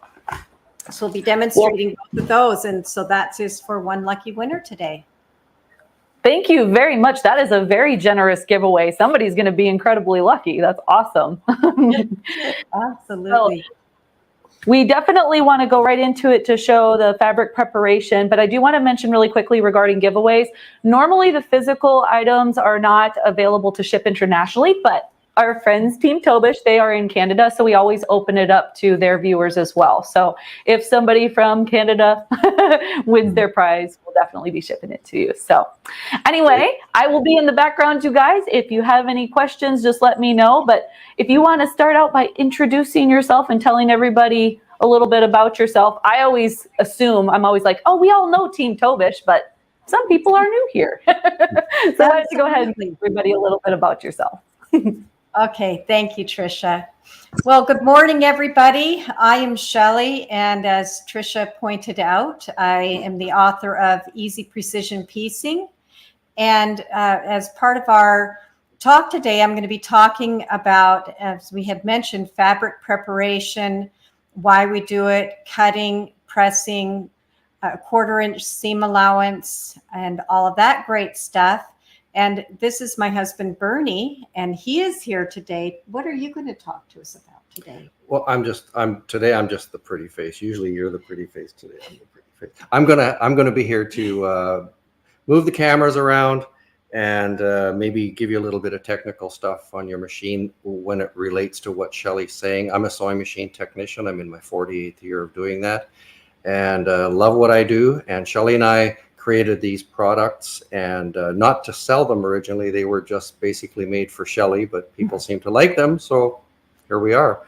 All of the things that Shelley's going to tell you here are the end result here is going to be a really beautiful pinwheel, because that was the idea today, to come up with a really beautiful pinwheel.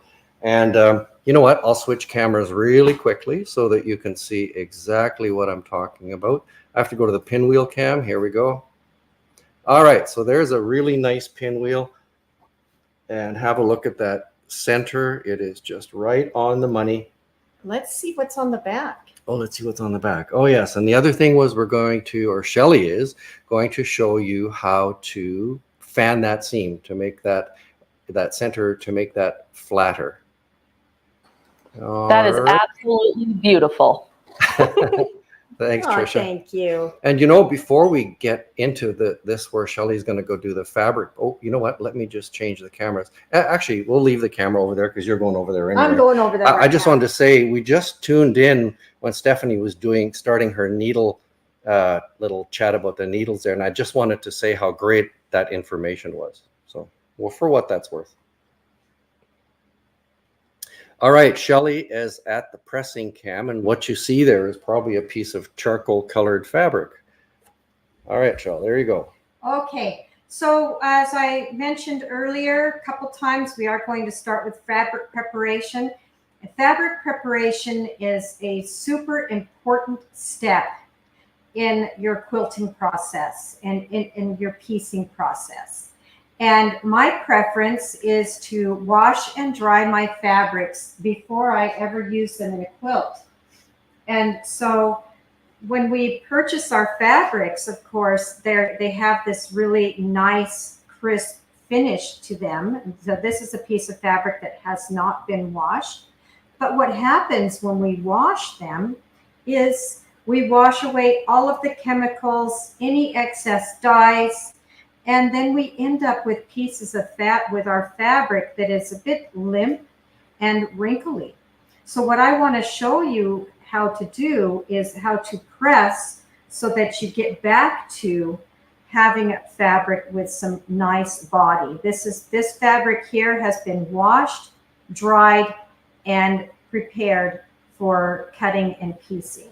And importantly, that means it's been pre-shrunk. And that's a variable, and that's a variable you probably want to get rid of before you start piecing. Absolutely. And the reason we like to mention that is that if you're working with a fabric directly off the bolt, such as this one, every time the iron is placed onto that fabric as you're pressing, which is a lot, that fabric is going to shrink just a little bit. And it might shrink differently depending on the different company fabric. It could shrink more or less. And you could be wondering, why are my blocks turning out wonky, or are they're too small? They're smaller than I intend. And by washing your fabric and preparing it for cutting and piecing, you can eliminate that wonky and shrinkage. So first of all, what I want to do is show you a couple items that I use for spraying my fabric. I'm using this charcoal fabric first of all, so that you can see the fine mist that's produced with the mist bottle. And this is the mist bottle here. And I'm just going to give this a light spray so you can see just how, hopefully you can see how lightly that sprays. It is a continuous mist. I also want to talk about this bottle here, which is the Easy E sprayer. And this bottle is an electric bottle that is rechargeable. And if you find that your hands get sore when you're pressing and working with other spray bottles, this bottle, all I need to do is press this button here and it will start to spray. And when I'm done spraying, I push it again and it stops. So I just push it and it starts to spray, and you can see that beautiful fine mist, continuous mist. And when I want to stop, I stop. I push the button. So these two items are fantastic for helping you to prepare your fabrics. Now, I'll just quickly show you here what I do when I'm preparing my fabric. I like to spray the wrong side when I'm working with smaller pieces. I have an option. I can spray the wrong side or the right side, and I'll just give that a spray. Now, when I'm spraying for piecing, I like to add a nice amount of body into my fabric. So I'll give it a nice spray. I wait about 15 seconds for the product to soak into the fabric, and then I begin to press. And by pressing, what I mean is you're setting the iron on the fabric, picking it up and moving it. And this is important because if you start to, I'll just do this really quickly. If I am just moving my iron and applying pressure, you can see that I've actually stretched. See how the lines are wonky now? You can see I've actually stretched my fabric out of shape. So if that happens, you can respray and then just press the fabric nice and flat. What I like to say about that is that you don't need to beat the fabric into submission. No. What you're doing is gently pressing it, and Shelley's using the weight of the iron. She's not pushing on the iron. And basically it's the heat and the weight of the iron alone that is giving her a beautiful press and not distorting her fabric. By the way, it's a dry iron. She's not using steam, because steam, especially a lot of steam, will distort your fabric. So I heard someone say earlier, yeah, sorry. I'd also like to mention that as Bernie's talking about the dry iron versus a steam iron, sometimes steam irons, depending on the make, they like to leak. And so you can end up getting the water leaking out onto your fabric and staining it. And that is annoying, to say the least. So that's another reason I like to work with a dry iron. For sure. And let's talk about the temperature of an iron. No matter what product you're using, whether it's ours. Yeah, maybe I'll just switch back to the camera here. I like to kind of know that I'm talking to somebody. All right. So when you're pressing, a lot of times you'll find maybe you've got discoloration on your iron, or maybe your fabric is scorched, and the whatever product you're using is getting the wrap for that. But I want to let you know that all irons aren't the same. And if you have one iron that it works on cotton setting, and then another iron, the cotton setting doesn't work, then it's because the thermostats aren't very accurate. So we always say test your iron first on something that you can afford to scorch, because irons really vary. And it won't be I had somebody say once, this product, I forget what the product was, burnt my iron. And that's not actually true. It was the iron that burnt the product. So get to know your iron. It's not a long process. It's just a few minutes to see at what point is your iron too hot. You can scorch your fabric, and you can do this with a light piece of fabric just by having your iron too hot. So I'm going to switch you back to Shelley. I hope that made some sense. 1 second here, back to the press cam. There we go. Okay. Well, actually, I'm going to talk a little bit about fabric preparation. Let's become very colorful in there. It's very colorful. So I want to talk a little bit about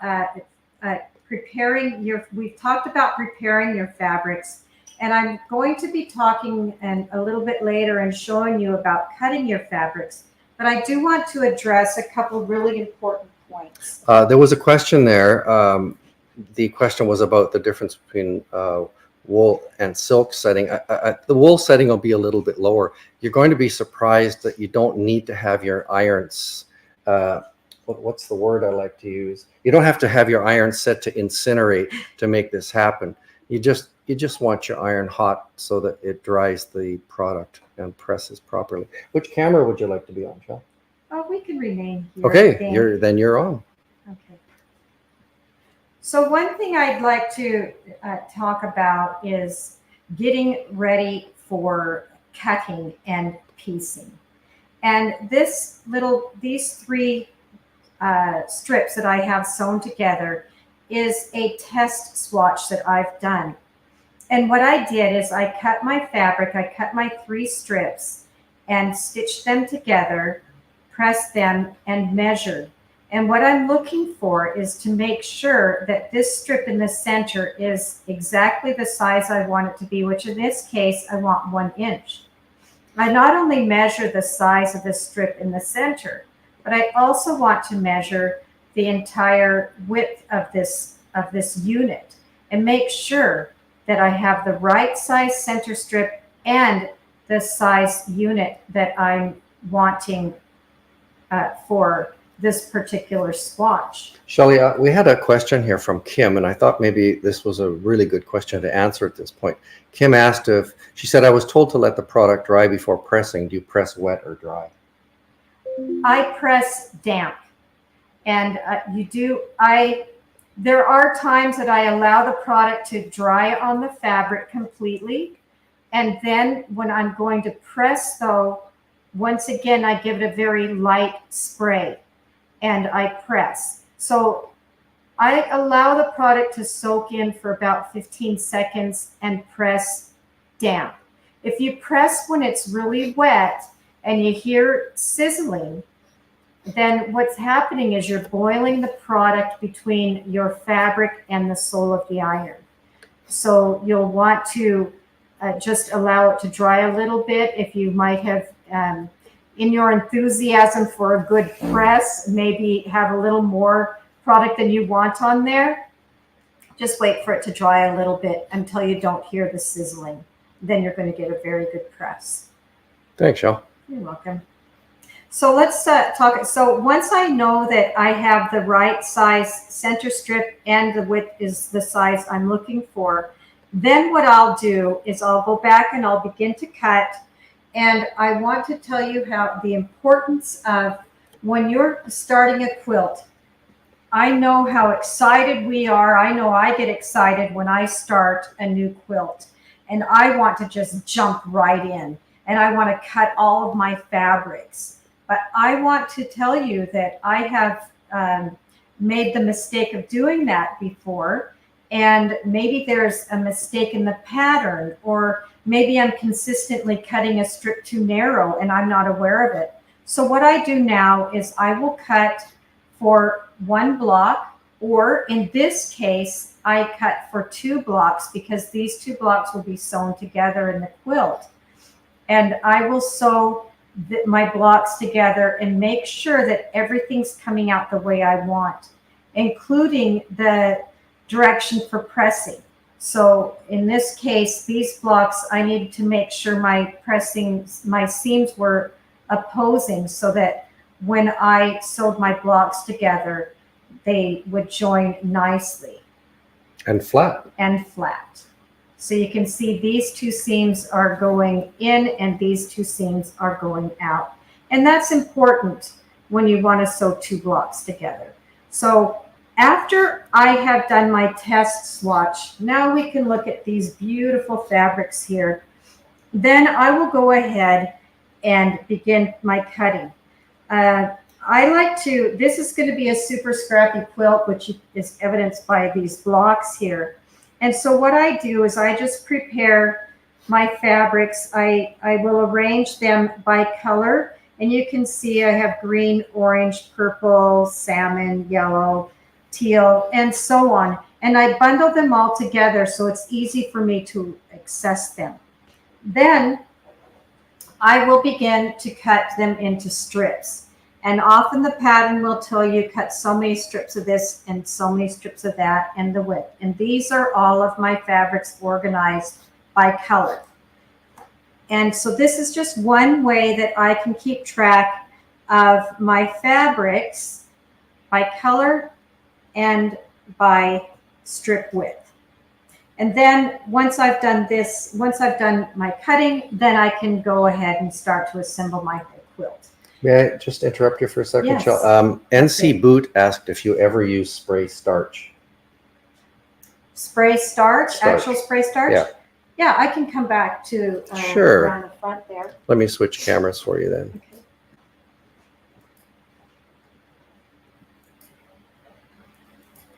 Hello. So yes, I have used spray starch. One thing about a spray starch is that it actually is like a sugar to bugs. And it's like a nice carb for bugs.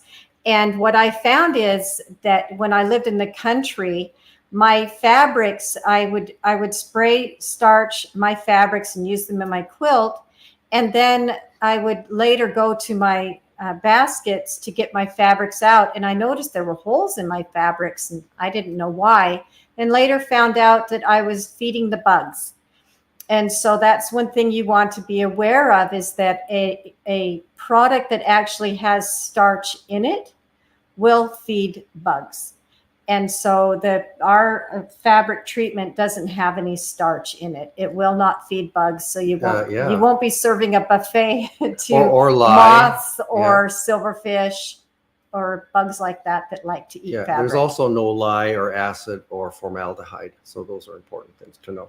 I just want to mention something. Pat Gottschalk here. She says she's pressing linen. She just turned the iron down from incinerate to char. That's appreciate that comment. That's really good.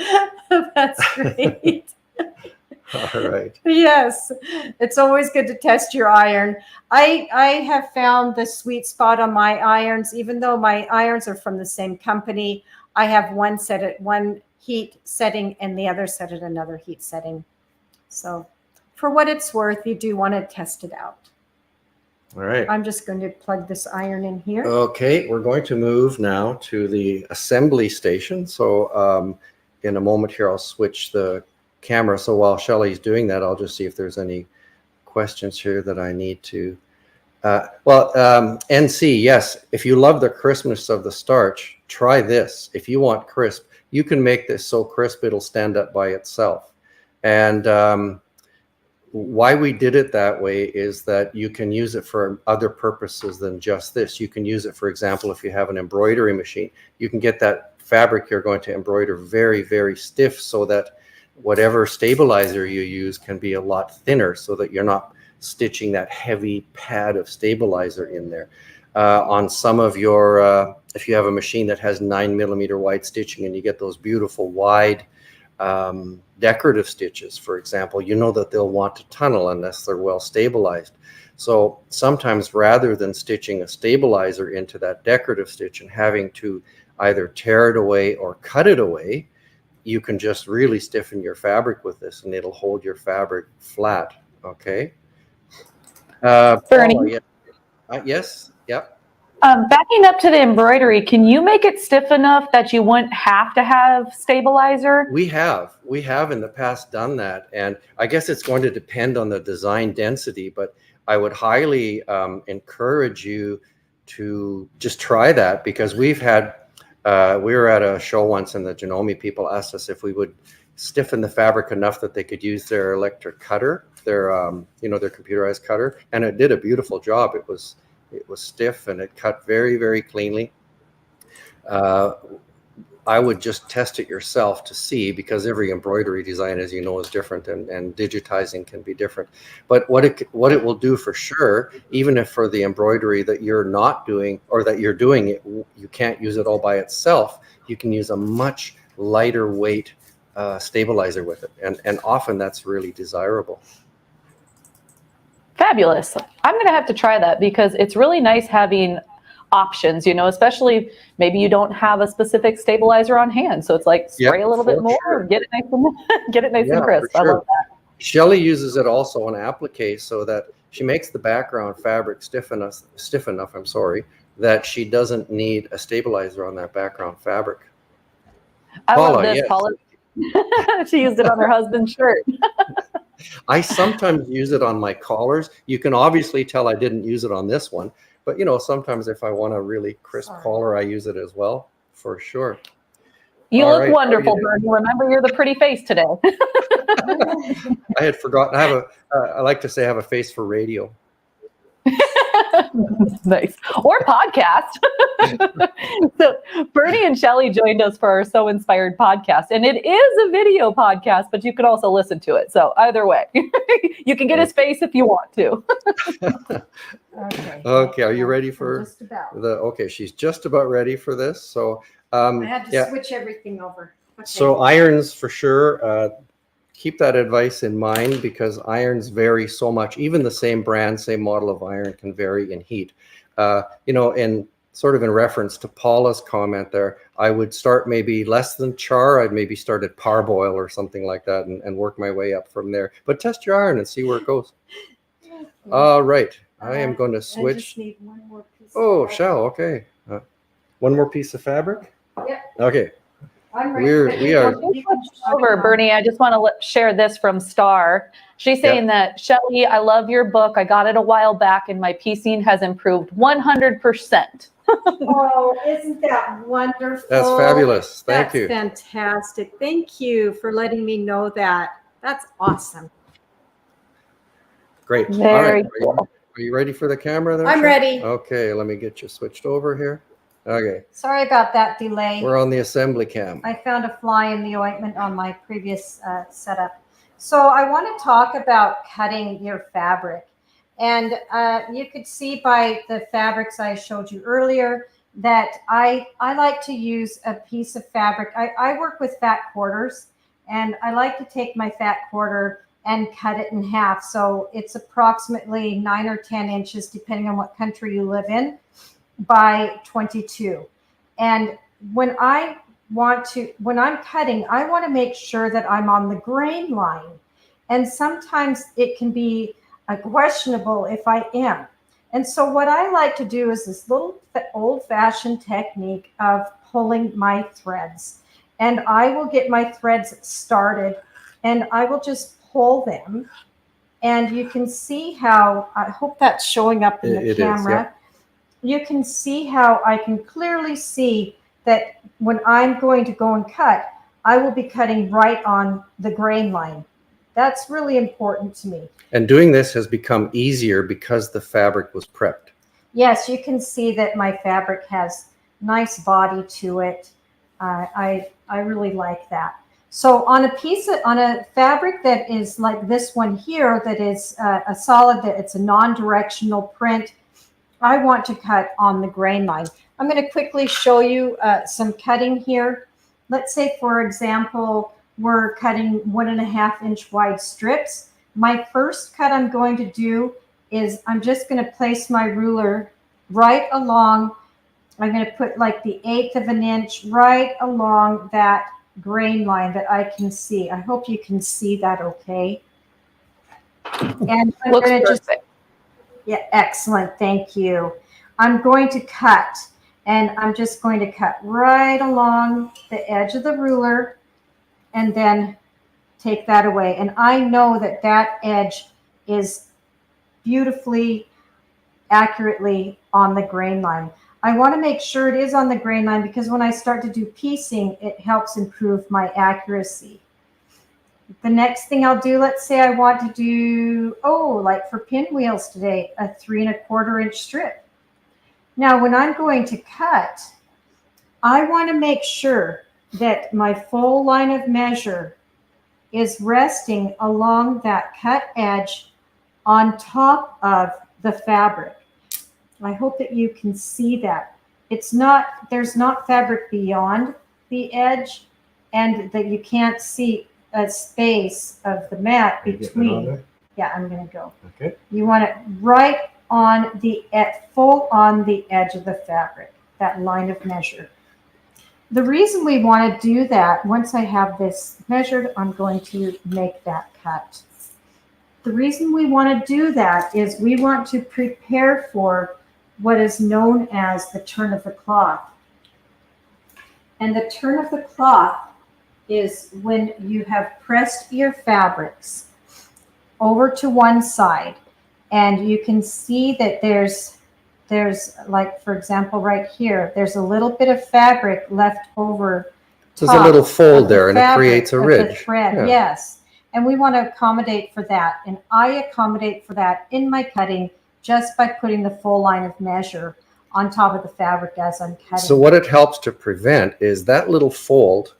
If you do smaller pieces like what Shelly does, your blocks will often measure out a little bit too small, because that little fold, if you multiply that by the number of seams, reduces the size of the block. So by having that line of measure fully on the fabric, you're compensating for that. Oh, so thank you, Celine, by the way. Okay. Now, I want to discuss next, just very quickly, when you're cutting fabric, like for example, this sweet stripe fabric, what I want to do is follow along with the direction of the print. I am going to cut according to the print. So then you're not This as is- concerned about the but grain, no. are you? That's when we do our little fussy cutting. I'm more concerned with how accurately and fussy I cut my print. I don't pull the threads on a fabric that has a directional print. I follow the direction. Okay, so there we have it. That's a little bit about cutting. Now I want to discuss one thing that I use all the time, and that is a block builder.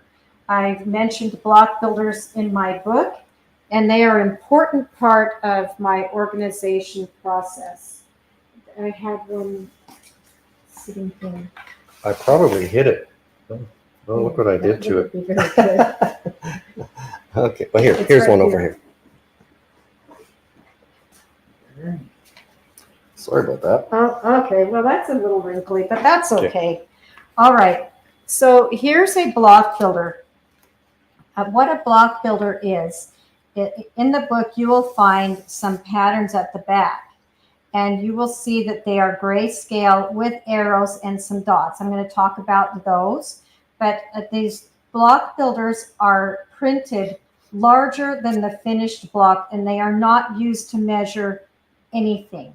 They are simply a blueprint of the block that allows you to place your pieces as you cut them onto the block builder.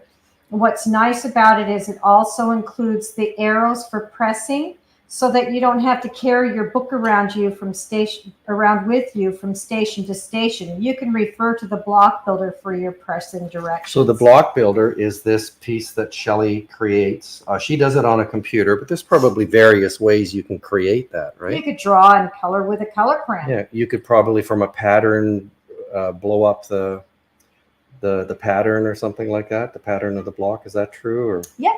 yeah. So then here's what makes this all right, and that is maybe this camera is a little close. So let me switch cameras so we can really show this.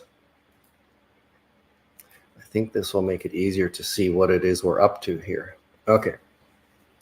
So this is the block builder, which is the actual blueprint, and Shelley has conveniently written top on the top of it. And this is a product that we came up with because of Shelley's needs, and it started to take off. So this is called a block builder base, and I've kind of put a fold into this one, so I apologize. So let me show you how this works. You slide the block builder underneath the top sheet. Here, you want to use this one? Oh yeah, let's use this one. This is good. Let's make it nice. Make it Okay. pretty. Okay, so you slide it underneath like so, and it's transparent, and you can see the blueprint right through. Then when you're putting your pieces together, for example, this piece will go here. Or when you're cutting, as you're cutting your pieces, I take my patchwork and I lay it in position on top of the block builder, and you can see it doesn't slide around. It sticks on there. Yes, and this is very helpful. The reason I wanted to work with block builders is that there seems to be this magical area between my pressing station and my sewing machine where pieces get all jumbled about and you put them together wrong. If that happens to you, a block builder is a great solution. It's kind of like the Bermuda Triangle It between is. yeah. It is. Things I disappear. don't know what happens. So it makes a great blueprint. You can audition fabrics, and like I said, things stick to it. You can carry it back and forth. Okay. All right, let me switch back So to the assembly cam. 1 second. we're going to talk about, so I like to place my pieces into position onto my block builder. This that we're working with today, this is one of the blocks out of the Pinwheels and 9 Patches quilt. And it's a really great quilt for a beginner and for advanced quilters alike. because when you're going to be trying these products, this is a great quilt to try them out on, and to try these techniques. It's not a scary quilt, put it that way. Okay, let's talk about half square triangles. I want to just mention that if you're working with a directional print, as I like to work with, here's another reason I like to work with block builders, is I can place my directional print in the direction I want it to be. As Bernie mentioned, top is here. If I want my pinwheel to finish with these stripes going up and down, I can place them onto the block builder and see the direction I want those lines to go. So we'll keep that in mind. And then what I'm going to do is move this over. Well, no, I'm not. And so I can see that when I'm looking at the pinwheel, if to get the stripes to go in the direction I want, I can see one line goes this way, one line goes this way. So then I know when I'm starting my half square triangles, all I have to do when I'm marking my lines on my fabric is mark a line going in this direction on one set and mark a line going in this direction on the other set. And that, what happens with that, I'll just speed forward by laying these here. I could make sure, see how these two are going in this direction and these are going in this direction. So my stripes do go up and down. I hope that makes sense. Made sense to me. Did it? Excellent. So let's talk about non-directional half square triangles. I'm not sure what they are. I will work with these little polka dots. So if you feel like maybe this is the first time you're trying half square triangles and you feel overwhelmed and you're thinking, I don't want to be thinking about the direction, choose a non-directional print. And so I'm going to start making my half square triangles by placing my two dark fabrics going right side up. And then I take my background fabric, the lighter of the two, and place them right sides together. Okay. I just have to quickly interject and say that your fabric is a testament to your products because they just look so precise and meticulous, and all your work is so beautiful. I'm enjoying even looking at your square fabric. Trisha, thank you so much. I really do. I love it when everything is just so it's not frayed, and it's just nice to work with. It makes everything more accurate and easier. You can see how easy it is just to pick these squares up and move them around, and they're not flopping all about, and they're not frayed. I am definitely appreciating it. Oh, thank you so much. I'm going to now move this mat out of the way because I don't need to cut big pieces, and I'm going to switch over to a smaller mat. When we check the quilt, we can go back. I should thank you all for your kind comments. This Quilty Katie, can I mention that you can cut so precisely?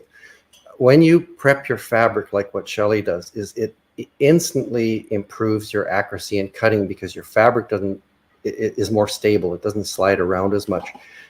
From our classes, and we've taught, I couldn't tell you how many of Shelley's Joy of Piecing classes using these methods. The improvement that people see is just amazing. And I'm willing to wager that there's probably some people on here that have seen that happen for them. It just makes such a difference when your fabric is stable. Part of that is in the fabric prep, and part of that is in how Shelley glues her fabric before she sews them.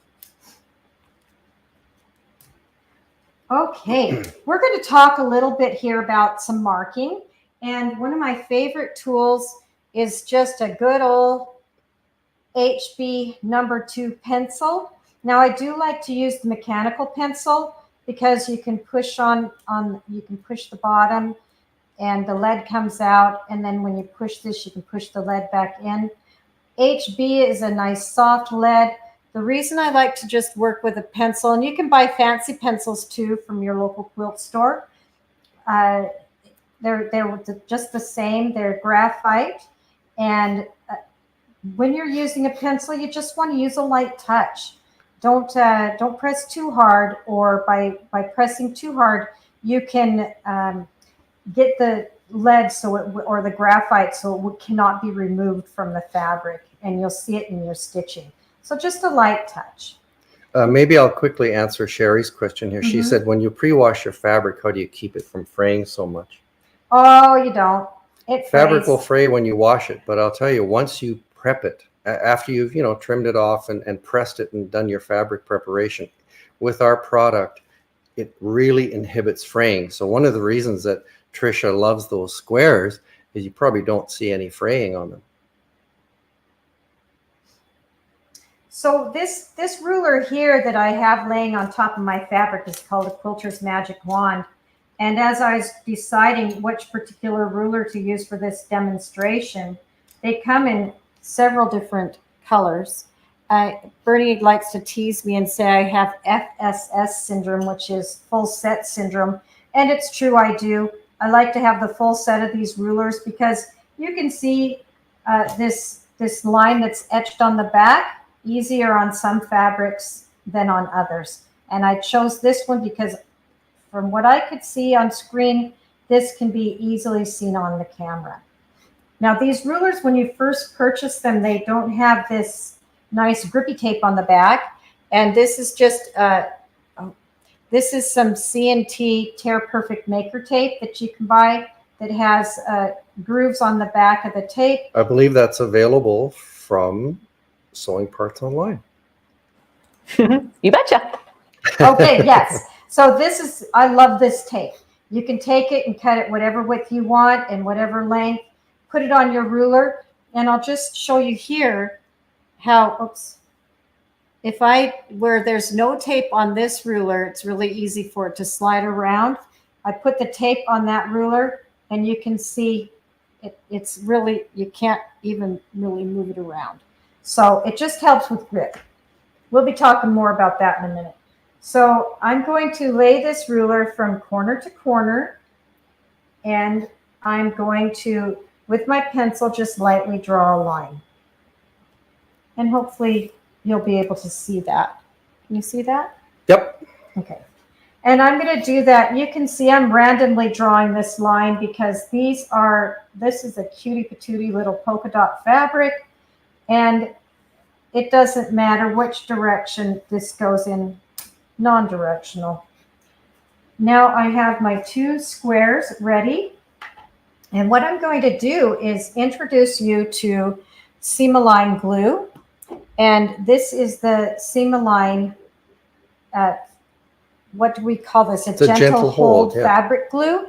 I can see my glue bottle is really, the label is kind of wrinkly. Well, it's well loved. Okay.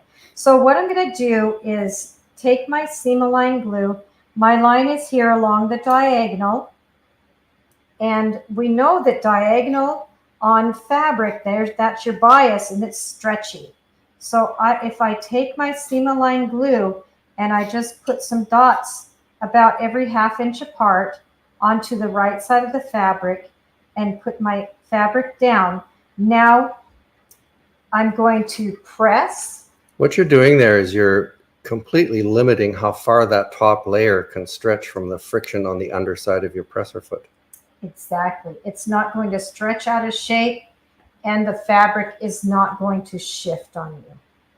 And I would repeat the same thing for the other piece. So how about for those people that think, oh my God, now I've put this glue in my fabric. I've got this hard dot of glue and I've got this foreign object in there. Let's discuss why that's not true in this case. Me? Yeah. Oh, I'm sorry. Well, I know you're the only other person in the room. I'm off in Happy Land. I'm gluing fabric and getting ready to sew. Yes. You've got this, Shelley. Thank you, Trisha. It's not from the fumes in the glue because there aren't any. I'm very sorry. So the beauty of this seam-align glue is it is a gentle hold fabric glue. There is no residue left behind, or if you have a little tiny bit of glue that you can see, you can easily use a toothpick, a damp toothpick, and just wipe it off. It'll rinse off if you Yeah. need to, but you don't really need to. It's non-toxic, it's biodegradable, it just won't harm you, and it doesn't affect your machine. When we were working to develop this, one of the important aspects for me was when I service machines, I hate picking glue out of feed dogs and out of the sewing mechanism below, you know, the hook mechanism, that stuff. I hate doing that. So for me, it was important that we have a product that you can use and it's clean. There's nothing on your sewing machine from this. In addition to that, let's say I glued this down wrong. I can easily take it apart. And what do you see? There's nothing on this fabric. I can get as close as you like, and you can't see any glue, any residue. And then what I would do if I had made a mistake, all I have to do is re-glue and repress, and I'm off to the races. Now your fabric won't shift. So when you're looking for accuracy, and remember, we're not talking perfection, we're looking just for accuracy. This holds your fabric in place. Now Shelley does little pieces, so you may think, well, I don't do little pieces, so I don't need it. But let me say this. The bigger your pieces, the more the fabric wants to shift. Now, yes, you can pin, but then when you start chain piecing, you know, you stop every time a pin approaches your. Yeah, let's just go back to the people cam here. I want to hold up this. Okay, good idea. Good idea. So when you're sewing and you're pulling pins, you know, you get to the presser foot, you don't really want to sew over pins. I mean, you could. It's just like I could run over people in my car, but I choose not to. Well, that came from an educator that I met once. So you have to stop to pull the pin out. When you're pulling the pin out, you're moving your fabric. So this glue is not expensive. It's completely harmless, and it keeps your fabrics together. So that top layer, especially in this piece of bias fabric, it doesn't want to grow on you. So it's not stretching that top layer. All right, you ready to go to the machine cam? No. No? Okay, let me go back to, you wanted me to go back to that cam? Yes, all right, please. Here we go. Okay, so the reason we drew those lines on our fabric and glued down the center is I want to sew on these lines. And then after I've stitched on the lines, then I'm going to cut right down the center from corner to corner, just like that. Okay. And for however many squares that I'm working on, I would repeat that same process until I had as many half square triangles as I needed. The next thing I'm going to do is I'm going to press. And I'm going to introduce you to another of my favorite tools, which is the Easy Press pen. Now, the Easy Press pen has the Easy Press fabric treatment in it. What I did is I just took off the cap here, and I put the Easy Press into the pen up to these threads here, and then I put the cap back on. You don't want to go beyond those threads, or product will just go, will come out because it would be too full. So what I want to do, this is a really important part of the process. I know I keep saying this is important and that's important, but I feel that each of these steps, they're all important. So the next and that's why you have wonderful results, Shelley. Yeah, that's right. I do all of these things that I'm talking to you about. These are the steps I follow. As a matter of fact, I had a rather about a month away from my sewing machine. And when I showed you this earlier, I did this yesterday because I wanted to make sure that I was cutting accurately and sewing accurately, because even a break from your sewing machine, it can change your results. Let's explain quickly what you did. You cut 3 strips, 1.5 inches. I did, and then sewed them together. Yes. Did everything that you're going to show here, and then measured out the centerpiece to get 1 inch. And that's how you can tell, gee, did I cut this the right size?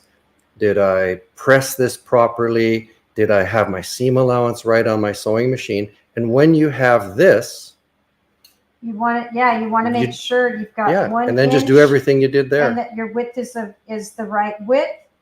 And then if you're satisfied with the results, move ahead. If you're not satisfied with the results, then I would recut, or I would test a different seam allowance, whatever it takes, so that you have the results you're looking for. Okay, so the next thing with our half square triangles is I'm going to set the seam. And I'm often asked, do you really have to set the seam? And I like to test things to make sure that my answer is accurate. And so I tried pressing without setting the seam and with setting the seam. And I found that by setting the seam, I have a crisper press. And now what I'm going to do, I'm going to be pressing the fabric towards the dark. And so I have the dark up, and I'm just going to take my fingers and finger press, first of all, and then press with the iron. And I want to make sure that I'm snugging that fabric up to the line of stitching. Now, she Shelley, didn't stand up. Oh, I'm so sorry. Shelley, we do have a question from Tina. She's just wondering what type of iron you're using. Oh, this is a General Electric. This is a Continental. Continental Electric, but they're no longer available, I think. But there are some dry irons that you can find. Yeah, we like that smooth bottom because it doesn't crinkle. You know how if she was pressing this piece from the corner, you know how sometimes the hole from the steam iron catches that, and you press this accordion into it. So that nice smooth bottom really prevents that from happening. And as we said before, the steam often distorts. You know, Shelley's stuff turns out really nicely, and she doesn't overpress anything so as not to distort her fabrics. So that's why this iron works. She doesn't stand on it. She just uses the weight of it and the product. Yeah. Oh, I'm going to press one of these. Press it wrong? I'm going to exaggerate this, but I'm going to press it wrong so you can see what often I see, and you can avoid when you know that it can possibly happen.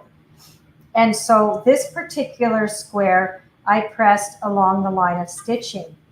This one, I wasn't focused. And what happened is I pressed, and this all looks well and good, but look at here. I'm not pressed up to the line of stitching. See how there's my crease right there, and there's the line of stitching. And so what I want to do is be careful and try to focus and make sure that I'm pressing all the way up to the line of stitching, because quite often you may not notice that you pressed a crease in the fabric, and that is going to make it so that your half square triangle doesn't turn out as accurate as you were probably looking for. So once I have pressed this fabric, I'm going to take my Easy Press pen, and I want this fabric to lie down. And so I'm going to take my Easy Press pen and just apply a light amount onto the high side of the seam. The high side is the side that the fabric is pressed towards. And I'm going to press. And I'm just guiding with my fingers just ahead of the iron to make sure that that's a nice flat press. And ta-da! And also for this one, because you can see it's not as flat as I would like, again, just a light touch If you want more, you can put more. But what you're not doing, well, I can move on this one. What you're not doing is this. You're not pushing really super hard and applying a whole bunch, because look at what's happening. I'm stretching my piece out of shape, and this is becoming a very sad half square triangle. So let's see if we can fix that. There we go. Poor sad half square triangle. Sorry, I get attached to my pieces. Okay, and you can see it's not drying straight away. That was just a little too much product. Okay, there we go. Now we want to cut these. And so to cut these, we're running out of time. I'm going to do a really fast cut. And I am going to, here, I like to use this product. It's called double-sided tape. And I do believe that Score Tape is the company that makes this. Yeah, in the US, I think it's Score. Yeah, Score Tape. And what I'm going to do, I've taken the double-sided tape, placed it on my mat. I'm going to take this fabric, position it so that what looks like the bigger triangle is on top. Remember I talked earlier about that grippy tape? I like to take the grippy tape, the CNT Maker's tape, Tear Perfect, and place it along the 45-degree angle of my ruler. I've placed the tape, the double-sided tape on my mat. I'm going to snug my ruler up to that seam, and you can see that nothing's going anywhere. And now I'm going to make my cut. So that little ridge formed by the tape on the back of the ruler just snugs right up to the ridge that was formed by pressing, and this makes this quite accurate. And what I'm doing first, for my first cut, I'm just pushing down and scoring my fabric along the top, and then I roll up, okay? And now I'm going to push and roll. Now I can take my block, turn it around, turn the ruler around.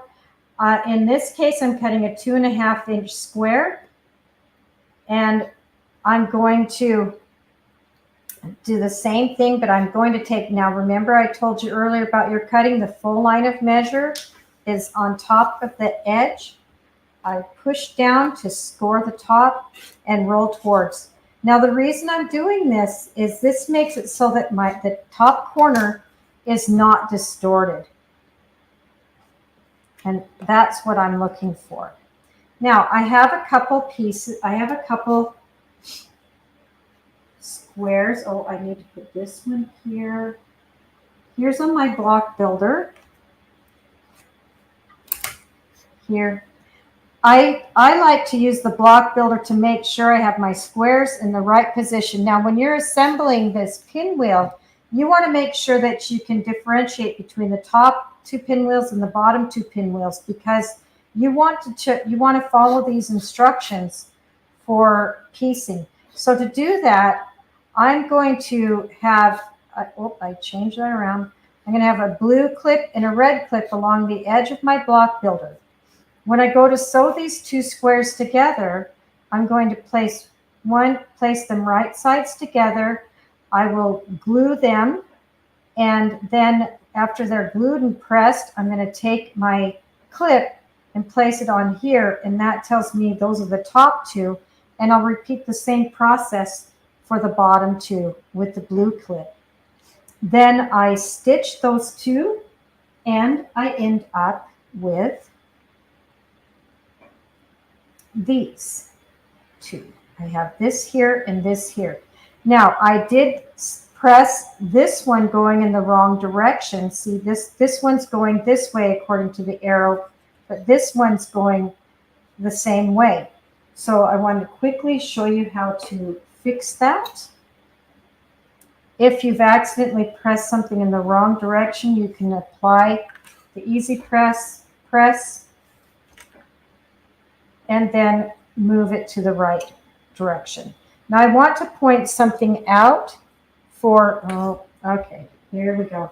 I'm gonna really speed forward. I want to point something out to avoid when you're piecing these two squares together.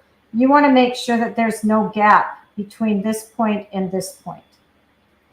Now we want to. Let's explain that. Okay.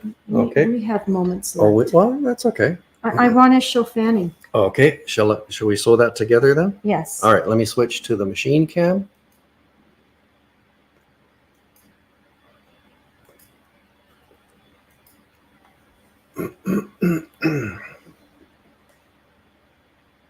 So these two have been sewn together so that I didn't have a gap in between my two triangles. And we're just going to hope for the best here today, folks. Here we go. When I start piecing, I like to piece onto.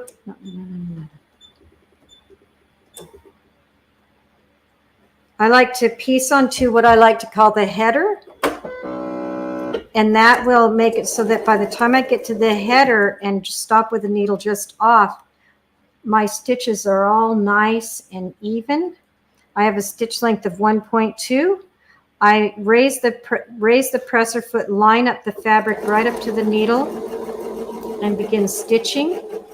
When I get to the center seam, I'm going to pause just a little bit, make sure I'm going nice and even right across my half square triangles and onto what I call the footer. And then I trim my threads. And now for the moment. Okay, let me switch cameras for you, Shell, so everybody can see. Okay. Here we go. Hang on. Okay. Well, let's press. It's a little slow making the switch, Shell. Just hold Okay. off. I don't know why it is. Oh, there we go. All right. So I'm setting my seam. And there's the beginning. So first of all, though, we want to show you fanning seams. So what I'm going to do is just place my block over top of my middle fingers. And I'm going to sort of like a little roof. And now I'm going to take my index finger and thumb and twist. And I'm just taking a hold of that pinwheel and twisting right in the center. And you can see that I have a little pinwheel in the center too. Oh, it's so cute. Okay. And That is perfect. there we have it. So that's how to fan seams. And then I would just give it a nice press. And ta-da, I would apply my easy press onto the seams and press, and I would have a really lovely little pinwheel. So Shelley uses a 2mm stitch length. So I see some people commenting there about 1.2. That's 1.2 is really small. Yeah, and every So I'm not sure every machine's a little different. Yeah, we should mention that there are, I don't know why, but sometimes from different manufacturers, they must use different calibration or something, or maybe some parts of the world, a millimeter is different. Not too sure, but what's that, Shell? So now if you take your pinwheel and hold it up to light, you should be able to see a little bit of light shining through. Right through that little center dot. Center. Yeah. So there we have it. By following that, I have my directional print going the way I want it to, and I have a nicely matched pinwheel. I just want to quickly reiterate. This was really quick, I'll sew Tricia. that Sorry. quickly if you want. What- No, you're good. We don't need to sew it. If you're showing this gap, and this, I'm saying this, I don't sew, but I see this in the class all the time. If you're showing this gap, don't sew them together, because it just will not meet. So you can fix it here, but if you sew these two pieces together to make that pinwheel, it's too late. You kind of have to fix this one. You see, this one's right, this one isn't. Do I sound like I know what I'm talking about? I don't. You do. You always do, Bernie. Let me switch back. Pinwheel shape. Let me. I yeah, absolutely pinwheel hate shape. interrupting you guys because I just want to listen to you all day long. Oh, yeah. So- I know we were a little long-winded today. Sorry, we got it all out. It's okay. It's okay. It just means that we have to have you back again. I say this every time, but I'm like, you gotta come Fantastic. I back. look forward to it. Well, I know we always love to have you stick around for the giveaway, so we want to do that. But I do want you both to just say where they can get your books, obviously at Sewing Parts Online. But we've got Shelly's book, and what do you like to say? I'm going to put it over here in the camera. There we go. What do you always like to say, Bernie? Your unadulterated little push. Oh, what do you call it? Shameless self-promotion. That's What did I come up with?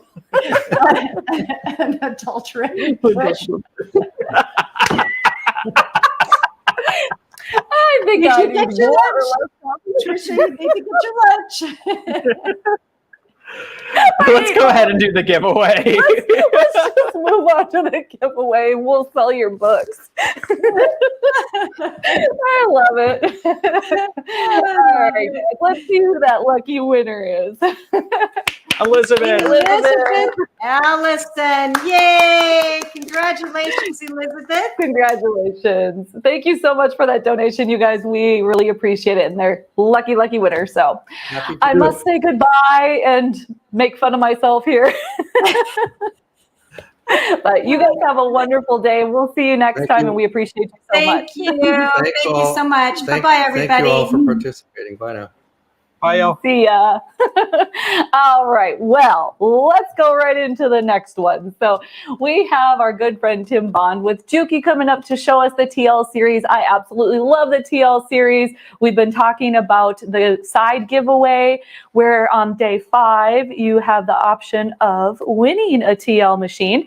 Speaking of that, before we pull up Tim, Brian, do you want to talk really quickly about the side giveaway and how they get entered into that giveaway, since we're coming up on that time? Yeah. So you would just place an order over the phone today by 3 o'clock Central. So you have about 2 more hours, and you'll be entered in today's side giveaway for an Arrow sewing chair. Mm-hmm. If you don't win today, your order will get rolled over to the next day, and you'll be entered to order. You'll be entered to win tomorrow. I'm sorry, my headphones. I'm hearing myself talk. Off. You get the point. You get the point. Yeah, so if you place an order today, you're automatically entered into the giveaway. That's going to be for the Arrow sewing chair. And then anybody that didn't win will get rolled over to tomorrow's, which will be the luminous light bar, and it'll continue. And then, as I mentioned, on day 5, it'll be a TL 2000 QI. So that will bring us into our next segment, where we get to see about the TL series. So let's go ahead and pull Tim up, and we'll get started. Hello, Tim. Hi, how are you today? I'm doing very well. How about yourself? Oh, we're good. I had a few extra minutes to breathe, so I kind of thank the people in front for taking a few extra minutes. It's always nice. Wonderful. Well, we love the TL and we want to see all about them. So if you want to start by introducing yourself, and we'll let you take it away. Okay, great. I am Tim Bond. I am the regional sales manager for the East Coast for JUKI America. So it is my job to see that nice dealers like our friends at Sewing Parts Online have machines that are interesting for them to sell to you to take care of those projects and things that you want to do, which means I get to play with all the machines from JUKI. And of course, we all have our favorites. And I'm going to go through the TL series, and maybe one of these machines will become your favorite machine. So with that in mind, Trisha, we have some giveaways to do. And you know what? Let's talk about the giveaways for just a minute before we get started, if you could. Today's giveaway is going to go with your TL machine. It actually will go with any home machine. We have these little JUKI quilt paddles. So our quilters paddles are designed to help you move fabric. They have a sticky surface on the back to stick your fabric. So when you're in free motion or thread painting, they simply grip the fabric and help you move. They work on all of our machines, but they really work quite well on a big flatbed machine that doesn't have any contour to it, like the TL series. Hence, we're going to give away a couple of these sets today, and we'll probably do them in between some of the machines. So right now, I'm going to need a little help magic from our friends backstage so I can switch our view, and we can start talking about the first model in our TL series, the TL 2000 QI. So with a little help from our friends backstage, they're going to put me behind. I'm going to switch our camera view, and we'll take a closer look at the machine. All right, so stand by.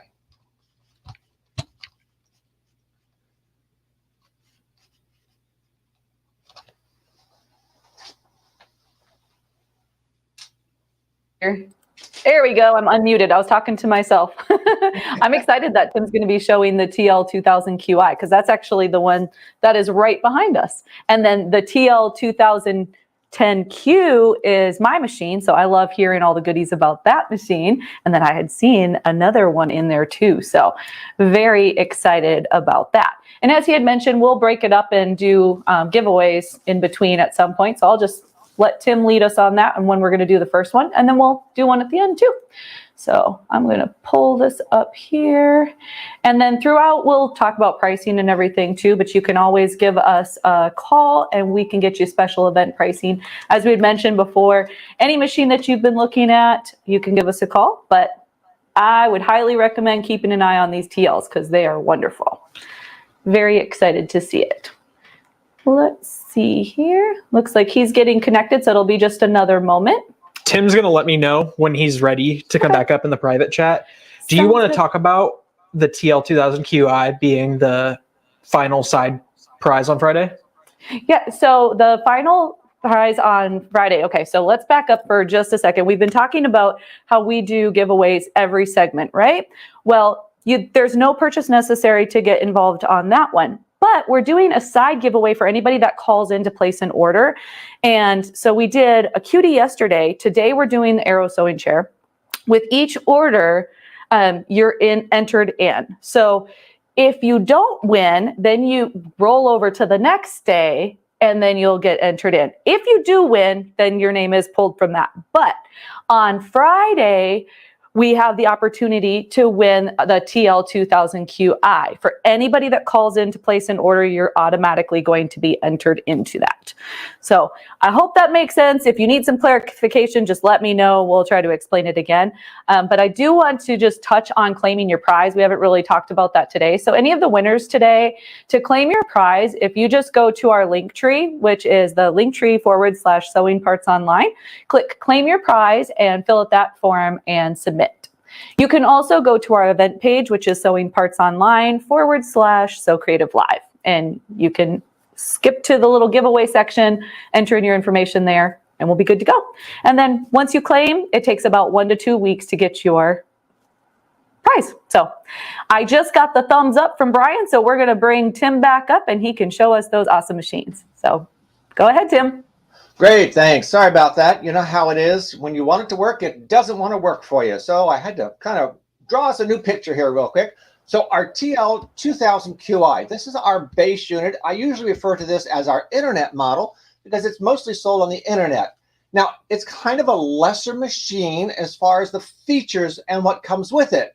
But power-wise, it's the same structure as the other machines in our TL series. So when we talk about a JUKI TL series, we're talking about a machine that is basically an industrial parted machine with a motor built into it to make it compact. Now, it's not the same power as an industrial machine, but it has that same feel and the same features to it. So one thing I do like about the TL 2000 is that it's very clean and simple. Your tension disc is right here. Your stitch length is right here. Below that is your needle up, needle down, and a thread cut button. You have a reverse lever, and then you can actually drop the feed dogs on this model. I know there's some models out there that you can't drop the feed dogs on. So if you want to do free motion or you want to do thread painting or some other work that requires you to not use the feed dogs, it's nice to be able to have them just drop out of the way completely for you. You don't have to worry about them getting in the way. So this is a good entry-level machine to get started with if you're trying to do quilting or you're just wanting to get started with doing something that's a power straight stitch only machine. Now, the nice features on this machine, other than the ones I've talked about, that actually make sewing better are things like our pressure foot pressure adjustment.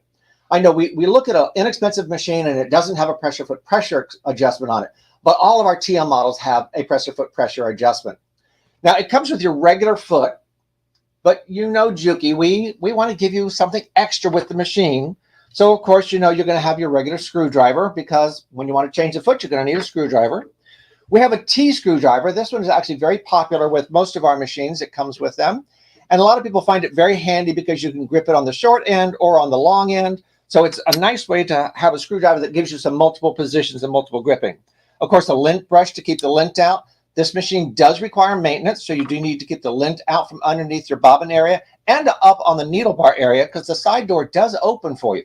Isn't that nice? So many machines today, they don't allow you to open this side, but the JUKI TL series, you still have access to go in there.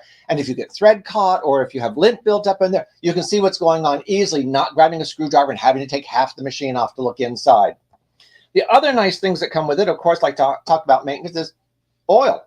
You have to have oil because you have to oil the machines. There's that maintenance requirement. And a spool cap. When you're using a spool of thread on the machine, you'll want to use a spool cap up here to hold it in place. Also, spool caps give a smooth edge for the thread to follow off of, not rubbing against the rough edge of the spool itself. One other nice feature that comes with the TL2000 is the walking foot. Everybody wants a walking foot. Our machine actually comes with a walking foot, so we're saving you that additional expense when you're buying that machine. So the TL2000 is a great machine to get you started with. Doesn't have quite all the bells and whistles of the next models up or the accessories, but if you're just getting started, it's a great machine to consider your beginning journey with JUKI in the sewing realm. So this is a nice machine to start with, and I am going to show you some other features in just a second. I'm going to reach over here and grab one so that we can talk about it, because the next features I'm going to talk about come with all of our machines. So our machines come with a foot pedal. Our foot pedal is 2 hearts. Make it go, cut the thread. So you put your whole foot up on the pedal and you press down to make it so, and you use the back of it to activate the thread cutter. Now remember, there's a button on the machine to use a thread cutter also, but I find this is very handy. I can rock my heel back and cut the thread at any time. This foot control is standard on all of our TL machines. Oh, what else is standard on our TL machines? Well, an extension table. And our extension table wraps all the sides of our machine. Hopefully I can get it into the picture for you to see. So you can see how big that opening is. That's what fits over the edge of the machine. So we have this nice big surface that we can work with off to the side of the machine. If you want to know how big this is, this table is about 24 inches. It almost fits just inside the box when the machine is packed. So that's how big this extension table is. This is a nice upgrade from our previous tables that we had years ago. They only went 2 sides. This actually wraps all the way around. You know what? This table gives you that better surface for doing this free motion quilting and the thread painting. So that's it on our TL2000. Kind of a basic operating machine to get you started, but it has features that you can use and grow with. So let's step up to the next model. So once again, I'm going to have to rearrange my camera so we can take a look at the 2010Q, which somebody told me was her machine, I think. Love this machine. That is definitely my favorite. I love the TL2010Q straight stitch machine. It is such a wonderful model. He's going to be showing you the differences, but I just have to say I'm loving that speed control. So he'll show you all the goodies with it. Great. So this is the TL2010. This actually is the most popular selling JUKI in the TL series that we have. And I'm going to explain to you why it is the most commonly purchased machine, because it appeals to a broader audience because of some of the nice features. Now, everything that came on the 2000 comes with the 2010, but there are a couple of changes. Number one, you get an additional adjustable zipper foot. Well, I'm a quilter, but you might be putting piping onto the edge of the quilt when you're doing your binding. The zipper foot allows you to get right up next to the edge, and it's adjustable so you can sew on either side. The other feature, the other foot that comes with it, is a free motion quilting foot. Now, your free motion quilting foot, you have to buy an extra one for the 2000, but the 2010, it comes with it. And the reason it comes with it, I always like to think, is because of one extra feature on the machine itself, and that is our speed control. We can actually control how fast we run our machine here on the machine, which means that when I like to teach people beginning quilting and getting used to their machine and doing free motion work, I tell them to slow the machine down here. Step down the pedal and just hold the pedal all the way down. This is controlling how fast the machine is going to run. So if I don't have to worry about controlling the speed of the machine itself because I've got it preset and I'm just holding the pedal down, I can concentrate more on my movement.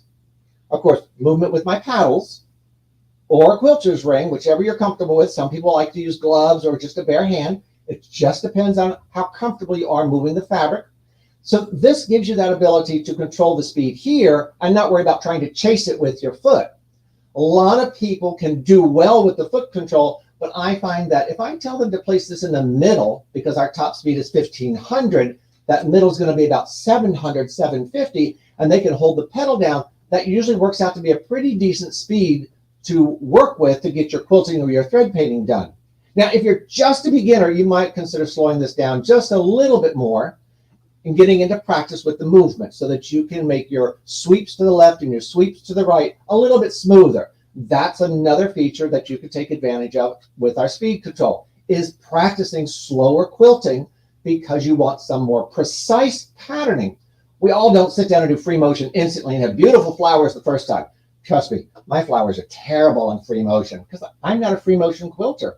But there are people who have that unique knack of being able to do beautiful flowers in free motion. And I admire that. And they may have been practicing for a long time to do that, but you need some place to start. The 2010 gives you that place to start with the machine.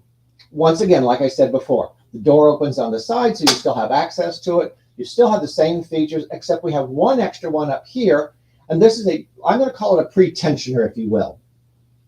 This is not on the 2010. So on the 2010, you have just the 3-wrap bar here and no pre-tensioner. This pre-tensioner actually gives you a little bit better thread control when you're activating the thread cutter, which means when I change threads, I'm not relying on just the wrap. I actually have some tensioner on here to handle those different threads. Now keep in mind, threads are unique and every thread is going to react differently in your machine. So you may have to adjust the tension on the top. You may have to adjust the bobbin tension. It just depends on the thread that you're going to be using on the machine.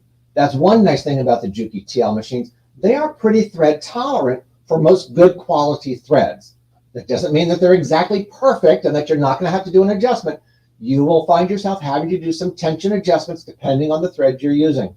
But that's a nice feature to be able to have better control over the cutting. Now, you'll notice on this machine, there's a hole down here, and that's for a knee lift.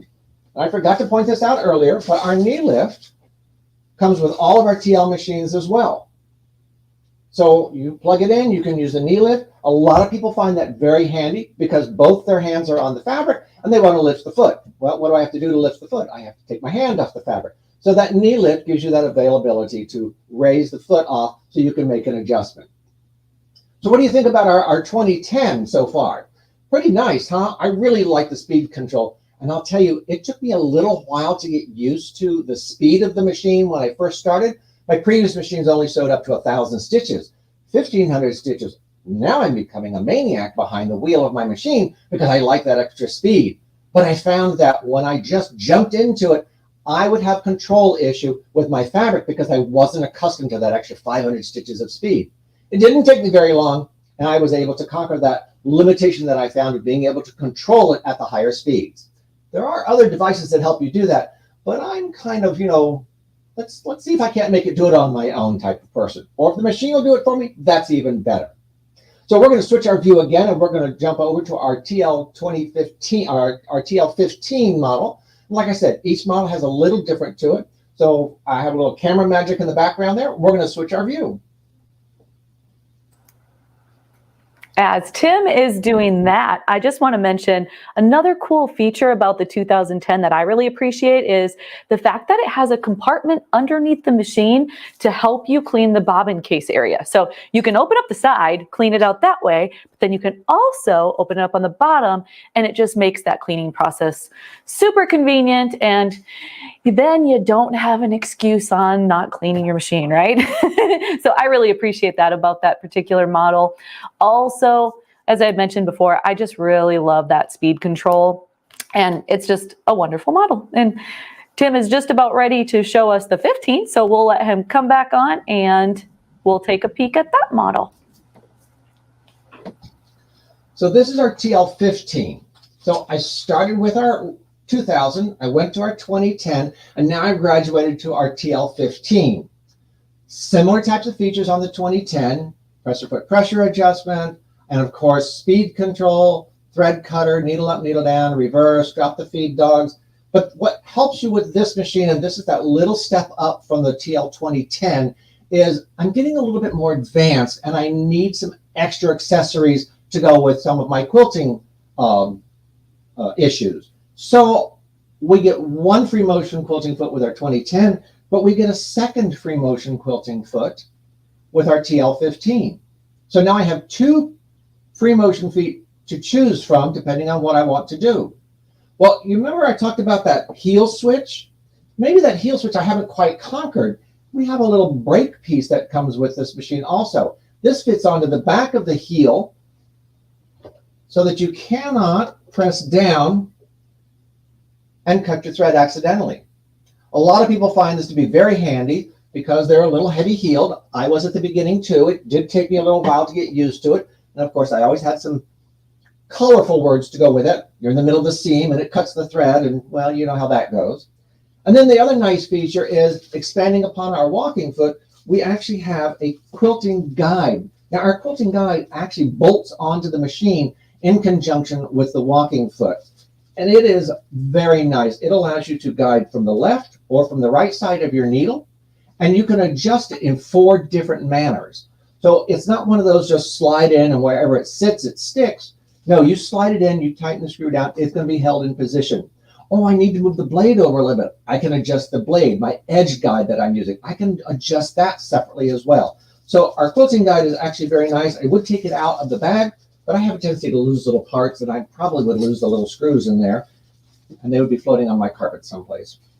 And then they would be sucked up in the vacuum, and well, you know how that goes, right? You never know where those little dark screws are going to go. The other nice thing about our TL machines is the fact that you can put on them, attached to them, you can actually attach attachments. The bed of our machine has 2 screw ports on it, on both the 15, the TL, and our 2000. They are threaded, so if I had a guide that I needed to put on here, I could screw that guide right onto the bed of the machine and not worry about it moving around. Now we can also use a magnetic guide, and we do sell magnetic guides, but I actually like our swing gauge guide that is available for all of our TL machines because I can bolt it on and then I can swing it out of the way when I don't really need it.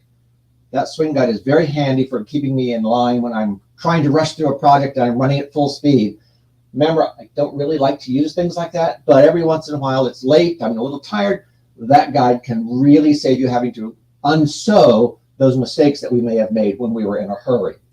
So this is our TL15, and like I said, those couple of extra accessories come with it, and they're a step up for the quilters and the sewers. Now, we talk about the walking foot, and I talk a lot about quilters because, to be honest with you, the straight stitch machine is a workhorse for quilters in their piecing.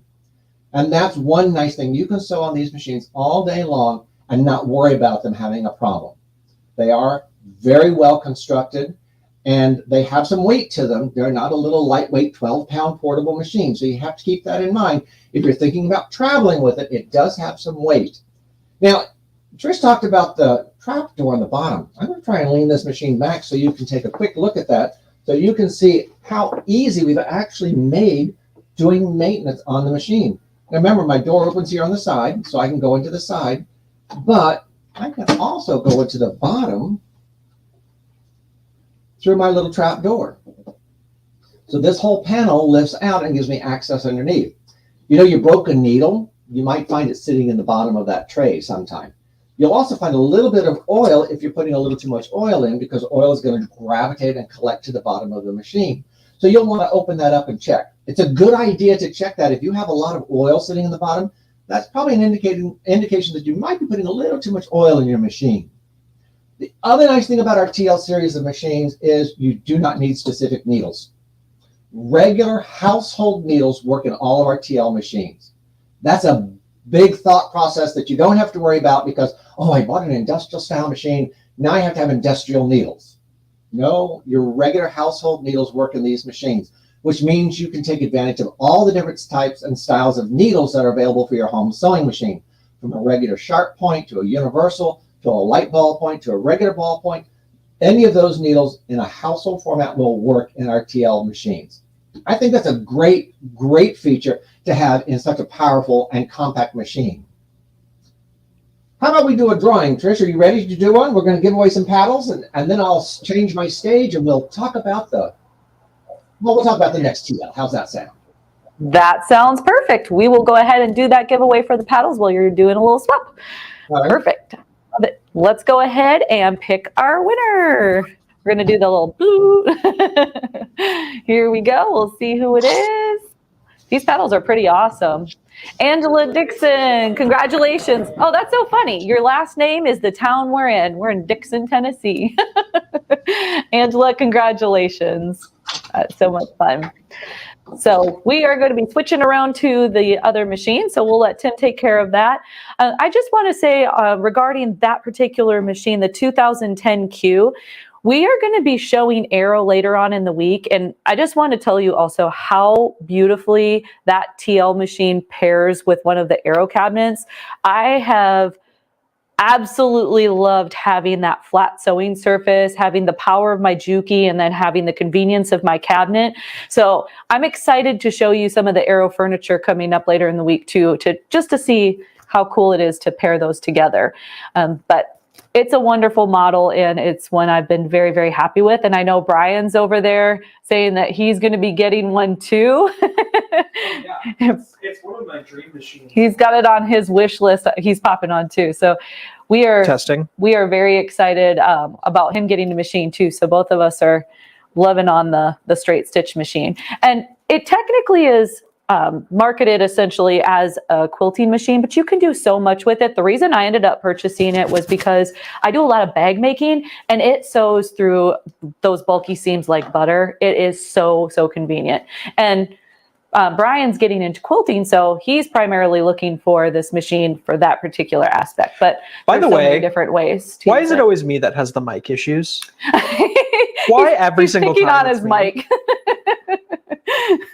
But yes, funny. I am saving up for a TL 2010Q is what I want, because I want the one with the speed control, because I am too eager with my foot. So yeah, I want one, and I want to put it in a cutie frame, because I feel like that's peanut butter and jelly right there. That is beautiful right there, because he's going to be looking at more of the quilting with a frame, and I'm pairing it with a cabinet. So you've got lots of different options.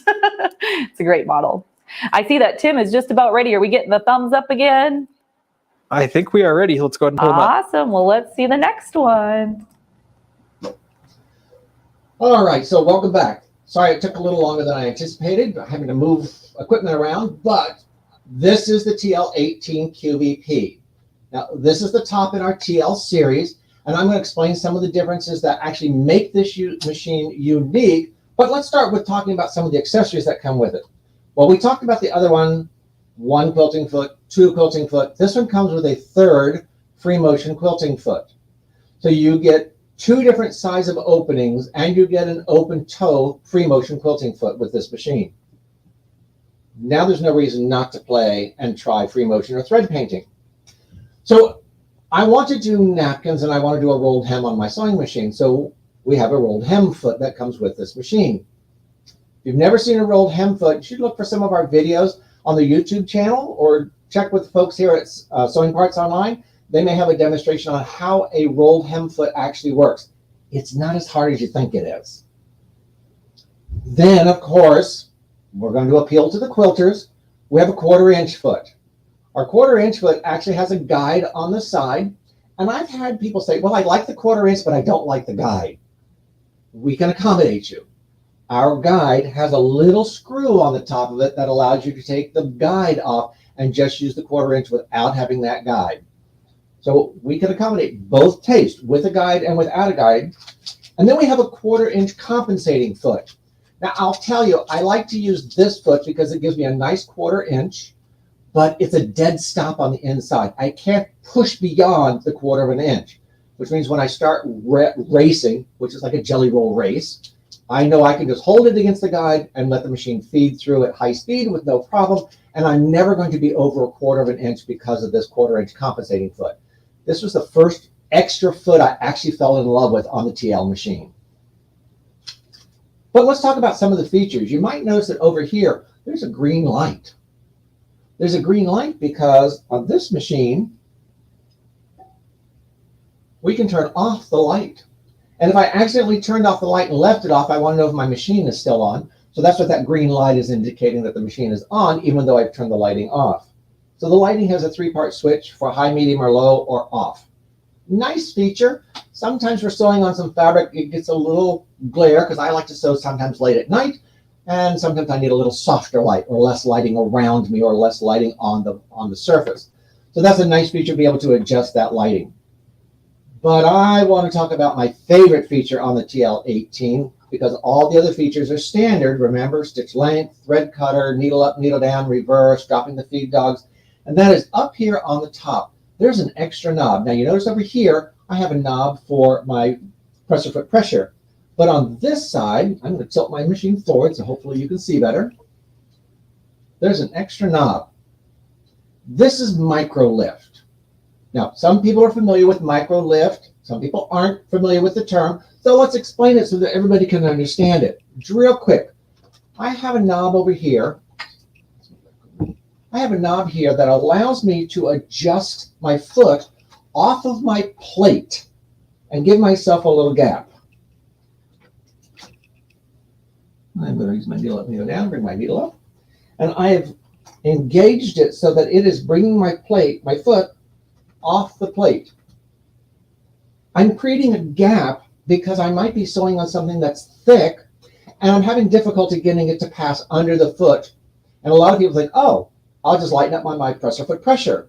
Well, that's fine for some instances, but for other instances, that's actually the wrong thing to do. And to have micro lift give me a gap to accommodate some of that thickness is the best option, because now I can put those bindings on. I can work on a handbag or a tote bag that's very thick and I'm putting the straps on, and I can adjust this gap so I can actually clear the foot by almost 1 millimeter. And you'd be surprised, 1 millimeter doesn't sound like a very big amount, but in sewing, when you're talking about thickness in a fabric and trying to get it to pass underneath the foot, 1 millimeter can actually make or break how easy that fabric feeds through because of the micro lift. I really like the micro lift feature. I find it very handy. I did dog leashes with it because they were kind of thick and I was double layering them.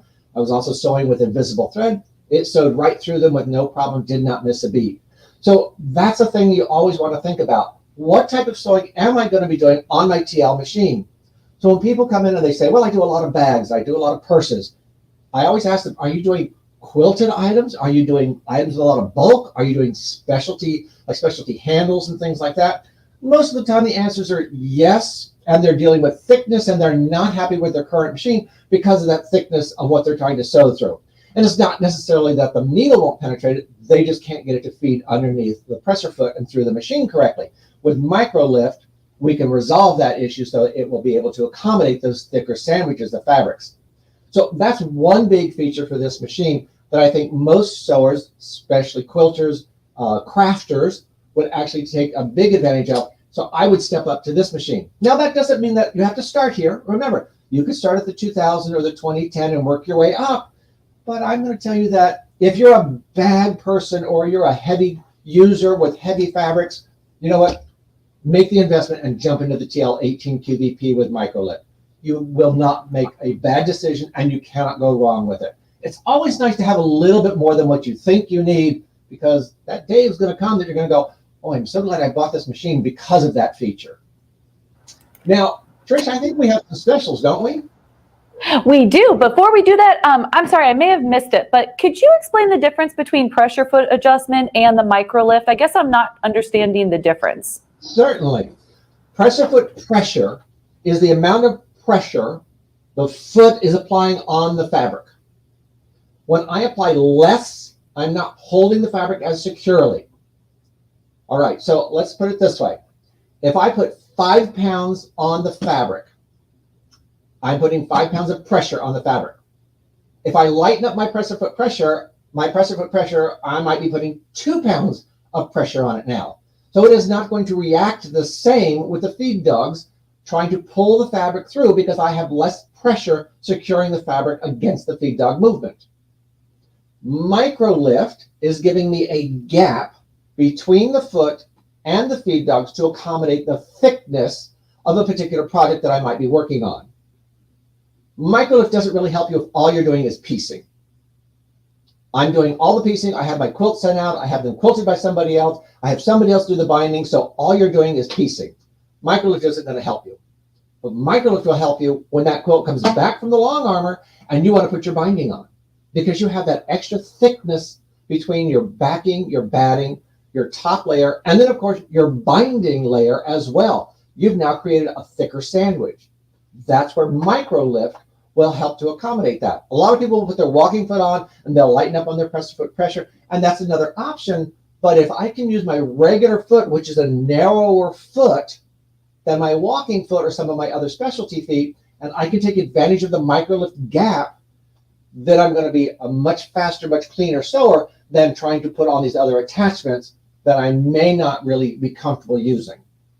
I also like to sew with a narrower foot myself, because if I'm doing curves, I have a curved corner on my quilt. I can manipulate that curve cleaner when I have a narrow track foot. It's true, if you look at some of the wider feet, they don't seem to track as well on tight curves because they're way out here in relationship to the needle in the middle. So if my foot and my feed ducts are tighter, I can make those tighter curves easier. Guess what? I'm putting that binding on. I have that curve. I'm going to be using my Microlift, not adjusting my presser foot pressure. Does that help answer the question for you? It sure does. Thank you so much for that explanation. I appreciate it. Sure. Now, Microlift is only available on the TL18. It's not available on our other TL models. But in our home sewing machines, Microlift is available in some of our electronic versions as well. So you don't have to worry about, oh, I want a machine that does more, but I really like that feature. We have other machines that can give you more stitches that have Microlift. All right? Perfect. So, you ready for a giveaway? I think we are. Let's go ahead and pull up that tool, Brian. We're going to do another set of those paddles. So thank you, Juki, for donating those. We appreciate it, Tim. Certainly. Awesome. Let's see who it is. Love giveaways. Anna Sews, congratulations. Congratulations. Wonderful. Okay, and we were talking about pricing, so we'll be going over pricing here in just a moment, but we were talking about a little surprise, right? Okay, so so let's talk about surprises, because the surprise is actually going to be related to price. All right, so I'm going to get myself in trouble, but it's my birthday month, so let's do it anyway. So I made arrangements with the folks at Sewing Parts Online. We're going to give you some special pricing. It's good today, so you want to make sure that you call in and take advantage of it, because I don't think you're going to see these pricing anytime soon again. So I will let our lovely hostess explain to you the pricing. All right, sounds good. Well, thank you so much, Tim. We appreciate you joining us and showing the wonderful machines, and we'll go over that pricing. Great. We'll see you later this week. I know you're going to be showing that DX7 as well as the MO28, and I see your hand waving. We'll see you on Thursday. All righty, great. Look forward to it. Sounds good. Have a wonderful day. Thank you, too. Bye-bye. Bye-bye. So this is pretty fun. As Tim had mentioned, he's going to get in trouble. By the way, happy birthday month, Tim, if you're still in the background. That's awesome. Thank you for extending this goodie. So we're going to talk about some pricing on the Juki. So the fun thing he's saying is call in and ask for Tim's deal. Call into our customer service, and it's like our special event pricing, but for today only, we're going to offer $100 off MSRP on that machine. So please give us a call and we would be happy to accommodate that. But we are going to show just a couple of overlays on these machines. We've got the TL 2010Q straight stitch machine. That's my machine. So like I said, I have a special place in my heart for that particular model. It has that speed control, the thread cutter, that extra subtension. Awesome, awesome. We've got that MSRP of $1,699 and the sale price of $999.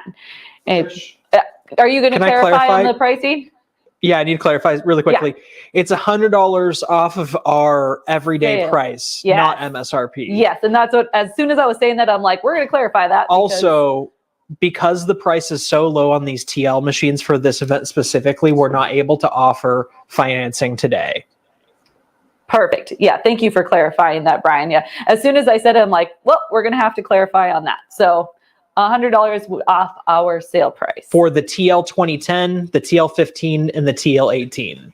That Tim's deal pertains to those specific models. These 3 machines. Yep. The 18, the 15, and the 2010Q. So just give us a call and we would be more than happy to help you out. So let's go around here and talk about the claiming your prize. So anybody that has won a giveaway, we're going to have you claim your prize. Just go to our link tree, which is the link tree /sewing parts online. Click claim your prize, fill out that form and submit. You can also come to our event page, which is Sewing Parts Online /SewCreative Live. It's going to have our schedule there. It's also going to be playing the live, and you can also scroll to the giveaway section and submit your claim there. So do you want to go ahead and fill everybody in again on the side giveaway since we are getting closer to that time? I know we just did it a little bit ago, but this way we can talk about the side giveaway again. So we're almost to that time. We're about an hour and 15 minutes away from the side giveaway drawing. Today, the prize is an Aero hydraulic chair. All you have to do is call customer service, place an order for the cutoff time. Customer service will give you the code that you need to use on your order in order to be entered. We will pick at the end. It says we'll pick at the end of the day, but we're actually going to pick it at 3 o'clock or around 3 o'clock. If you do not win today's prize, your raffle ticket essentially will roll over to the next day to be entered into the next giveaway. And we are doing a final giveaway on Friday, which is a JUKI TL 2000 QI sewing machine. And then, we haven't really talked about it a whole lot, which I think is us dropping the ball a little bit. Today's giveaway? No, this one. Yeah.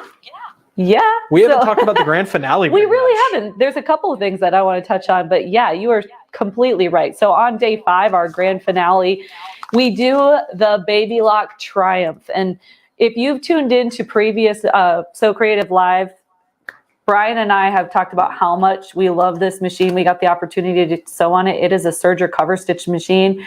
It is amazing. In addition to being like an amazing machine, you also get the additional throat space over on the right of the foot, which isn't very common for a serger or cover stitch machine. You also get a speed control, which seems kind of crazy. So wonderful, wonderful. Speaking of giveaways, you know who just messaged me? Who? Tim. He said give away another set. What? Yeah, he said give away another set. He's really excited about his birthday. So Tim said, let's go ahead and give away another set. Let's do it, Tim. We're going to do it. Thank you, Tim. That's exciting. We're all about surprises today. I love it. Thank you so much. We appreciate you, Juki. Cynthia Whippler, which is a name that I recognize, but I haven't seen in a while. So Cynthia, I'm glad you're on. Thank you. That's awesome.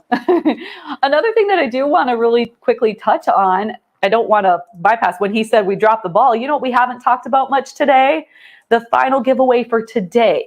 The side giveaway aside, we're talking about every segment we do a giveaway. Well, the final giveaway today is that 16X long arm machine, you guys. This is incredible. It's over a $10,000 value between the machine and the frame. So I just want to take a moment to say thank you, Grace, for donating this.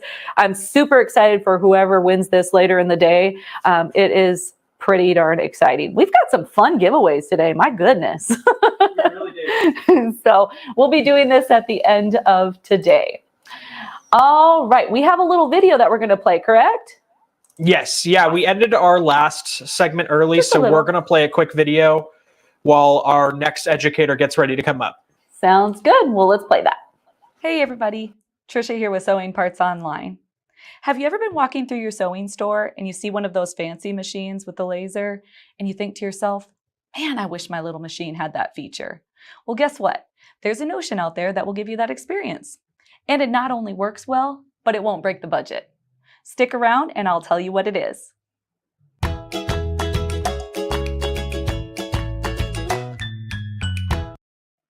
It's the 3-in-1 rechargeable laser system by Vitalux. Let me say that again, rechargeable.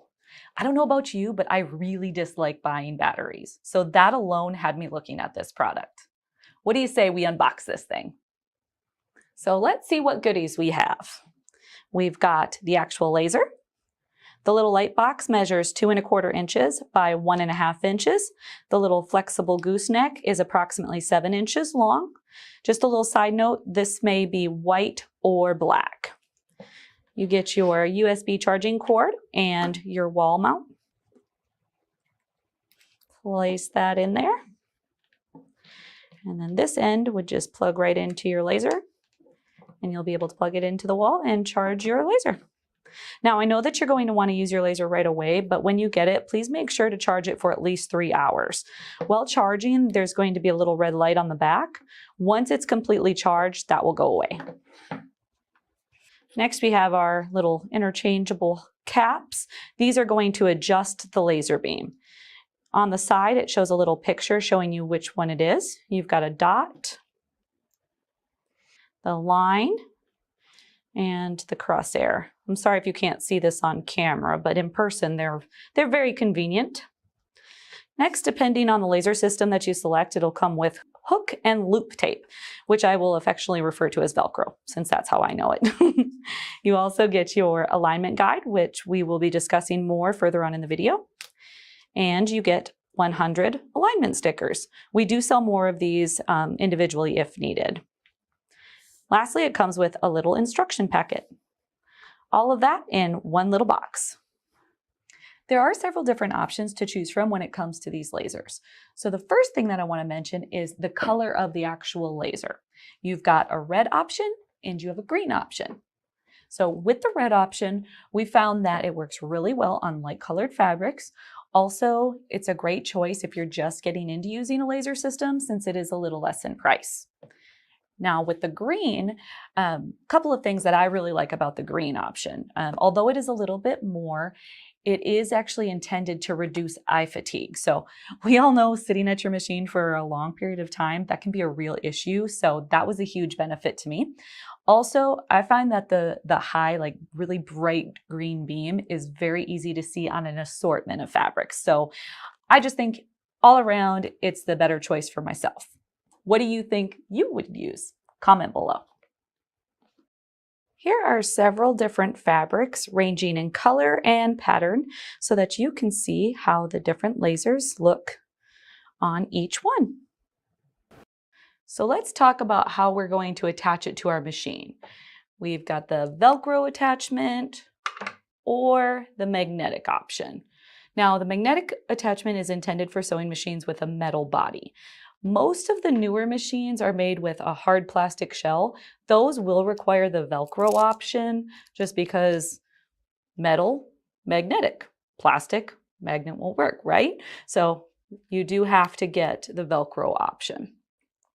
I myself prefer the Velcro. I found that the magnetic one wasn't quite strong enough for my liking, but the Velcro, super easy to install in your machine, and it has the hold that I'd like.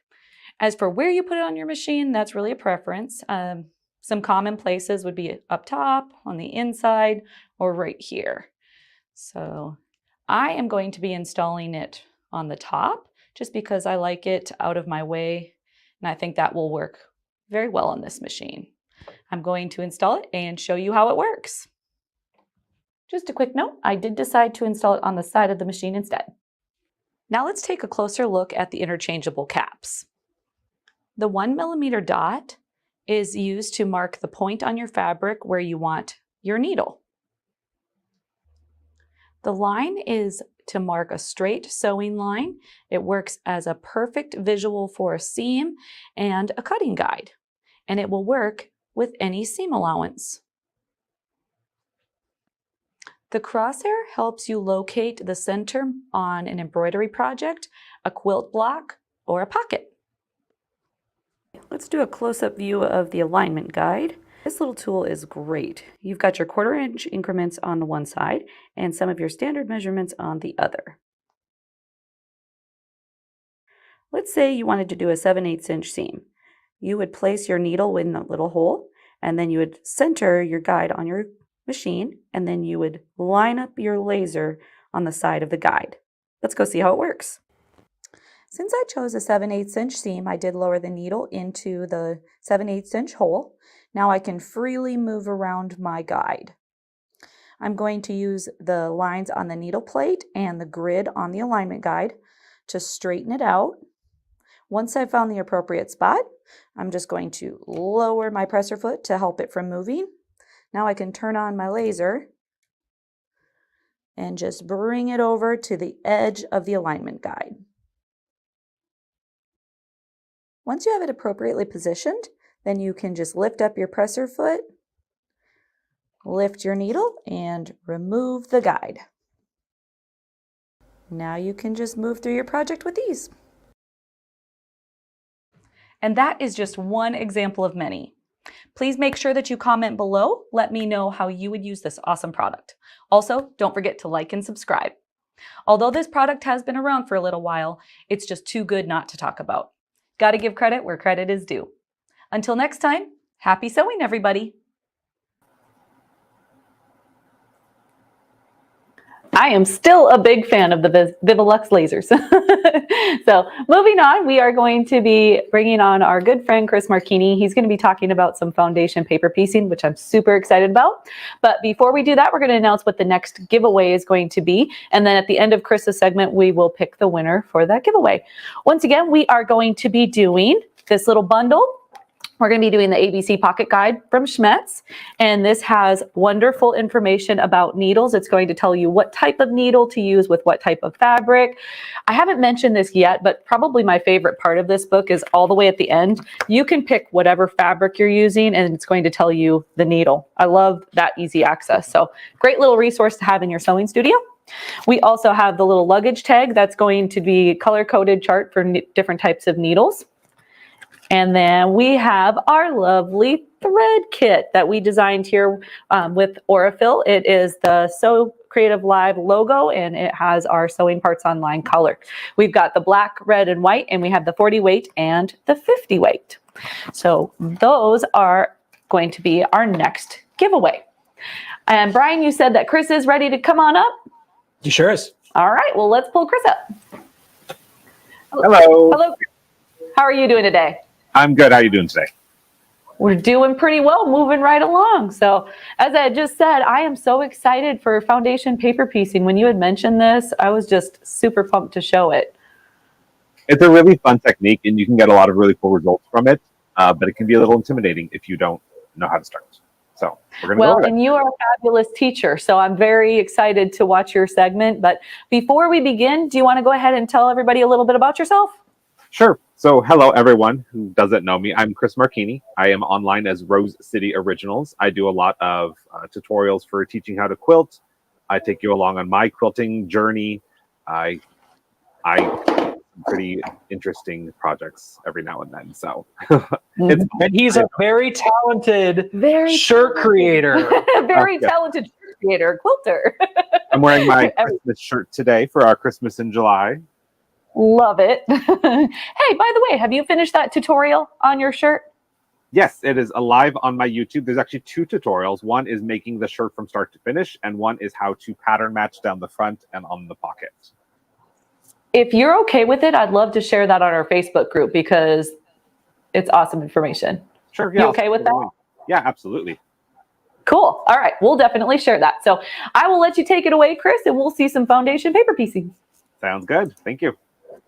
Okay. All right, so for today, we are starting off very basic so you can get the fundamentals of paper piecing.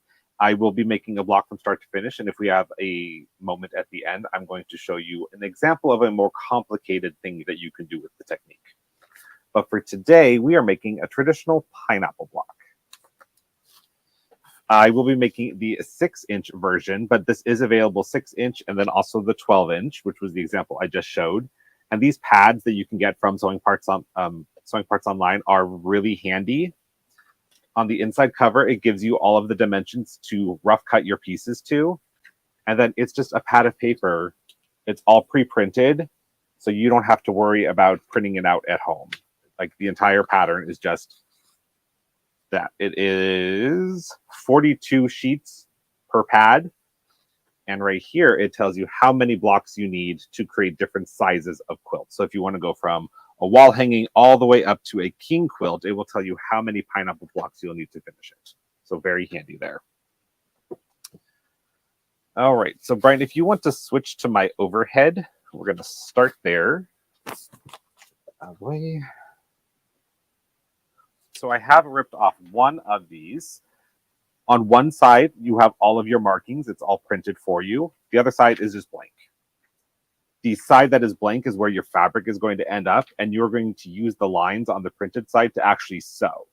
So if you're new to sewing and you're still practicing your 1/4 inch seam or even just sewing a straight line, this is a really great way to practice. For this block, we're going to start by attaching a square in the center. You'll notice that there are numbers. So we have 1, 2, 3, 4, 5, and it goes all the way up. There are 25 pieces total. And you just follow that. You start with piece 1, then 2, then 3, and so on. One thing that might be handy when you are starting out is to get something like a light box, but you can also just use a bright window if you don't have one. And this is just so you can flip it over and still see those lines. These are generally printed on lighter weight paper, so you can see through it. Probably can't on camera, but I can see through it. But if you can't, a light box or a bright window definitely helps. So like I said, we're going to start with piece 1. So that is our square right here. And then just a fabric glue stick is going to be your best friend when you are starting paper piecing. It doesn't take a lot, but this really helps keep that piece in place because there's nothing else holding it to the paper. So you want to just glue that in. The pattern tells you what size to cut this, but generally it's about a 1/4 inch larger so that you have that seam allowance beyond each of your lines. We've got that attached. And now what we'll do is the line between 1 and 2 is where we're going to be sewing. So you can take any straight edge. This is an add 1/4 ruler, also very handy when doing paper piecing. It has, I'll just show you real quick, if you can see that in the camera. It has a little lip right here, and that'll come in handy when we start folding the paper over. And the lip is 1/4 inch from the edge where you'll cut. But right now we're just going to fold along this line. It doesn't have to be perfect. We're just going to fold that back. And that is where we're going to sew. So this was already trimmed at a 1/4 inch, so we're good there. But what I'm going to do now is take my first colored fabric, line up those edges, and then we're going to stitch through the paper and the fabric just from this point to this point. So let me switch my camera to my machine. There we go. And if you want to switch over to that one, my other camera.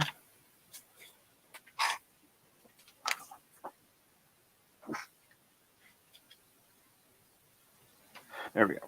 So we're going to, like I said, sew through all the layers, the paper and both layers of fabric. That shifted a little underneath, I can see. All right. When you're paper piecing, you are going to want to lower your stitch length to anywhere from like a 1.5 to a 1.8. That's going to help you later on tear all the paper out. The more perforations there are, it'll just make it easier. But you don't want there to be so much that your paper's falling apart before you finish your block. Another couple pointers are at the beginning and end of your seam, you're going to want to do like a little back stitch, not a lot. But because you'll be eventually pulling these papers out, you don't want to accidentally pull your seam out with it. So a couple back stitches will really be helpful. And this is also a time when your automatic thread cutter comes in really handy. So having the TL series that they were just showing is really handy to have. Otherwise, you'd have to end it, pull this out, and trim a whole lot of threads. I've done it before. It's not fun. So let's sew this seam.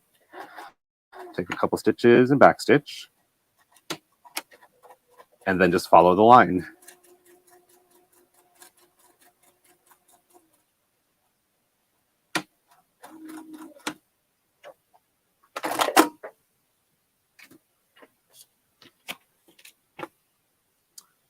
Now we're going to take this and press it open. I do like to finger press just to make sure it covers everything.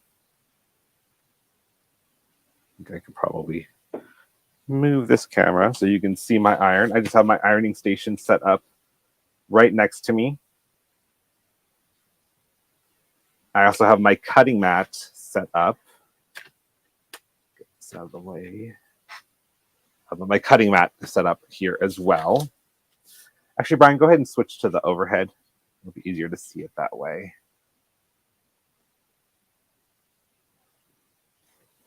So now we have that piece on. Actually, piece 3 is next. So we're going to fold back, follow the same process. And I think on 4 and 5, we'll be able to do some trimming, so I can show that. So we just line that up. A great thing about this is your 1/4 inch seam does not have to be perfect. Because you are stitching on this line, you're not relying on the edge of the fabric to judge your 1/4 inch seam. Okay, we'll go back over to the machine.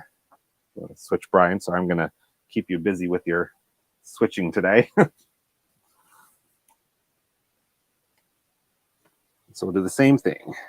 Take a couple stitches and backstitch, and you only want to go to the edge of that line. You really don't want to go beyond it. If you do go a stitch beyond, it's not the end of the world, but it will mean that you're tearing your paper a little when you fold the next line. All right, back to the overhead. So we've got piece 1, 2, and 3. Now we're going to fold back piece 4.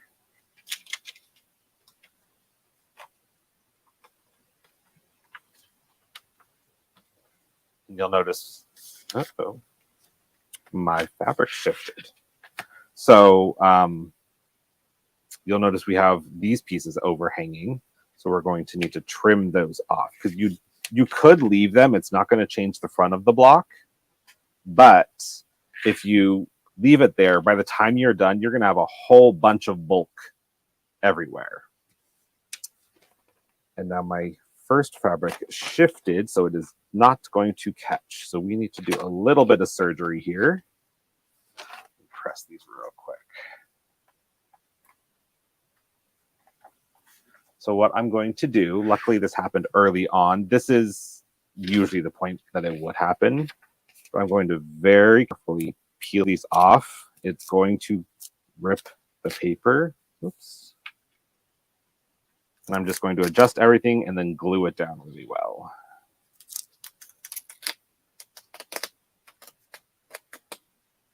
Okay.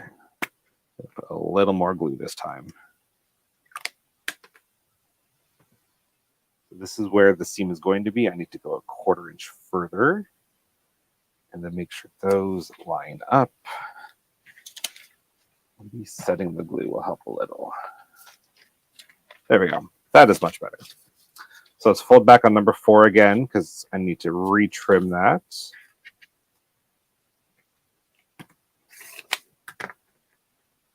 There we go. Not the end of the world.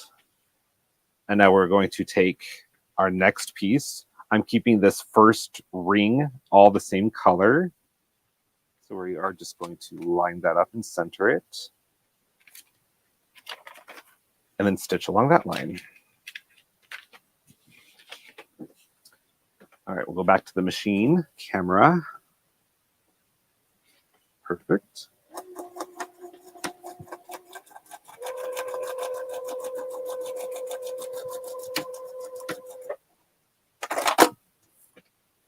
Now oh goodness, I'm just not doing well today. Let's fix that. So my piece moved, but I can just take a couple stitches out and retry. Fold that back. Make sure all of our pieces are lined up. I'm just going to sew that seam again.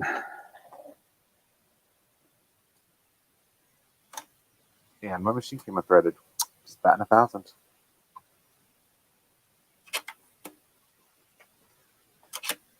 You get to see the less glamorous side of quilting.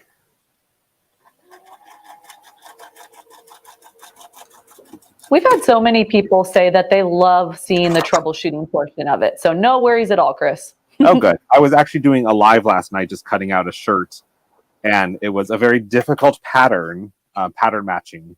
And so I made a comment about that. Like, this is the stuff you don't see in my videos. I normally edit it out. So for here, I'm just going to finger press this one side back. And because this is far enough away. So why? What was that? No. Sorry, Chris. I'm talking to Brian. Oh, no worries. So while I'm at the sewing machine, I'll just go ahead and sew the next seam.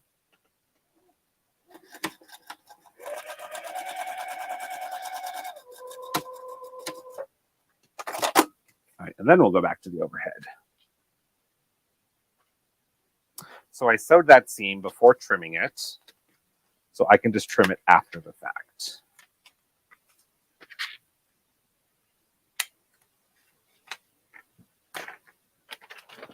And then press it back.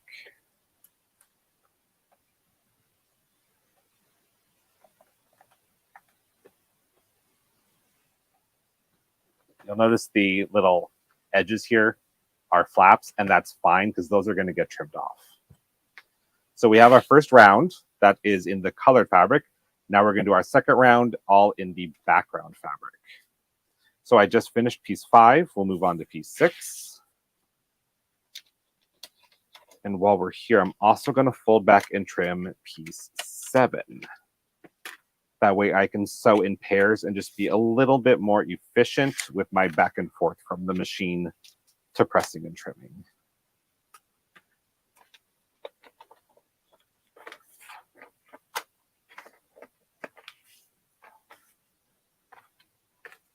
One thing that I know a lot of beginner paper piecers get tripped up with is the very beginning block. That's the only block that you're going to put having face up. The rest of your pieces, as you put them together, you want them right sides together, so they're going to be face down towards the paper. And that can get a little confusing.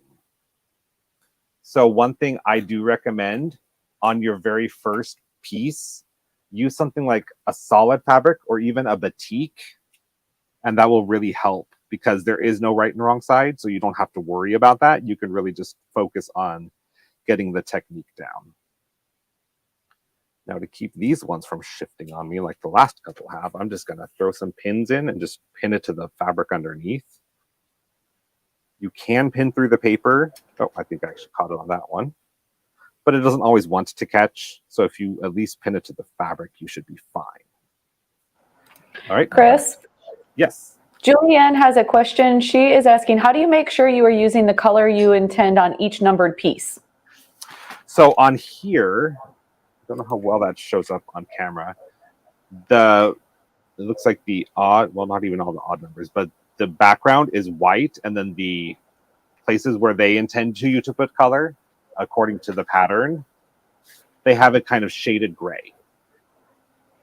Now, in a pattern that has that's more complex, where they have specific colors, they will usually put some kind of indicator, like either a symbol or a letter, to tell you which color goes where. Because these are typically printed in black and white. They're not going to print them in color to show you what goes where. But that's the indicator for this one, is just the gray is where the colors are going to go. Perfect. Thank you. You're welcome. Back over to the machine.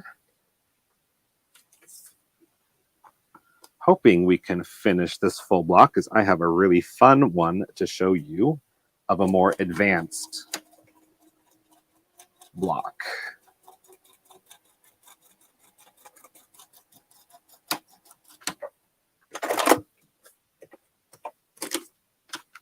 This one, my pin's in the way, so we'll get that out of there.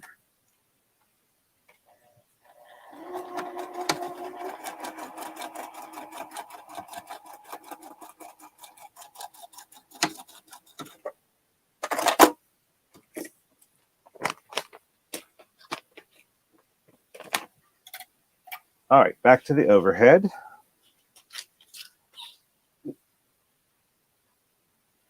So those are in. I'm going to press them back.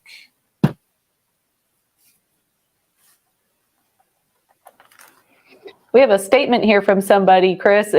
It's from Quilty Katie. She says, Chris might remember my TikTok video where I couldn't figure out the color for my T-Rex quilt. Do you remember her? I think I do remember that, yes.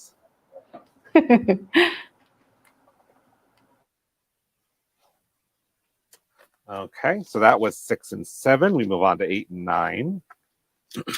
And when you're folding these back, like try to get on the line, but if you're a little off, it's okay. This is just for the trimming. When you do your stitching, you will be directly on the line. So your trimming is not going to affect your seam allowance when you are doing the foundation paper piecing, which is another benefit with either if you're a new sewist or if you're doing a really complex pattern. All right. Chris, Rebecca is asking, what machine are you using? Yay! I am using the JUKI TL 2010Q. So I think it was the second machine that he demoed in the last segment. And it is a wonderful machine. I bought it from Sewing Parts Online and highly recommend it when people start asking me about machines. Awesome. Normally I don't pin, but things seem to be going in my favor today. So I'm going to do this just for the sake of not having to rip seams on camera. Just a couple pins to hold these in place while I travel over to the machine, and then we'll go sew those.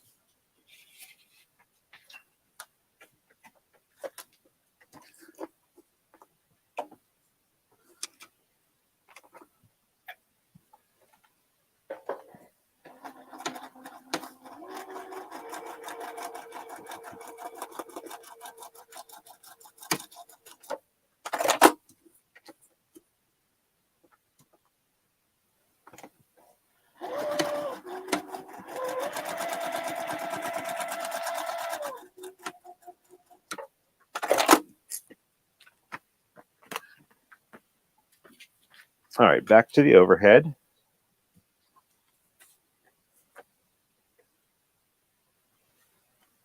Press those back. And then it's really nice because you basically just keep repeating for this block in particular, for the pineapple, until you end up with your entire block. Now, I wonder if might be far enough apart now. Let's see, which ones were those? 8 and 9, so next is 10. Where I can do all 4 at once. Hey, Chris. Yes. I have a question for you. It's totally random. Okay. How do you know Tanner Frost Bowen? From TikTok. Do you guys are TikTok buddies? Because you're both in Portland, right? Yeah, he moved to Portland, I think last year at some point. I have not met him in person yet, but we need to, because I think he's not that far from me. Because I know he goes to the thrift shop that is not far from me. Gotcha. We've been trying to get him to do SewCreative Live, and he seems interested. I'm trying to convince him. So I was hoping if you knew him personally, you could convince him for me. I will see what I can do. Thanks, Chris. All right, so that was 13. Oh, I skipped 12. All right, so I'm going to fold back all 4. I'm going to see if I can do them all at once. Because none of the seams overlap, I should be able to get them all at one time. So I've got my first round of color, and then I have a round of background. So I'm back onto a round of color.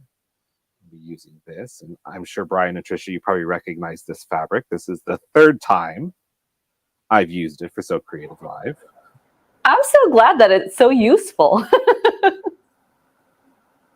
It was nice. So the 6-inch blocks you cut them down to 1.5 inches. So it's a really good one for little scrap strips. I'm not going to be able to do 4 at once because they would get caught in this seam. So let's see if I can do this without pins this time. So we'll go back over to the machine. But before I stitch, I'm just going to make sure that these stay lined up.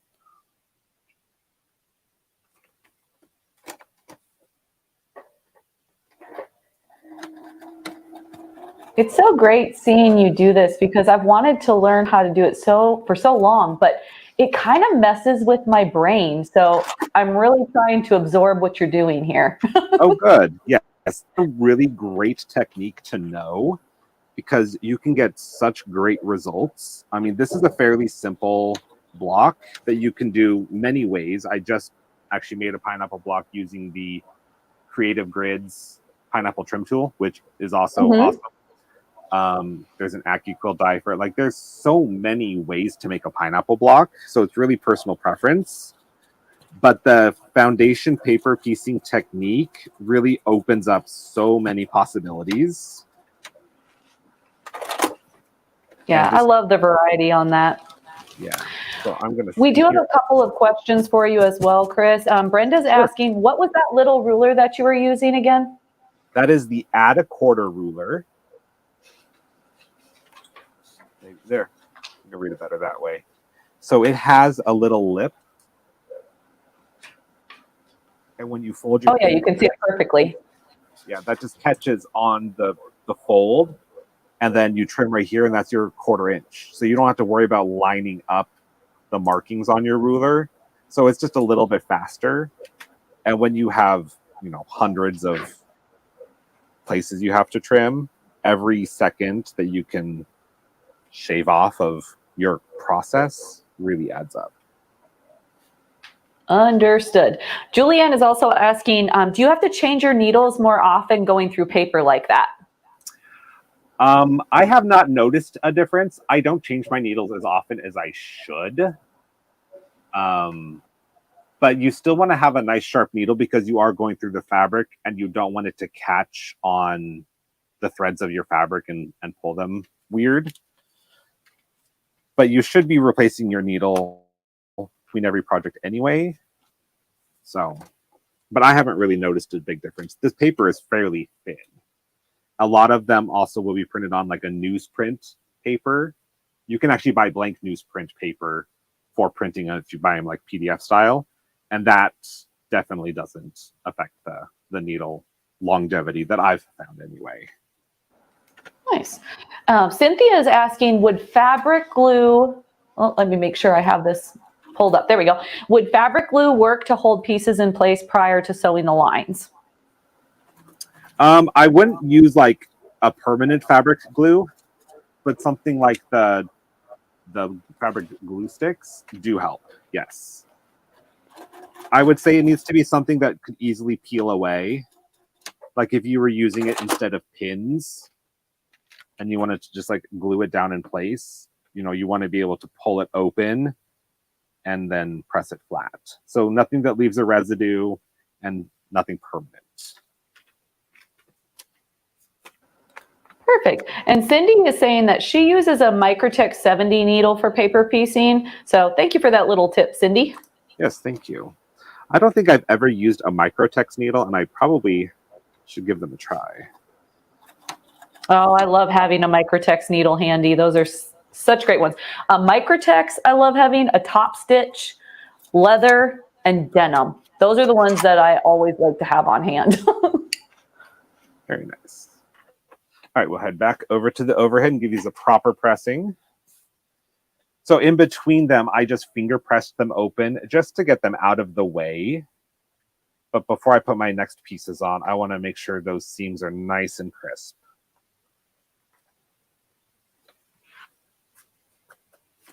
Then we'll do that again. Let's see, we ended off at 13. So we're nearing the end here.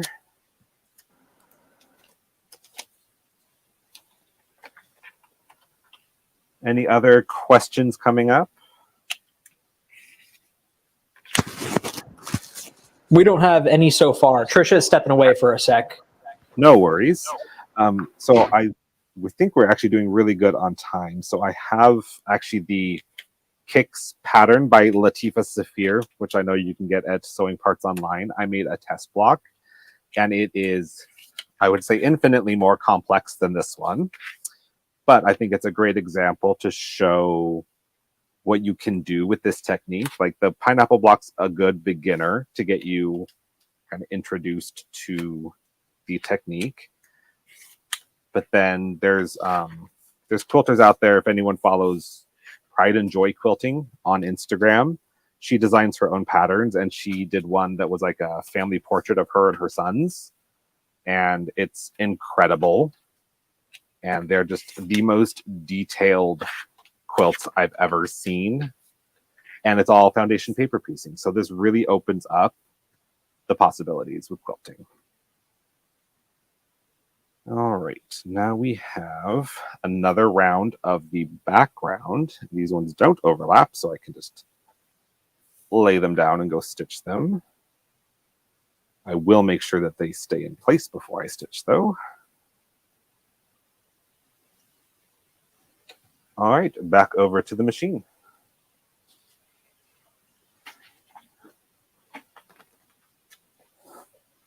So since you've already folded the paper, it's really easy to lift it up and just make sure that those edges are somewhat aligned. Again, they don't have to be perfect because you're not relying on them for your seam allowance.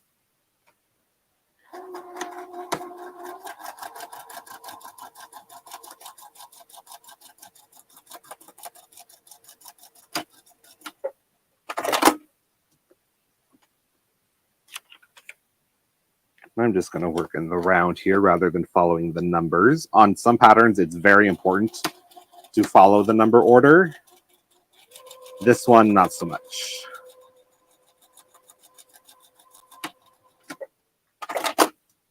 But I would say, especially on your first block, like if you haven't made the pattern before, follow the numbers and then see if it's like, oh, I can, you know, sew these two at the same time.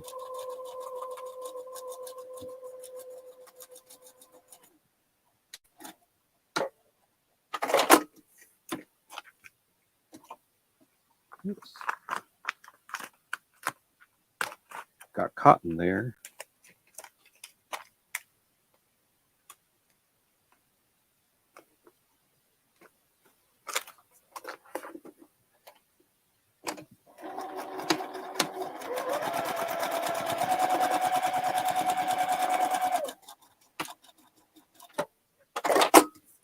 Alrighty, got all of those attached, so back over to the overhead. Press these back. We have another quick question here for you, Chris. We've got, how do you figure out how a piece of fabric will cover when there's an angle? That is a great question, because that is something that other sample block I started definitely was more of a challenge. This one, they tell you what size to cut everything.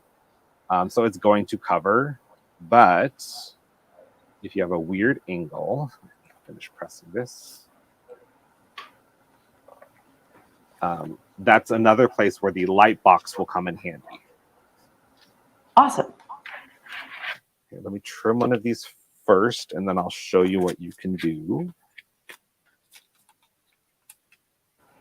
I just want to interject really quickly with the light box aspect. Yesterday we had shown the Sew Steady Wish 2.0 table, and Stacy's going to be coming on to show the acrylic table for the basic ones too. But you can turn your acrylic table into a light box with their light box stick too. So just something to keep in mind. I see that little handy dandy thing is awesome too, but we've got other options as well.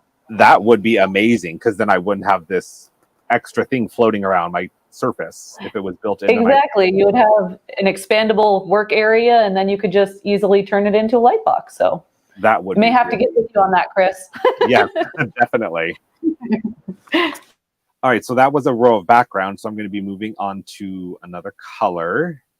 And the question was, how do you know that your piece is going to cover this? Just say this wasn't a trapezoid and it was a weird, funky shape. When you fold it back and line up your seam, you want the fabric to fully cover what your shape is. So sometimes it's hard to see. One thing you can do is on the back side of your fabric, maybe like make a mark, like this is how far out it needs to come, so that when you fold it back, because now you're trying to shine light through, 3 layers of fabric and paper and all of that. So you'd be able to see, okay, I can tell my red fabric comes to right here.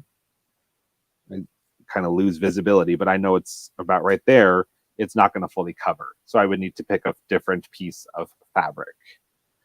For this piece, it's coming to here. So I know I'm fully covered. I have the coverage. This that I've marked is the seam line. So you also want to make sure that it goes out about 1/4 of an inch beyond that. But in the other pattern, I'll show you some areas that it was a little more tricky. It also can get tricky if you're trying to have like a directional fabric point the right direction. It can get a little confusing. All right, so that's 19. Let's trim these up.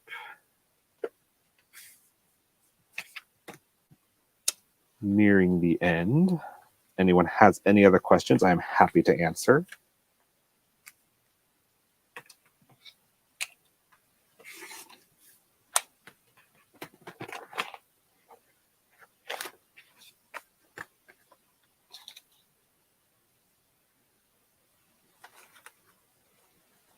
No questions?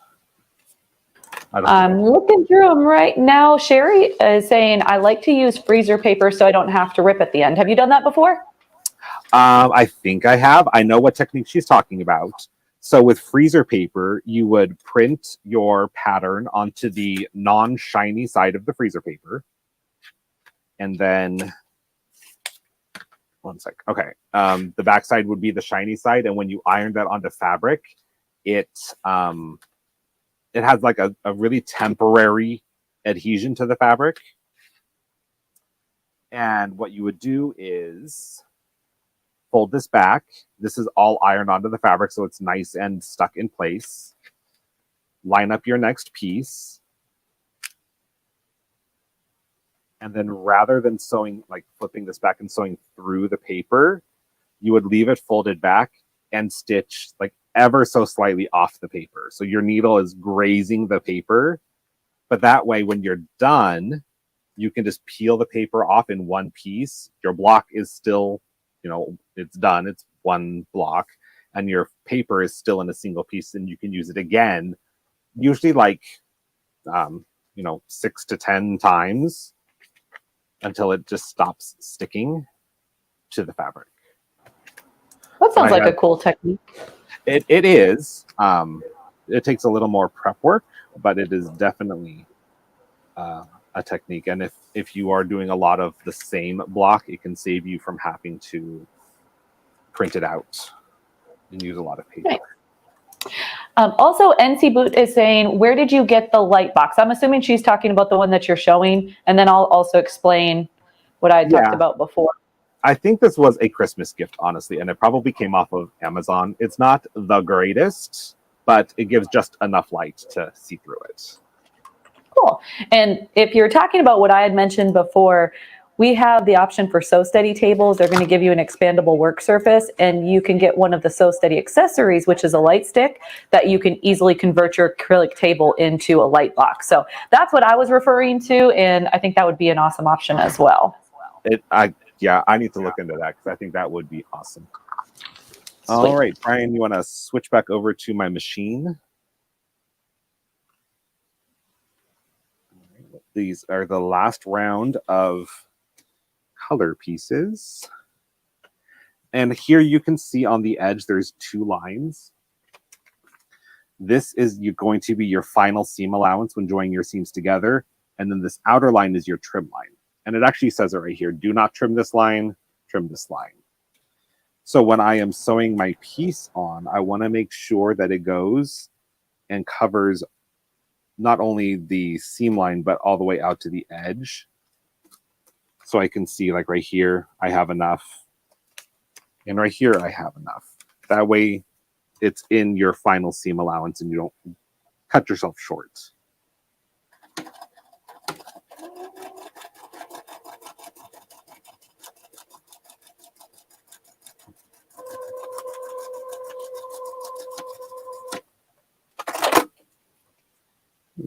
Flip around and go to the next one.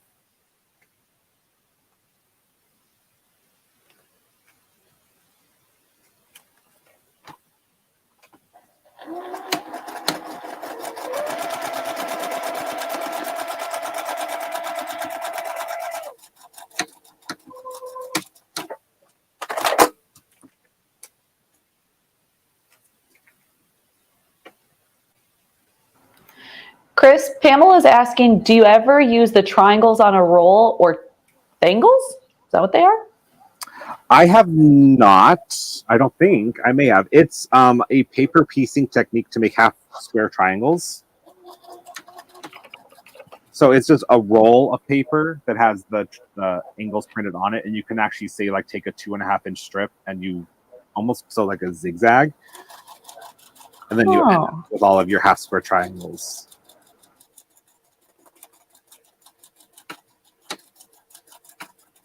So it's like a super speedy way to get a whole bunch of half square triangles.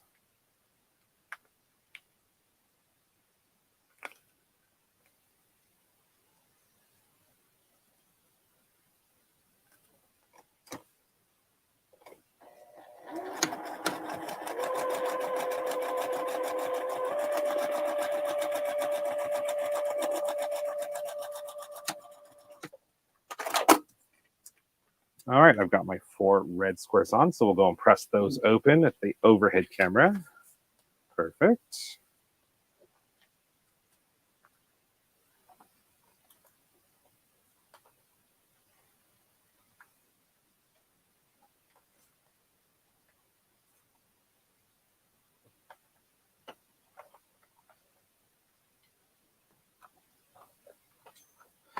And then the last ones, they're going to go right here in the corners, but we do still need to check these and probably trim them a little. It has you cut your pieces at 1.5 inches to start, but that's a little generous, which is good. But we want to make sure that our next pieces reach all the way out to the corner. So I am going to trim these.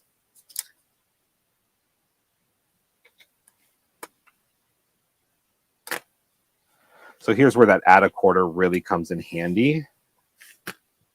You can see it's kind of like the block lock rulers, but it catches that fold. So you don't even have to think about lining up your 1/4 inch marks. And I know on a lot of my rulers, the 1/4 inch mark is at the very edge, obviously. It's 1/4 inch from in, but the numbers on the ruler tend to block out the 1/4 inch marks on a lot of brands. So this is specifically for foundation paper piecing.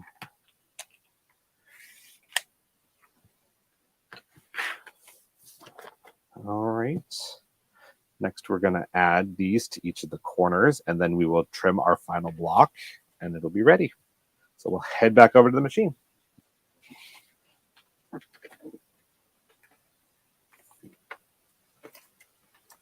Some of these tone-on-tone prints are really hard to tell which is the print side and which is the back side. So one trick I've learned is you can actually use a black light and shine it, and you'll be able to tell which side has the printing on it and which side doesn't.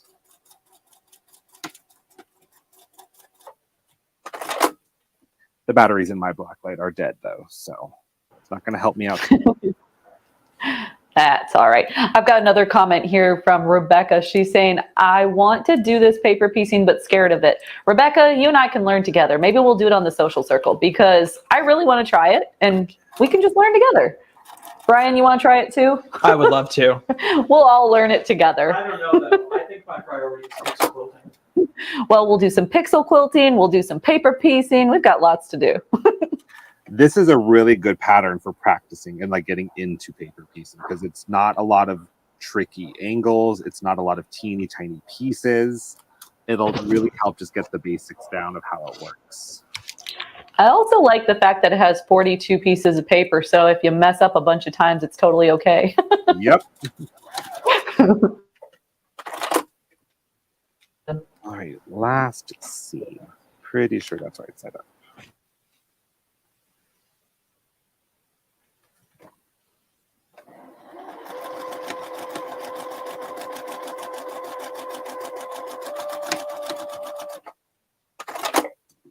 Alrighty, so we can switch back to the overhead, probably for the last time.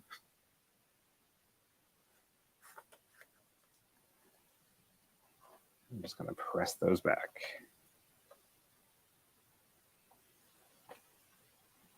Now, had I not done this already, I probably would have freaked out because this fabric doesn't go all the way to the edge of the paper, but it does cover the trim line, so we're good.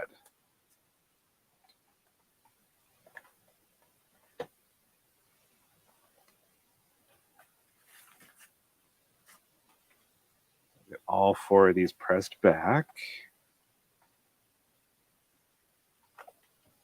And because the edges aren't sewn, sometimes they can get a little out of hand, but you really only need to make sure you're pressing where the seam is. So if the edges stay a little unpressed or get weird, it's okay. All right, and now we're going to trim this up for the last time. Let me grab my bigger ruler.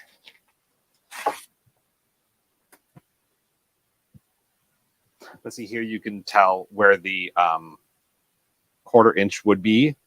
It's where the numbers are. So it makes it a little tricky on some rulers to find your true 1/4 inch. And now we're just going to trim through all of the layers. And I'm sure someone's going to ask about dulling the blades. You're not doing a whole lot of cutting. So I have not found it dulls my blades. But I think it's going to depend on what kind of paper it's printed on. Like if you're using regular computer paper, it probably will. But if you're using that newsprint or a lighter weight, it shouldn't be too big a deal.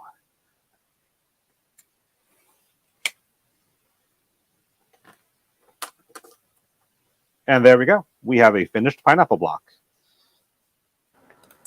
Oh, that's awesome, Chris. I love it. So this is, like I've said probably too many times, it's a really simple block. It's a great intro to foundation paper piecing. But once you get the hang of it, you can do a much more complex block. So this is that Kicks pattern by Latifa Safir. And I love it.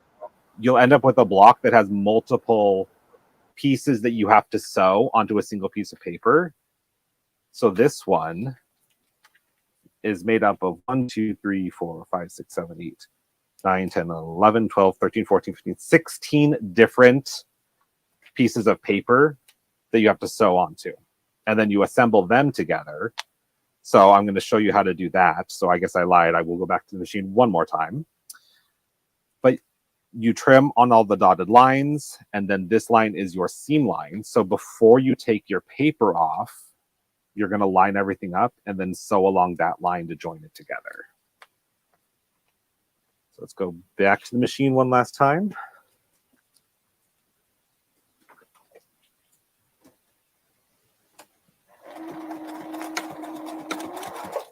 So a lot of the more complex patterns, you will end up with this. And it's just because of the way the angles fall.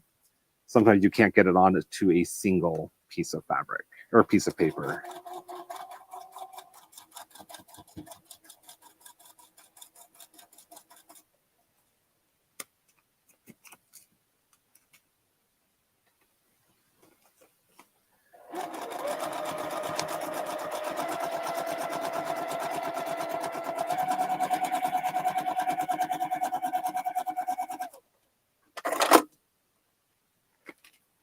All right.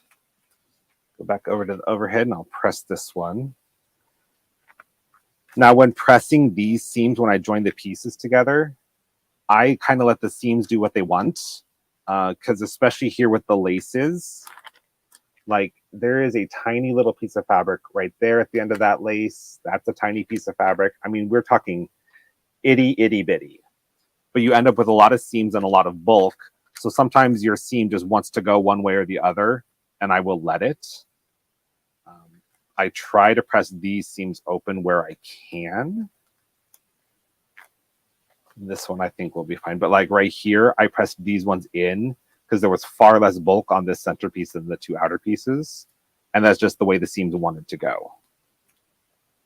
But foundation paper piecing will get bulky. So it's just one of the trade-offs to getting a really cool block. Chris, Yes. we have another question from Linda. She's asking, what's the difference between English paper piecing and foundation paper piecing? That is a great question. And actually, someone asked me that yesterday when I posted I would be teaching this class. So foundation paper piecing is what we've been doing today. You have your foundation paper and you are sewing to it. English paper piecing is used most commonly in like a hexagon quilt. And that is where you would take your piece of paper, typically like a heavier cardstock, and you cut your fabric a 1/4 inch larger and you fold over the edges and either glue baste it down or thread baste it down.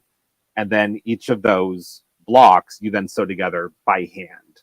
And that's because you have like Y seams or just weird sharp angles that you wouldn't normally be able to do on your sewing machine.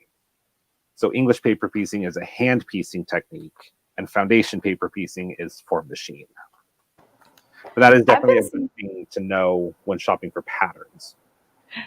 Definitely. But I was just going to say, with English paper piecing, it seems like that's kind of a craze right now. We have quite a few of our sewing friends that have been taking it up. It seems very relaxing.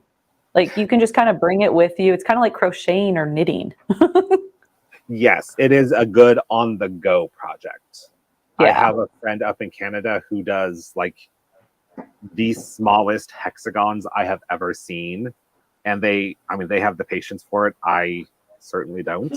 But I understand. I don't know if I would. Right, yeah. It definitely gives a different look to your overall finished quilt, though. Mm-hmm.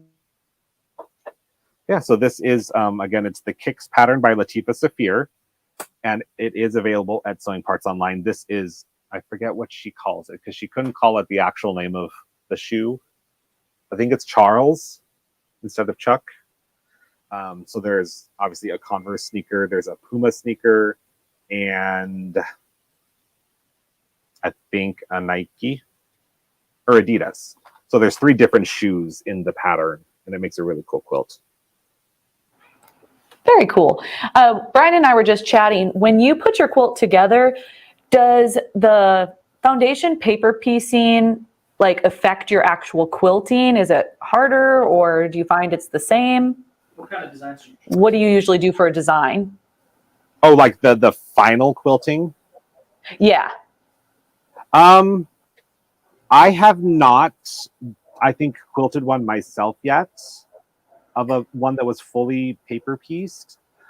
Brian, if you want to switch back to my main camera, you can see my pretty face. But there's definitely bulk, and when you're done sewing everything together, these papers do need to come out, so that's going to reduce some of the bulk. You can pull some of these center ones out, maybe.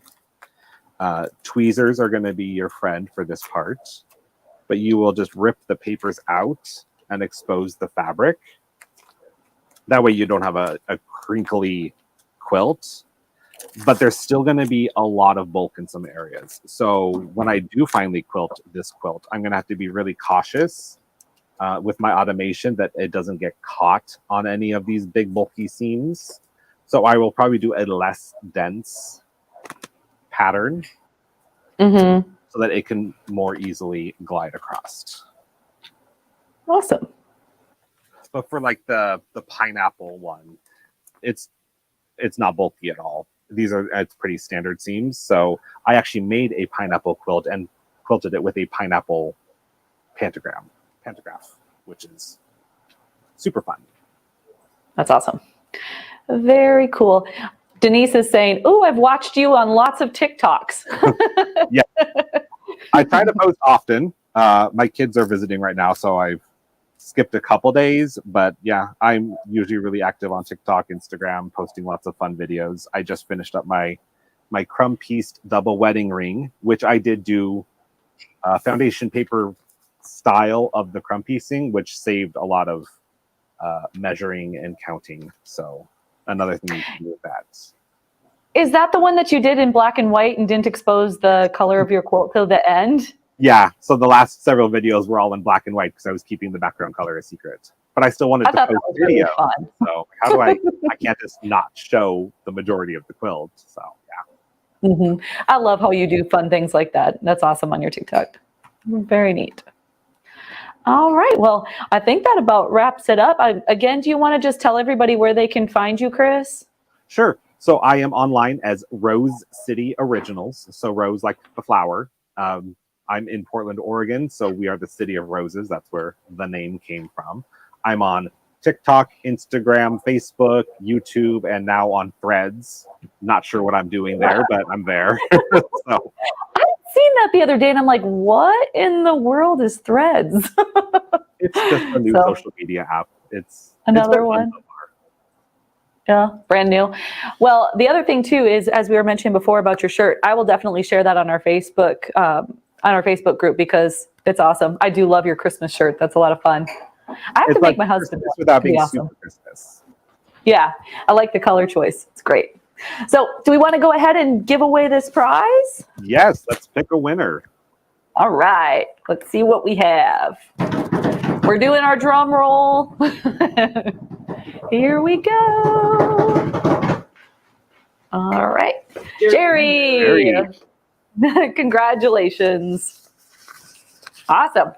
Well, thank you once again, Chris. I mean, you answered all the questions that we had throughout, and everybody was just saying, I love Chris. He's such a great teacher. So we just appreciate you taking your time and teaching us this foundation paper piecing. So absolutely. Glad to be back. Well, hopefully we can do it again. All right. Chris. Thanks, Chris. You have a great day. See you later. See ya.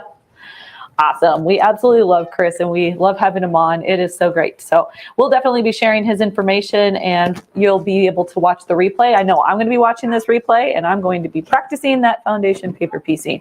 Also, you guys, if you want this on our social circle, I'm willing to give it a try. You want to give it a try, Brian? Foundation paper piece? Yeah, I think we should do it. You know, I might not be teaching, you might be struggling through, but I will definitely do it with you guys because I want to learn. And Fail forward. Fail forward is right. That's our motto. It's actually on our on our marker board over here. So I think we should do that. So thank you, Chris. I'll be looking at that when we do our social circle. So for anybody that's wondering what in the world I'm talking about, our social circle is our weekly live. We do anywhere from like beginner to intermediate projects that take about an hour to 2 hours, and we complete a project in that time frame. So I think that would be a good one to practice. So we're going to be, we're going to play a little video before we check in on giveaways. So we're just going to play a quick one.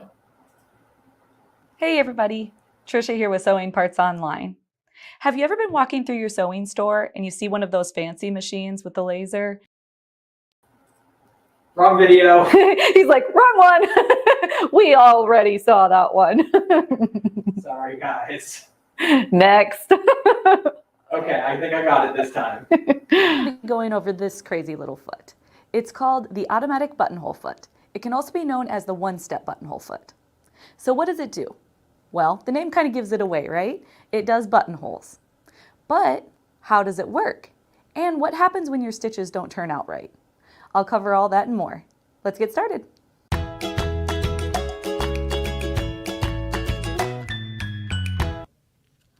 Hey everybody, Trisha here with Sewing Parts Online.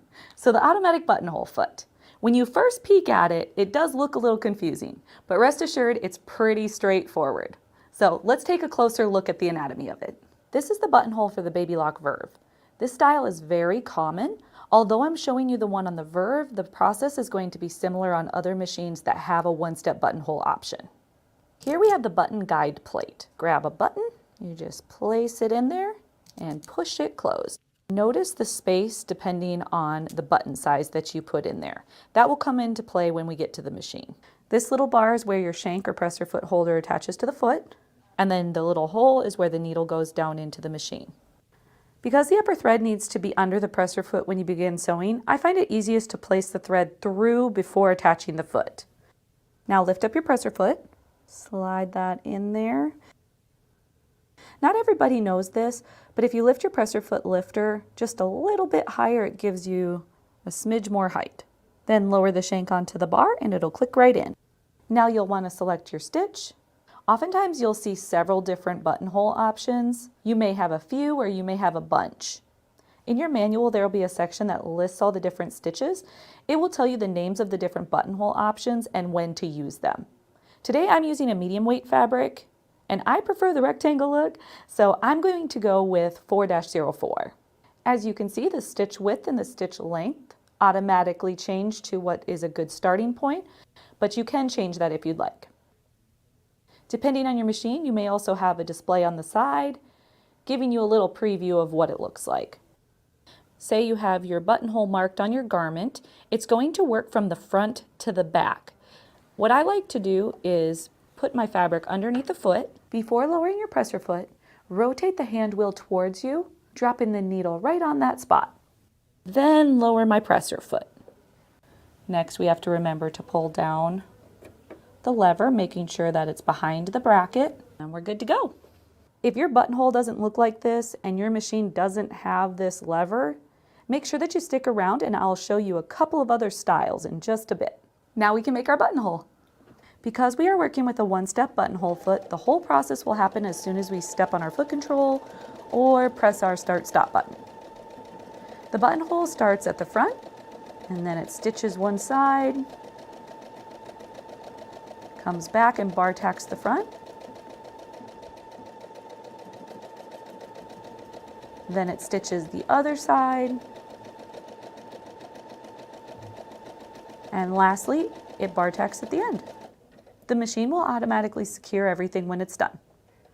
To better understand the movements of a buttonhole foot, I always suggest testing on scraps like this before moving on to your project. And we can lift it up.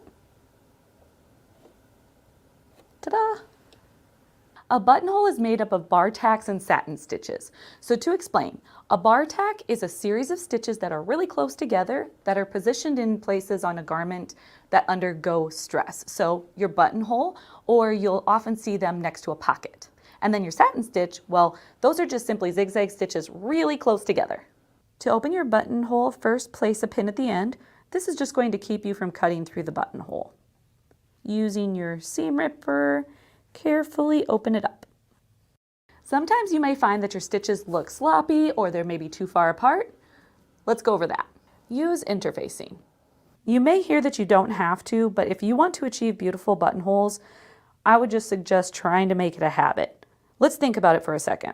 You'll be buttoning and unbuttoning your garment many times over. The interfacing will help the fabric maintain its shape and integrity. If you are having a lot of problems, you can also use a stabilizer.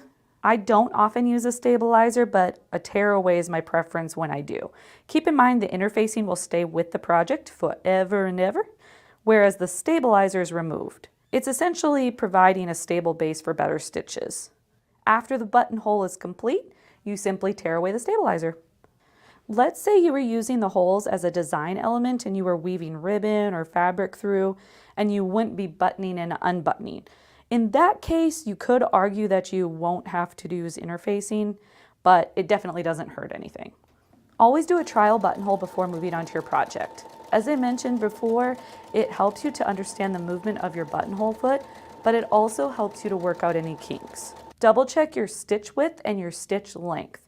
If you are looking at your buttonhole and you see that there's too much space between the stitches, lower your stitch length. That's going to bring your stitches closer together. If there's not enough space, increase your stitch length.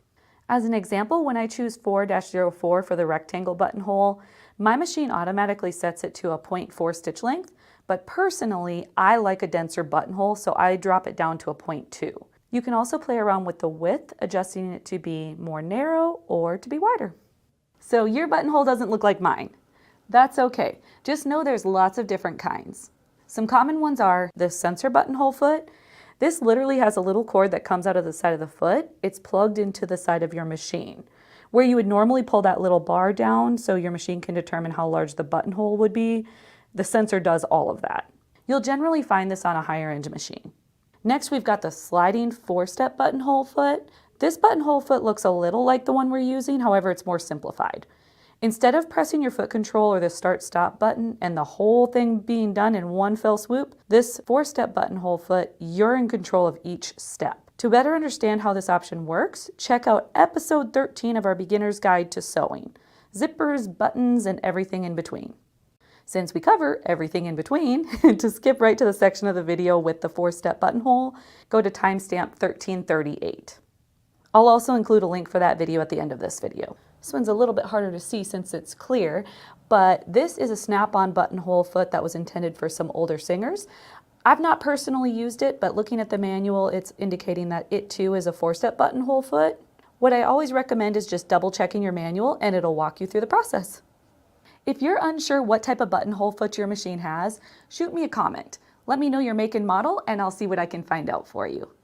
Also, when shopping for a machine, be sure to let the customer service representative know what type of buttonhole foot you're interested in. That will help them direct you appropriately.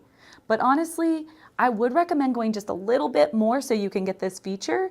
It really is convenient and I find it much easier than the 4-step buttonhole. Here's that video with the information on the 4-step buttonhole, and you can also check out this other video on the automatic buttonhole foot. Thank you so much for joining me. Until next time, happy sewing, everybody.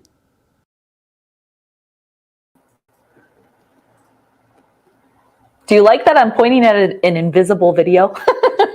You can check out those videos on our YouTube. So anyway, are we excited about what time it is? So I've got a little quick comment here and a question. Patricia says, what is a side giveaway? Well, Tammy, thank you so much. You explained it perfectly. If you called Sewing Parts Online for special pricing and placed an order for any item, sewing notions, machines, anything like that, you are entered into a side giveaway for an Aero chair today. So thank you, Tammy. We appreciate you filling everybody in on that. So just a brief overview, anybody that called in to place an order was automatically entered into the giveaway. And today it's the Aero chair. And I think we should take a moment to show the Aero chair. What do you think, Brian? I think so too. Because it is worth showing. I love this thing. So he's going to pull it up on the website. And this is, oh, you're showing a picture. That works too. But just a couple of things to note about the Aero chair. It can hold up to, I believe, 350 pounds. That seat opens up for additional storage. And if you've watched us before, Harley's tested it. You can stand up some Aurifil thread in there too. So, or chocolate. That's the other thing he likes to store in there. It also has the heavy duty casters and it adjusts, I believe, between 18 and 22 inches high. So it's a wonderful, wonderful chair. It comes in different colors or patterns. So the winner is going to be able to choose the pattern that they want. The one that's showing on the screen is buttons. So if that's one you like, we can do that. Otherwise, there's some solid colors and also some other fun patterns. So we are going to check in with Alex and see who the winner is, right?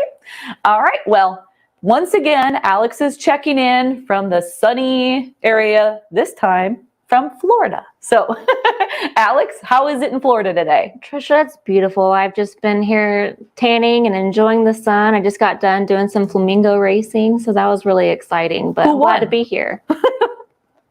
Yeah. Who won? Who won? Oh, you know, I don't know their names, but it was a lot of fun to watch. Seabiscuit. I love it. I don't know where that voice just came from. That was weird. All the way from Tennessee. Oh, Brian. Awesome. Well, let's see who won an Aero chair. All right. Let's pick that winner. The winner of the Aero chair is, oh, I have two. I'm not looking. I love that the sunglasses are blocking it out. Make sure we have one. The winner is Kayla now. Oh, yay! We're all really excited about this because she is actually one of our educators. And we keep telling you all, anybody that is joining us, go ahead, get in there, enter. This is so exciting. Yeah. Kayla, congratulations. You get that Aero chair. I love it. Well, Alex, thank you so much for tuning in on your vacation. We appreciate you giving away that chair for us. Absolutely. I appreciate you guys. Have a good one. We'll see you tomorrow. Bye. Bye. Oh, I'm so excited. That makes me giddy. All right. So as we explained, the side giveaway is for anybody that called to place an order. So just a heads up for tomorrow. If you place an order, you're going to be rolled into tomorrow's giveaway. That's going to be for a luminous light bar. So we will be pulling that winner at 3 o'clock tomorrow. So just make sure that you call our customer service to place that order, and that will get you in the side giveaway. Now, just a reminder that we also do our giveaways every segment. You don't have to purchase anything in order to get involved in that one. So for our upcoming segment, I want to show you what the giveaway is going to be at the end. And I just want to say to Grace, thank you so much for donating this, because this is a wonderful giveaway. And they have donated so many awesome things.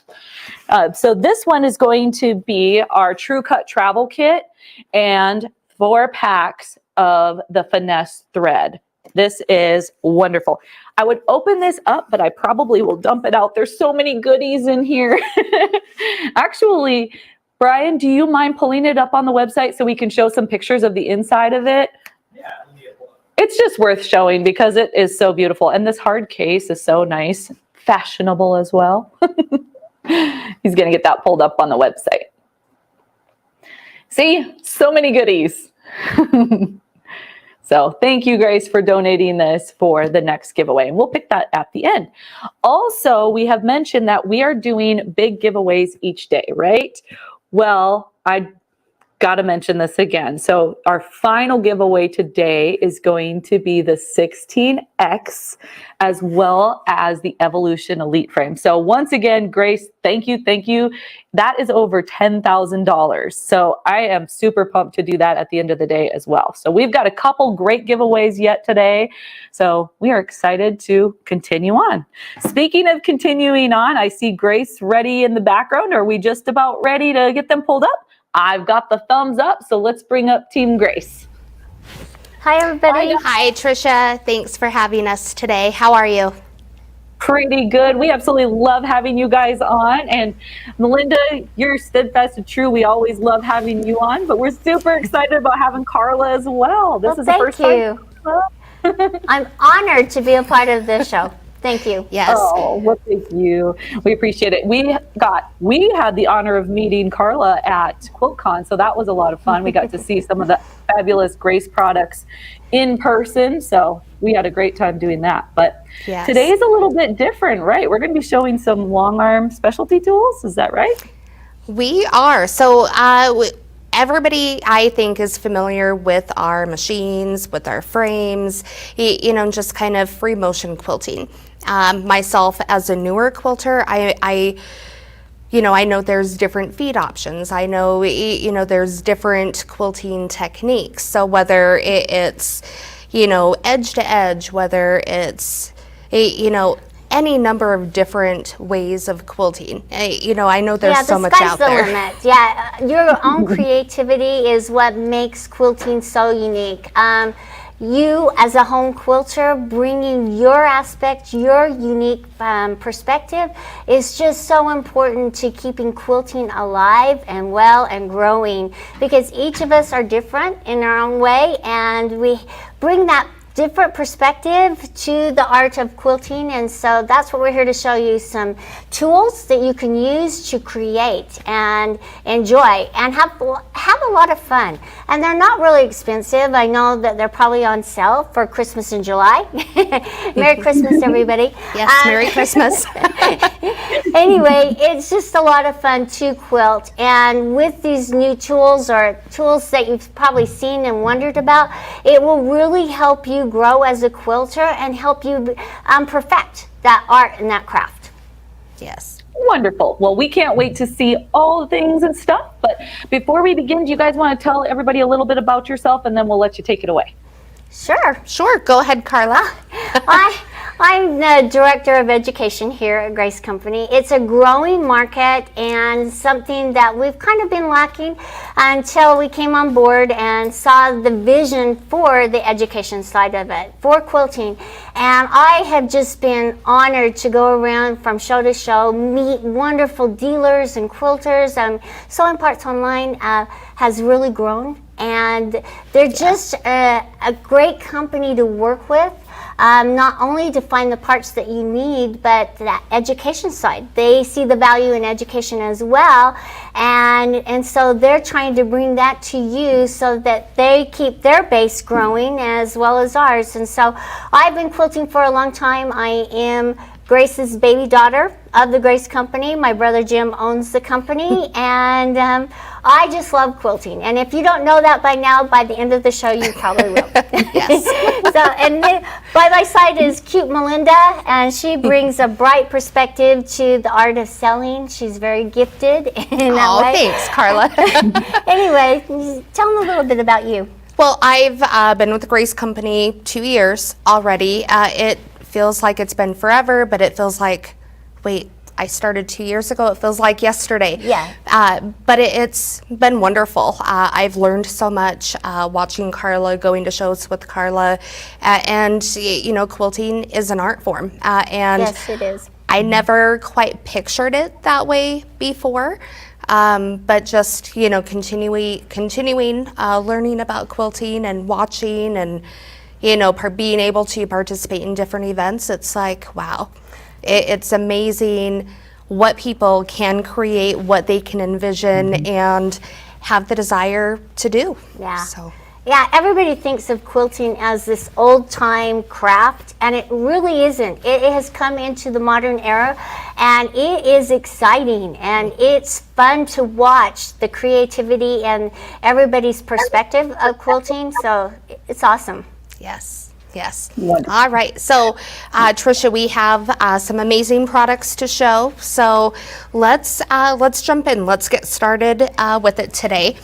So I know we're not talking too much about like the machine and frame, but today we have our 19X Elite on our Evolution Elite frame. 19X Elite, phenomenal machine. I love this machine. But again, we're not here to talk about the machine or frame. We're here to talk okay. We about can give a shout accessories. Out to it. Yeah, it's a part of the reason why we love quilting is this larger screen, and on the Elite machines, you know, you're going to give away that 16X, and it's going to have the same size screen. It's fun to touch and scroll through. So anyway, Yes. we love our machines. But Yes. we're talking accessories here, so can I take it away? Of course, of course. Go ahead, Carla. All right, so there's so many fun accessories from our Pattern Perfect, which if you're not confident in quilting in general, the Pattern Perfect is an easy way to get started, and it just has a stylus that fits into the grooves that will help you move along a path that will give you some beautiful stitching and designs. And I always tell people it's a great way, again, my dream is to be a good free motion quilter, but it's a great way because you're just following that groove, that muscle in the memory. tile to gain that muscle memory. Yes. Yeah, and another accessory and tool is the laser. So if you didn't think that it was very easy, it is a fun way to engage with quilting, and a lot of quilters like that. So check out the accessories and the Pattern Perfect. They are a great way to introduce yourself to free motion quilting with a few little guidelines and steps. We're going to talk about feet, the different accessory feet that you can use for quilting. Now, I love to change the feet and try different ways to quilt. So we're going to start out with just our basic hopping foot. It's a great one because, let me just tell you a few little features about it. It has a wider hole so that you can see the placement of the needle, which is great for just free motion quilting when you're just quilting an overall design across the quilt. So this hopping foot is awesome. And you see that it dips down so that you can see where the needle is. And on some designs, that's really, really important. Now, we are going to start out with our 3-piece hopping foot set, okay? And tell you a little bit about it and what's in there. And then I'm going to change out the feet and kind of show you some of my favorites. Well, they're all my favorites, so it's like asking me to pick a favorite child. I can't. Because but we all know there really truly is that one favorite. I can plead the fifth, but yeah, I love them all the same. So anyway, because some of them work here, and that's why she's saying that. Anyway, in the kit, okay, you will get actually 3 different styles of feet. This piece right here is if you have an older machine, you're going to have to change this collar piece to have it work correctly. But don't worry about that. We give you some extra screws if you lose them. And this little tool here, I love this all-purpose tool. It is the foot height gauge. and it makes quick, easy work of changing your feet out so that you can change them really quick and really fast and jumping from one process to the other. Okay. I do want to interject just momentarily. So you mentioned the hopping foot height tool. I know I get a lot of calls. I talk to a lot of people at shows, and they may say, my thread keeps snapping or something keeps happening, and it's almost always with thread. And one of my first questions will be, have you checked the height of your foot? Is it in its lowest position possible using the tool?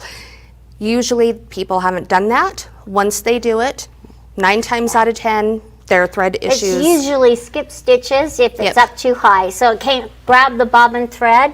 Anyway, let me show you how easy it is to use the tool and change it. In this kit, let me show you, first of all, you have 3 different styles of feet. Oh, the ruler foot's missing. I'll have to go grab one.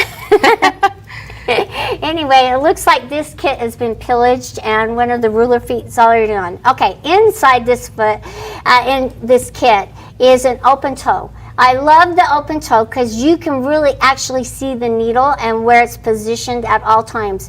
And there are several times, like when I'm quilting feathers or a design that you need to go over a stitched line that you've already stitched, this is imperative. So this is a great foot. I use it sometimes with the ruler, not all the times, but there are times I want you to experiment and try it different ways to see what works well for you, because you may find that next accessory that we need to make for quilting. So this is a great foot to have, and it's an open toe. Sorry, I keep moving. I won't do that. Okay. Anyway, this is the micro stipple foot. See, it's got really teeny tiny spokes that come out, and it makes it so that you can move across the quilt creating teeny tiny designs. I love this foot because it makes it easy for you to do a small filler stitch in a design or on your quilt. So this is also a great foot. And then in the kit, which we don't have right now, which I will run and get, if you will take it away and just talk about pricing and everything, I will hurry and go and get that. It's our ruler foot, okay? Okay, perfect. Right. So I'm just going to hop off just really quick and get that ruler foot. I'm really sorry, you guys. we really should have checked that box before coming on live. But yes, so I mean, just with the 3-piece hopping foot set, really. You get 4 pieces, so you get the additional standard hopping foot, the 3 wonderful feet. Carla's coming back with the ruler foot.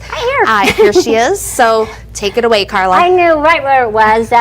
We just had a free motion class, and so this must have been one of the feet sets that we used for the free motion class and didn't get the foot taken off. So anyway, this ruler foot is phenomenal. I love it because it has a wider hole so that you can also see where the needle is positioned as you are using rulers, which is really important to bring your threads up and hit those markings that you need. So anyway, we're going to change to the ruler foot so I can quickly show you how easy it is. Now, first things first, can you move over with me right here?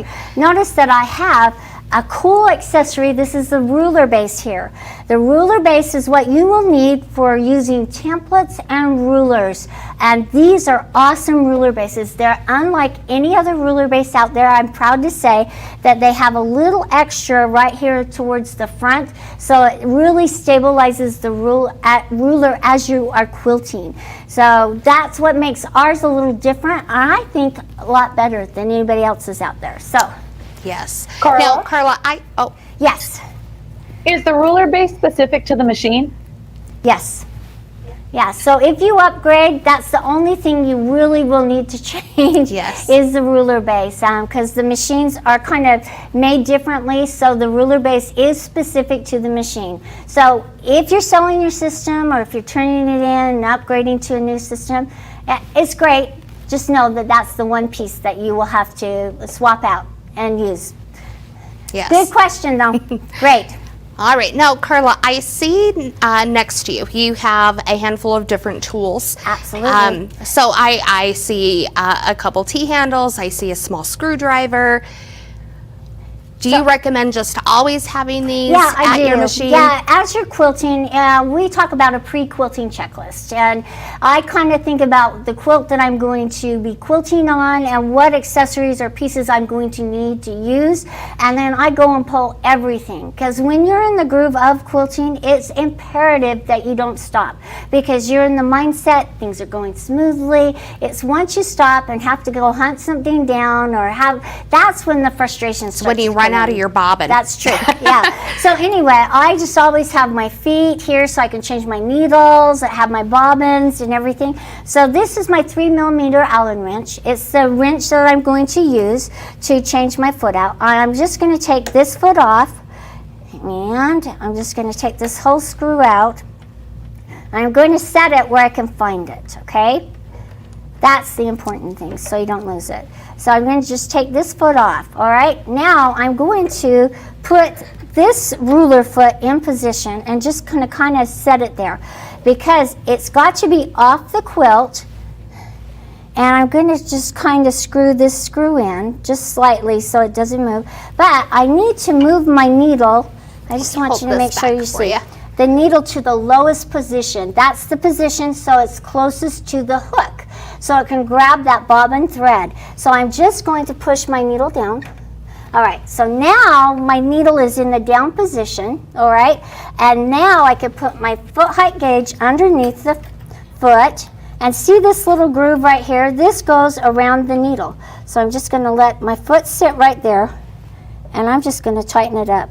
It's as easy as that. Now, I like to use a double layer of batting.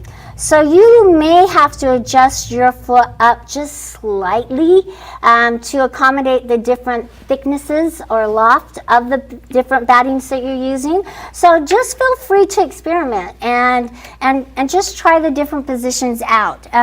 You may have to adjust it up just a little bit more or down just maybe a little closer, but this foot height gauge is a great tool to use to get that position just right. And now I can bring the needle back up. And now I can slide it through and grab my threads. And I can pull them all up. Okay, so now I'm ready to get back under there and use a ruler or a circle template. And let me just show you how easily.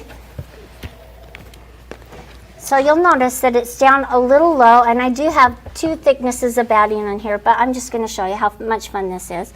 So if you'll just notice. Now, one thing that I don't have on this ruler that I really need are true grips, and they will really help stabilize this ruler. Right now it can slide around real easily, so I'm going to have to be a little bit extra careful and more secure with not having the true grips on them, but I'm not going to go off camera, just grab them. So anyway, remember, true grips are really important. Carla, for those that don't know, can you clarify what the true grips are? Yes, they're a little silicone sticky piece that is clear in color, so you can always see your lines and markings on your ruler or template, which is really important. A lot of other companies out there, they are colored white or black, and it makes it hard for you to see the markings. These are a clear silicone that allow you to see the markings on the ruler, and it's grippy. So it kind of sticks and stabilizes to the point where if your foot is up here towards the top, it's not going to shift and move and mess up your design and make it nice and straight. So really important to get those true grips. I use them for a lot more than just ruler work. I use them for everything. I've noticed that when I'm cutting, it makes such a difference. Now, that's what the ruler does against the foot. It just makes it stable, and it makes it so that you can do whatever design you want to do. You can just go up and play with it. Now, you would use the markings. This is a great way to get familiar and make nice, exact sewing lines as you're quilting. I know, Carla, in the few projects I've done, being able to quilt a straight line, I can't do it for the life of me. So I rely heavily on rulers, channel locks to be able to create those straight lines. So again, there's so many tools and accessories. Just don't be afraid to try them. No, and don't be afraid to just jump in and just practice. Let's practice designs. She They makes don't have it to look so easy. that great, but just, you know, just practice. Practice makes perfect.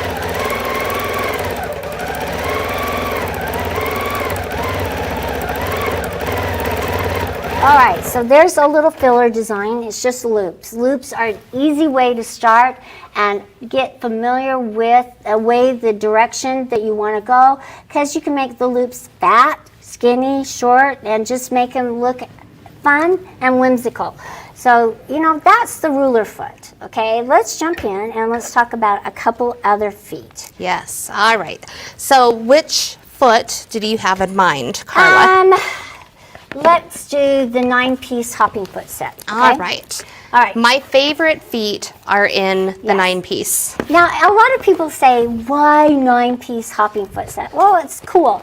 How this came to be is I was quilting a circle quilt, and I found that I needed different styles of feet to free motion quilt.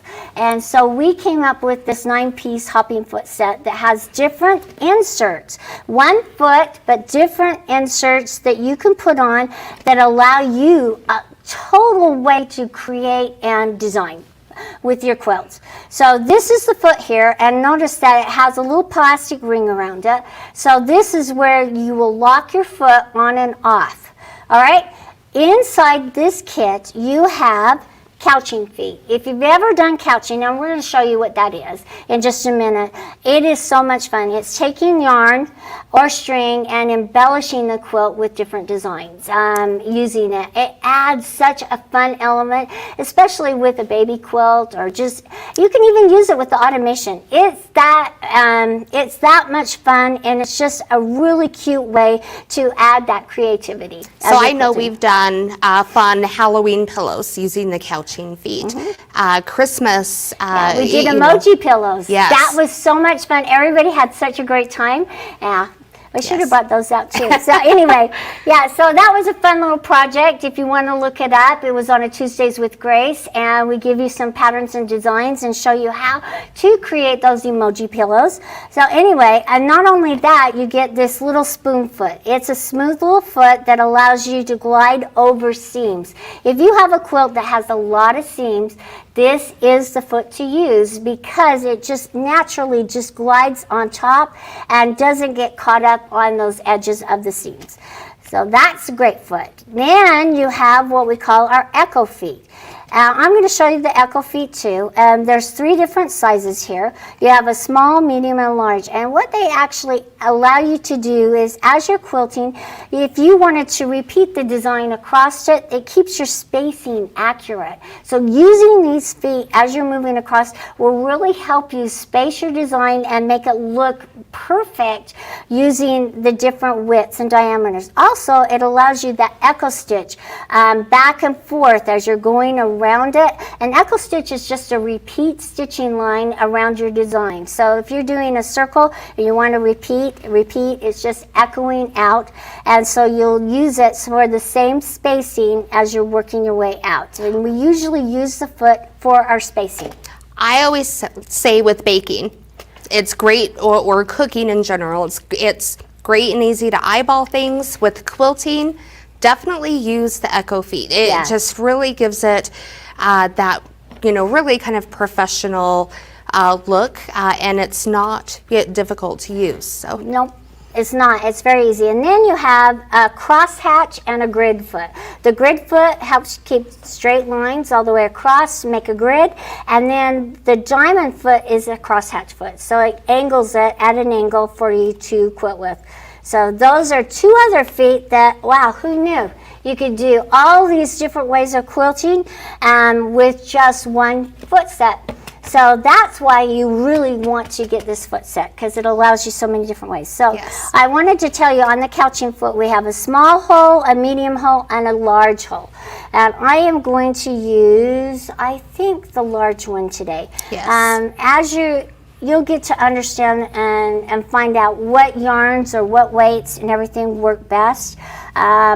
So we're going to try this one with this yarn today, and I'm going to put this foot on, and I'm going to change it out really quick.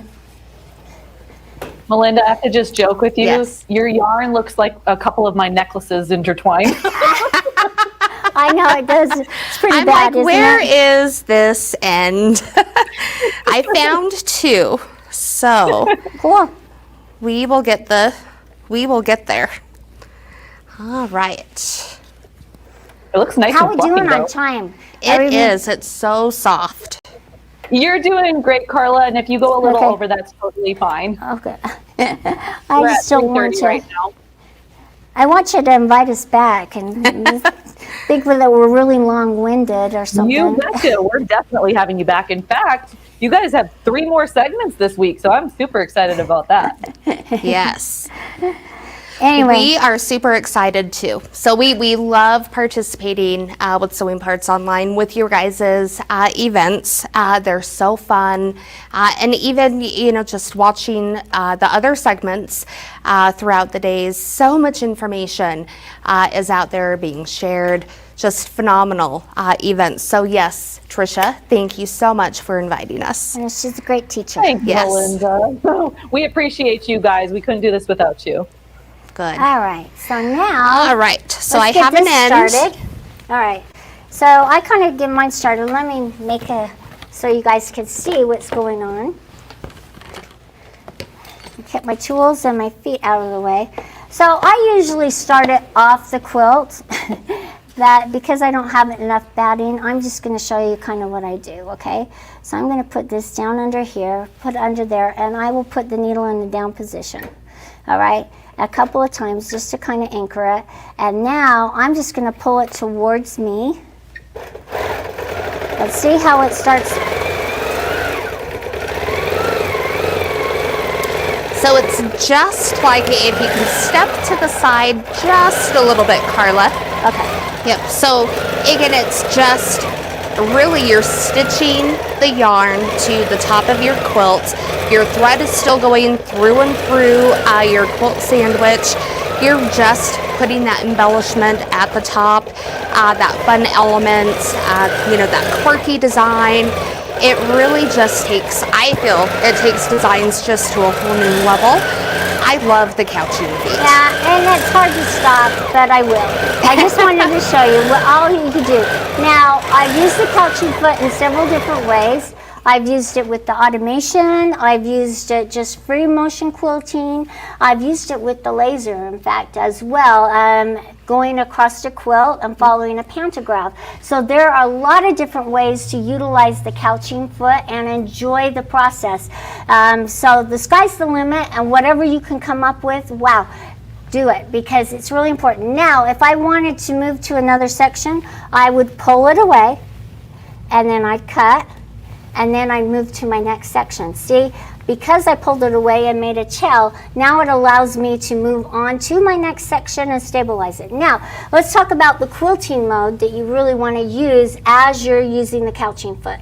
Regulated precise is fine. However, I've found that if you try cruise mode and manual mode, you might have a better result. So change it up, see what works best for you. This is your chance to experiment and try those different modes. We give you permission not to always use regulated precise. You can change to another mode.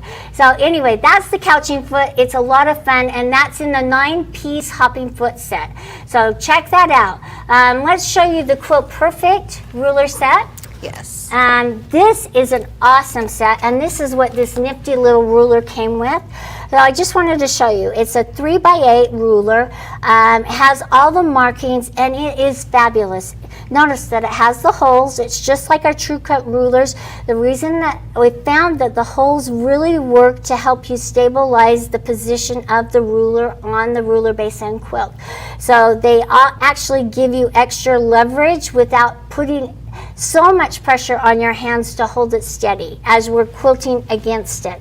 And the other reason that they're great is the markings. You can easily see the markings as you're moving across the quilt. So you can mark on the quilt using the ruler and then move on. You know, Carla, one thing I've noticed, whether it's at a show, whether it's, you know, at a sewing store, Joann's, anywhere else, there's tons of different options for rulers. Yes.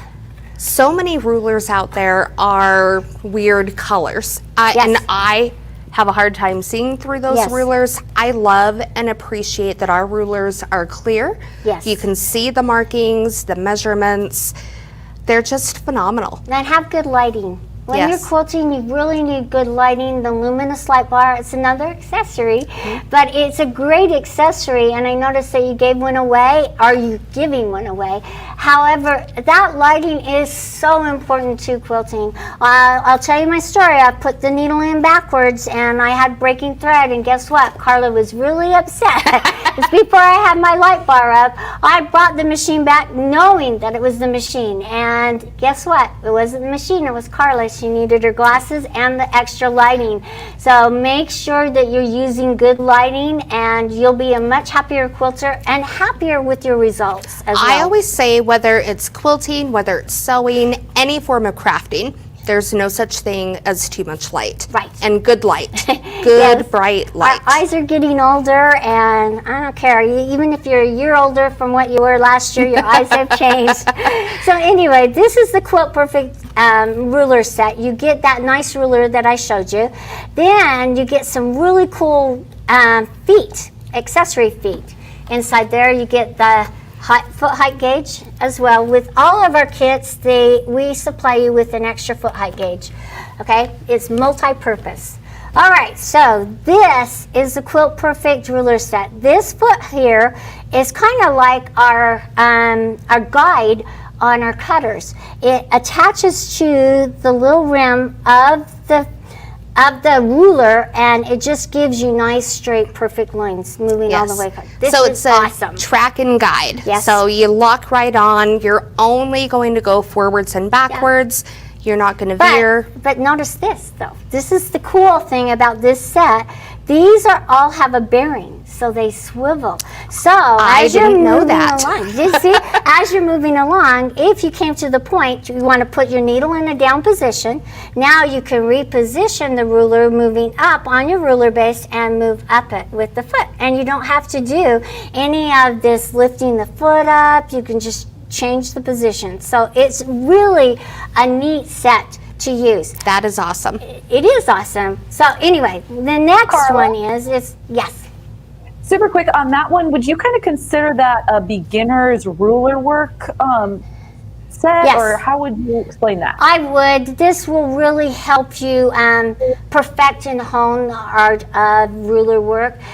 We have so often on straight lines, we have the tendency to veer off one way or another when we're learning to quilt. So this is really a great, especially this one for straight lines, moving up it.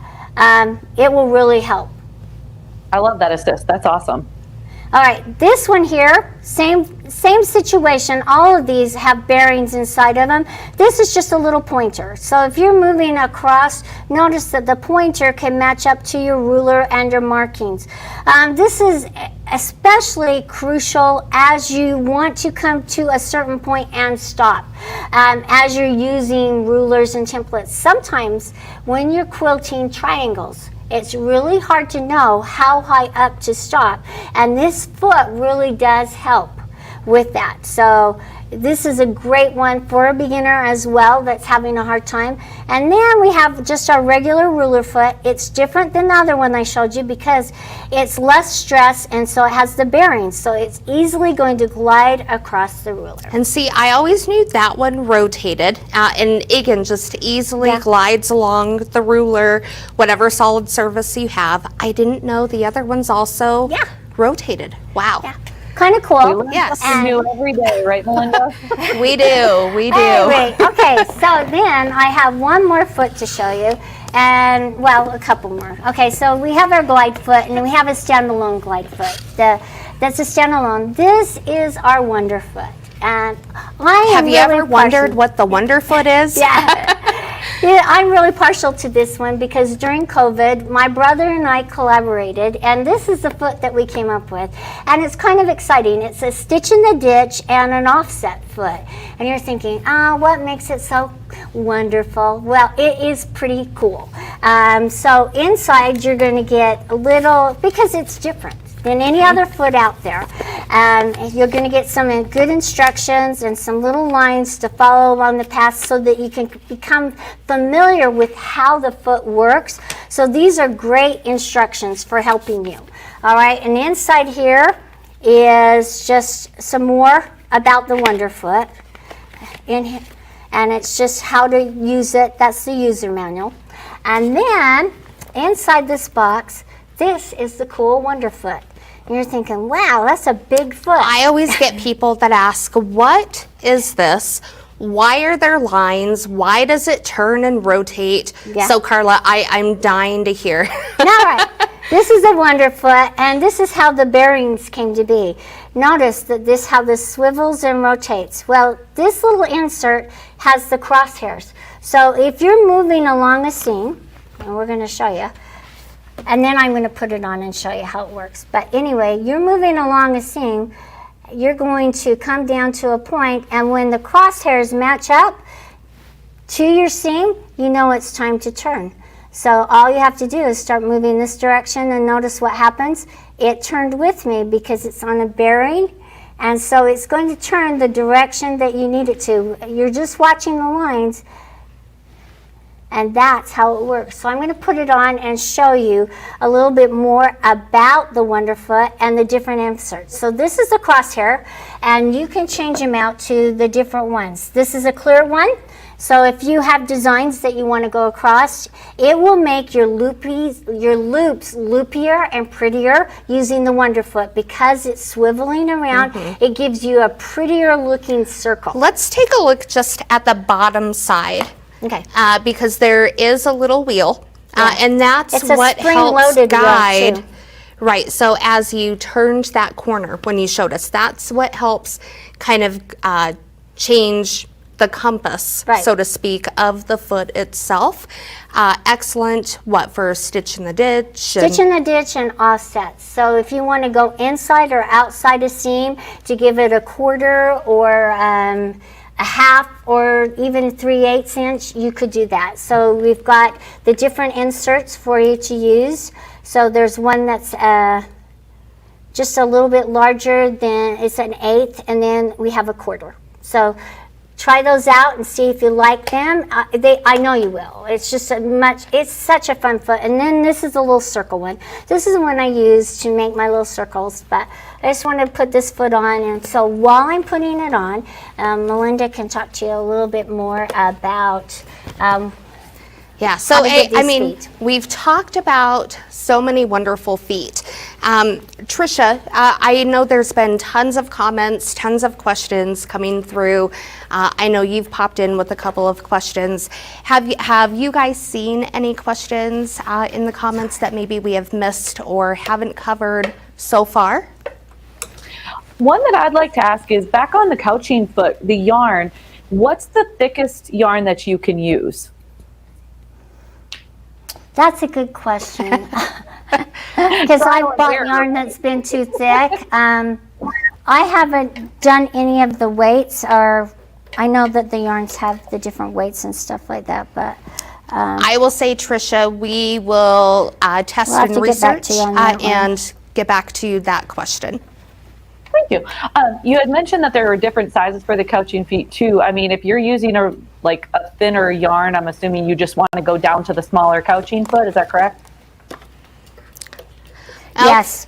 I say take it to the store and see which yarns will work. So you will want to. That's definitely a great tip. I love that. So in the center, there's that tiny hole. I know we won't be able to see it on camera, but there's the hole that the yarn will go through.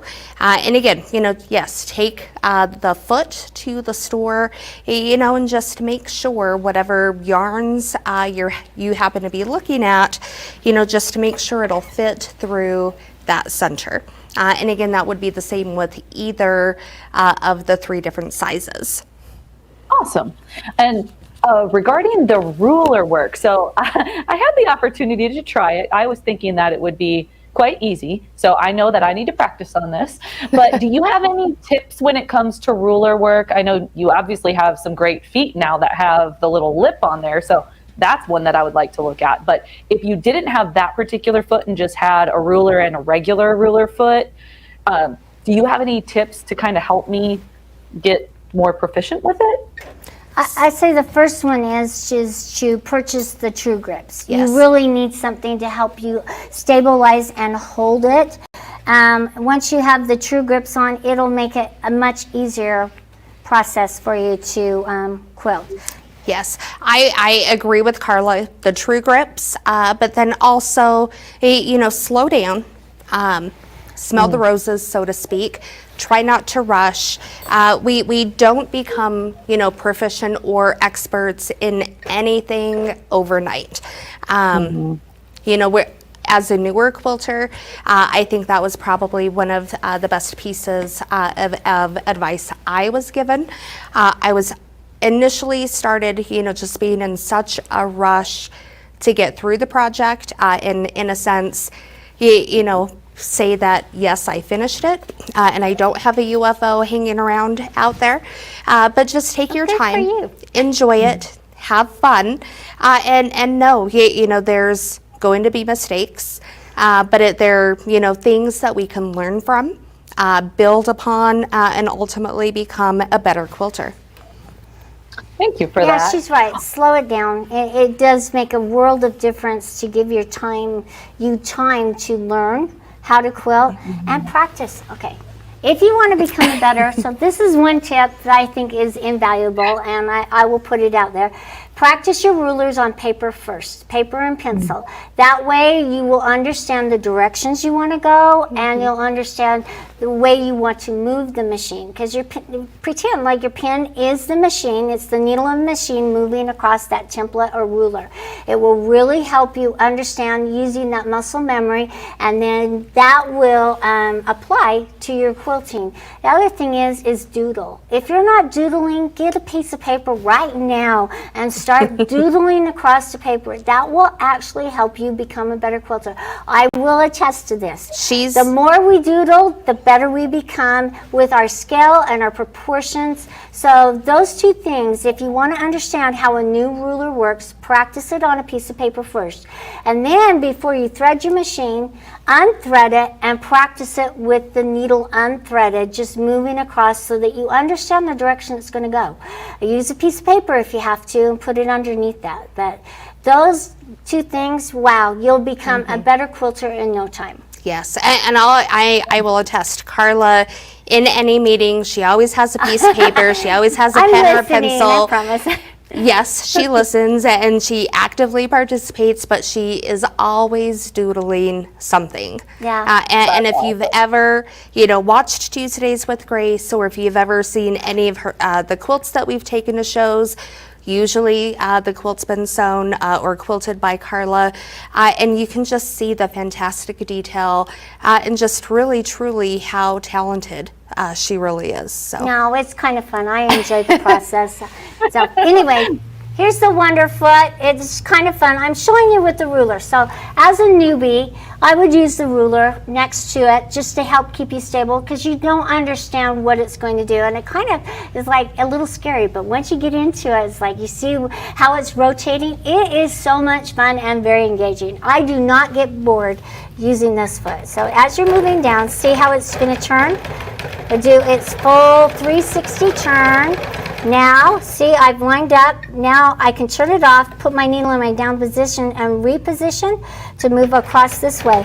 And you're going to stitch in the ditch nice and accurate. Now, if I had the offset, my hand's in the way. Sorry, guys. I'll try to do it this way so that you guys can see how it's moving down. And I'll try to do it without the ruler. Actually, I'm going to do it without the ruler so that you can see, so I don't have to stabilize it. So just take your time, like Melinda said. Go slow at first. I have it in regulated precise mode. So as I'm moving down the quilt, I have a little bit more control. And so I'm just going to kind of come down, hit that point. Now I know it's going to rotate again, so I'm just going to take my time and know that when it turns, it's going to help guide me straight across that seam. And see how much fun? And I take my time. I'm not a fast quilter unless I know the design. There you go. Okay, and when that you're is pretty awesome. Okay. Isn't that fun? Anyway, it's a lot of fun, and it's just one more accessory that you guys can explore. Yes. Very cool. Love it.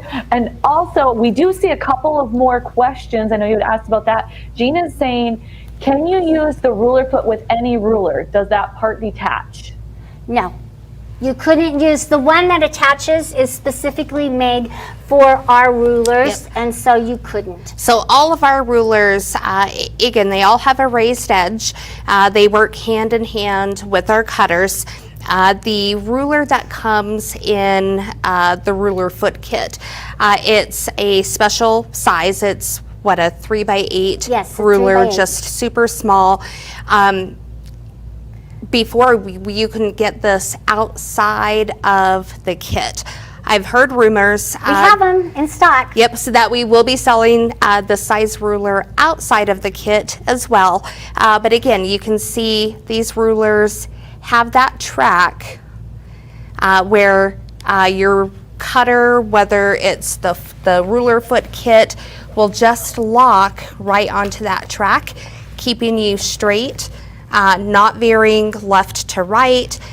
Again, just really giving you that lock on, no room for error ability to quilt those straight lines. So awesome. All right. Any other questions that we may have missed? I have one here from Robin that is asking, do we sell the bag with supplies that the giveaway is? That we're doing the True Cut travel kit. Thank you guys for donating that. So I'm You're actually welcome. just going to answer this for them, but we do offer this on our website. So you can check that out at Sewing Parts Online. Again, it's called the True Cut Travel Kit. And this is such a wonderful prize. So actually, if we want to go ahead and give it away while you guys are here, I think that would be awesome. Cool. Awesome. Very fitting. Do you want to go ahead and pull up the giveaway tool, Brian? Yay! Yeah, this beautiful kit and thread. So drum roll. Yep. You guys do the drum roll so much better than I. Keep it up, keep it up. Woohoo! Cindy, congratulations. Congratulations, Cindy. Awesome. Well, thank you both for joining us. We're very excited about this. Brian and I were sitting back here talking about how great it was to see all of these actually used. So it answered a lot of our questions. So thank you for that. You Very are cool. welcome. Thank you. Thank you again for having us. Super excited for this week's event. And we'll see y'all tomorrow. Bye. Sounds good. We'll see you later. Bye, Thank you. guys. Bye. And as Melinda said, they are coming back this week. I wrote down what we are going to be seeing. They're going to be showing us an alternative to a long arm setup. They're going to be showing, using your domestic machine with a Sure Stitch Elite. Super excited about that. They're also going to be showing the 19X series with the Evolution hoop frame, and they've got a big surprise that you're not going to want to miss. So make sure you tune in for that one too. And then on the final day, they're going to be doing the 21X Elite with automation. So we're having a really cool variety of Grace products shown. And as we had said to them, we appreciate them working with us and us working together. We absolutely love having the Grace Company on. And again, just a big thank you to everything that they've donated. They have really provided some amazing prizes that are just so much fun to give away. So speaking of prizes, we had somebody asking how they get into the final giveaway today. So Brian, do we want to talk about the final giveaway? It is worth talking about. And then once we show what that is, we'll kind of do a quick recap of what we discussed today, and then we'll pick that winner for the 16X. The 16X in the Quilters Evolution Elite 10-foot frame. Foot frame. Yes. This setup is amazing, you guys. Again, Grace, I know you're in the background. Hopefully you can hear me, but thank you, thank you. This is worth over $10,000. Somebody is going to have a complete long arm setup. So cool. So I'm very, very bummed excited that we can't enter to win because I want it so badly. But as we know, any of the educators, you can join too. So make sure you throw in that comment. So the way that you get in on that is we're going to throw up that surprise word at some point during my little recap here. And then when you see it, then just put it in the comment. And at the end, Brian will use our giveaway tool to gather all those comments. Well, are you going to say we're going to show it? Yeah, because with the final, because you'll be using all the overlays, so I have to put it up first. So this one's not really a surprise. We're going to show it right now. So yeah, the giveaway tool is ready to start collecting comments. Here is your last surprise summer word of the day for the 16X. Everybody throw it in the comments. Go for it. All right, so let me get our banners pulled up here and we will talk about all of the good stuff that we had seen today, starting with the Ballad. So we had the Baby Lock Ballad this morning. Richard showed that beautiful quilting and sewing machine. It has an MSRP of $6,499, on sale for $4,999. You guys have heard me say this so many times. That's not the best price that we can get you. We can't display our special event pricing, so give us a call and we can get you an even better price. Just a couple of things about this machine. You've got that awesome multifunction foot control, which you can program it to trim your threads, sew in reverse, change your needle position. You can customize that foot control to exactly what you need. It also has the auto fabric sensor, which is super awesome because it adjusts the presser foot pressure automatically and detects the fabric that you're using. That is so cool. Also, it has an 11.5-inch throat space, so you have all of that area to the right side of your needle. If you're working with a quilt or you have a bulky project, you have all the space that you need. It also comes with that compact digital dual feed foot. Try saying that 3 times fast. That's a wonderful foot. It's a great walking foot that will help you up your game in any type of sewing. So give us a call and we can help you out with that. One other quick thing that I wanted to mention about it, it also is compatible with the koala cabinet, which is going to be shown on the last day of the event. Linda Piccini is going to show us the koala cabinets, and they are beautiful, beautiful cabinets. So just keep your eye out for that as well. Also, you do get the free bonus bundle with the purchase of the Ballad, and that alone is worth $433. And it has that Sew Ed, which we had talked about, which is the education from Baby Lock. So you will learn how to use this beautiful machine and answer any questions that you have. After that, we had Dee, and she did our pixel quilts, and she had some amazing techniques to show us. And then we had Stephanie Hackney with Hobbs Batting, and she did the great Q&A. So you can always go back to our YouTube and watch the replay because she answered so many different questions. Following that, we had Shelly Tobish, and she featured her Easy Precision Piecing Quilt book. It has an MSRP of $32.99, and we have that on sale for $29.95. She did such a great job showing different tips and tricks on quilting. Her book contains fabric preparation, precision cutting, choosing fabric, so many great tips from Shelly. We also had briefly shown Bernie's book, which he has the field guide, You and Your Sewing Machine. This has a bunch of maintenance tips. We had featured this back in our June SewCreative Live, and we had a bunch of people purchase this, and we've had great feedback on this book as well. Bernie and Shelly are talented authors and have so many tips, and both of these books are wonderful to put in your sewing room. We also had Tim Bond show the TL series. So the overlay on this, I'm sorry, is incorrect in that the financing is not available for the TL series because we decided to do an extra special thing. Today, if you call in, we're going to get you an even better price than the sale price displayed. So Tim, it was his birthday month. He wanted to do a little something special. So the sale price showing the $9.99, we are going to be dropping $100 off the TL series. So again, because it's so low, we don't have the financing available, but you can give us a call to place that order and we can help you out. The TL 2010Q does have the speed control, which I'm a big fan of. It also has that subtension up on the top left. He had also shown the TL 18QVP, and it has all of the same features as the TL 2010Q, but it comes with many more accessories, and it also has that micro lift. So if you're looking to lift up that foot and give you a little bit more space, that is a fantastic feature. And again, the accessories are going to vary depending on which TL machine you get. So I would highly recommend looking those over and seeing which one you think you would utilize the most. But the TL 18QVB straight stitch machine, that has an MSRP of the $18.99, on sale for the $15.99. But if you call in and ask for Tim's deal, they're going to get you that special event pricing and get you a fabulous, fabulous price on that. We have another overlay here kind of showing the differences between those machines.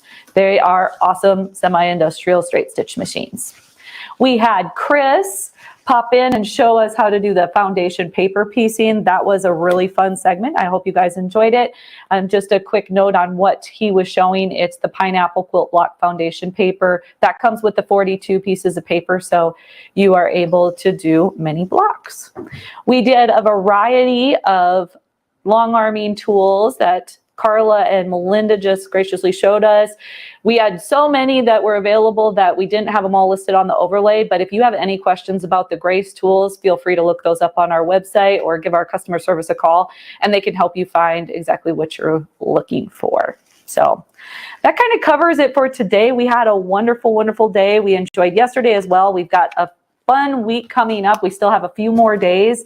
And in fact, Brian, are you good with pulling up the schedule so we can kind of take a peek at what we're expecting tomorrow? Yeah, I can get it pulled up. Awesome. So let's see what we've got.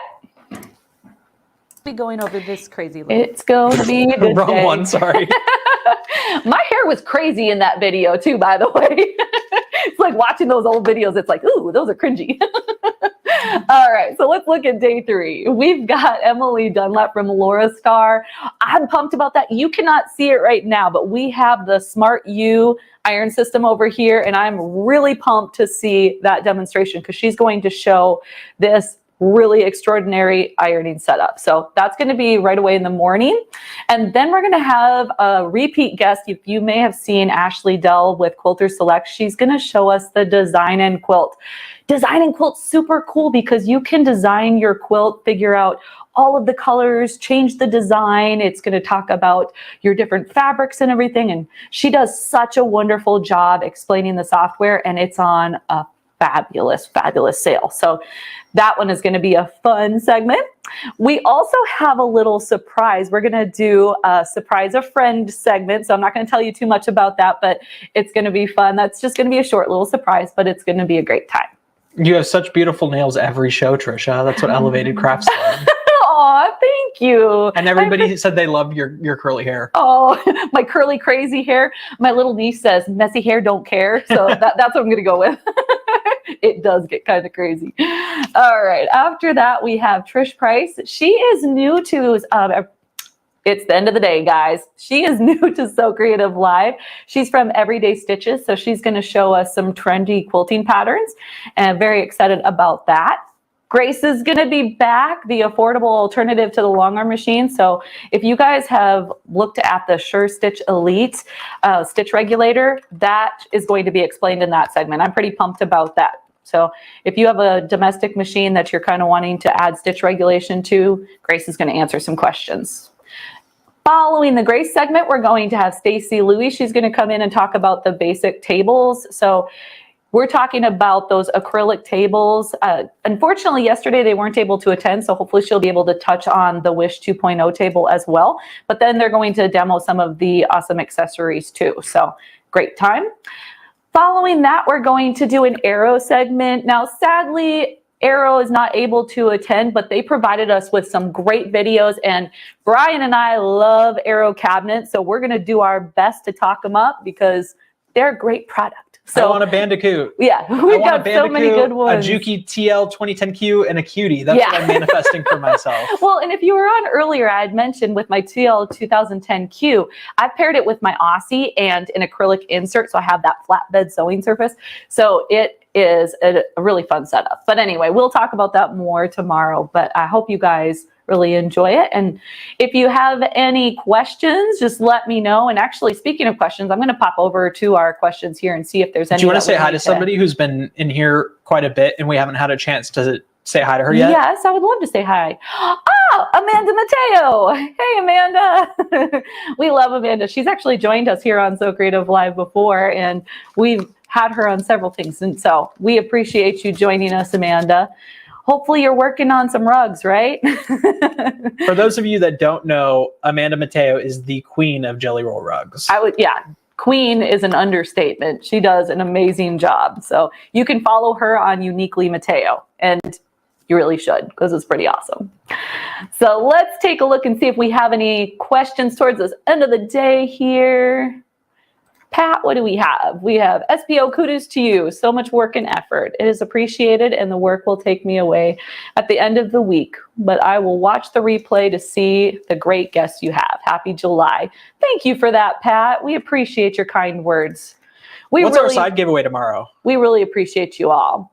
So our side giveaway tomorrow is going to be the luminous light bar. So if you're just tuning in, I know it is the end of the day, but that side giveaway, in order to get entered into the side giveaway, you do have to call to place an order, and there's no minimum. So we had that question a couple of times. You can place any order as long as you do call in to get that placed.